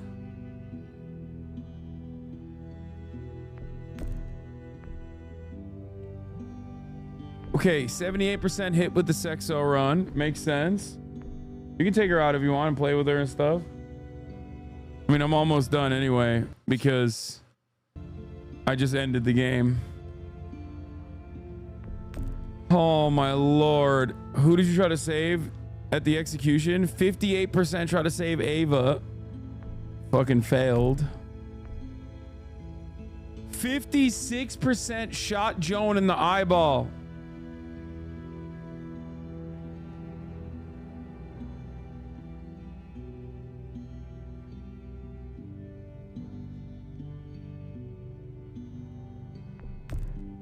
You guys want to know why I shot her? You want to know why I shot her? Honestly, I shot her. Well, one, because she sucks. And you miss 100% of the shots you don't take. But the other reason why I shot her, not because Chad told me, because it was 50-50. I made that decision on my own, and I'll fucking stand on business. I'll be a man, and I'll recognize it. The reason why I shot her is because I'm a misogynist. No. The reason why I shot her is because I feel like that's another one of those in my heart, and maybe I'm totally off base with this, but it felt like another one of those decisions where like you make a decision, but the game has already decided that chaos is going to ensue no matter what. And I felt like maybe it's a little bit metagamey, but no matter what happens, if I didn't shoot her, then she would have cooked me at the end. Starting off the day. If Alex wants, if he has time, we'll do a Beyond Scared straight run tomorrow. If he has time. No promises. He might not. Do you have time tomorrow? What did you say? People can't hear you. You gotta say it in the microphone. I always have time for chat. Oh, he said I always have time for you first. And now he's switching it up, saying it's for chat. Yeah, how about you make time for Civil War? Wow. Anyway, love you guys. See you tomorrow, all right? Peace in the Middle East. Bye-bye.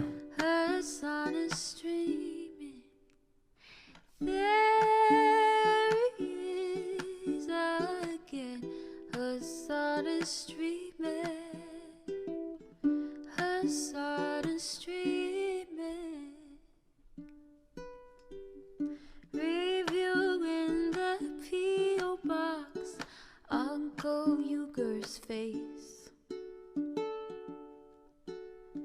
Sudden discord agitprop, great names take embrace. Tiny Bernie Sanders, LGBTQ Air Force. The whole left at your fingertips, on at your door. The H3 crowded debate, the Young Turks online show. 3 full fucking years of this, plenty more to go. 90-day fiance talks of champagne bourgeoisie. A Trump rally live reaction, a mass riot at DC. There he is again, Hasan is streaming. Hasan is streaming. There he is again, Hasan is streaming. Hasan is streaming. Reading live stream fair comments, Austin show chat advice. And all the ways the right-wing pipeline can suck you in a line. JCS react, Lord frame gets broken, cover blown. A full-blown mass pandemic, monster streaming at your home. Total radicalization coming out to find. The system you were taught to trust in was broken the whole time. All these daily streams, whether big or whether small, have helped me and so many find the meaning through it all. There he is again, Hasan is streaming. Hasan is streaming.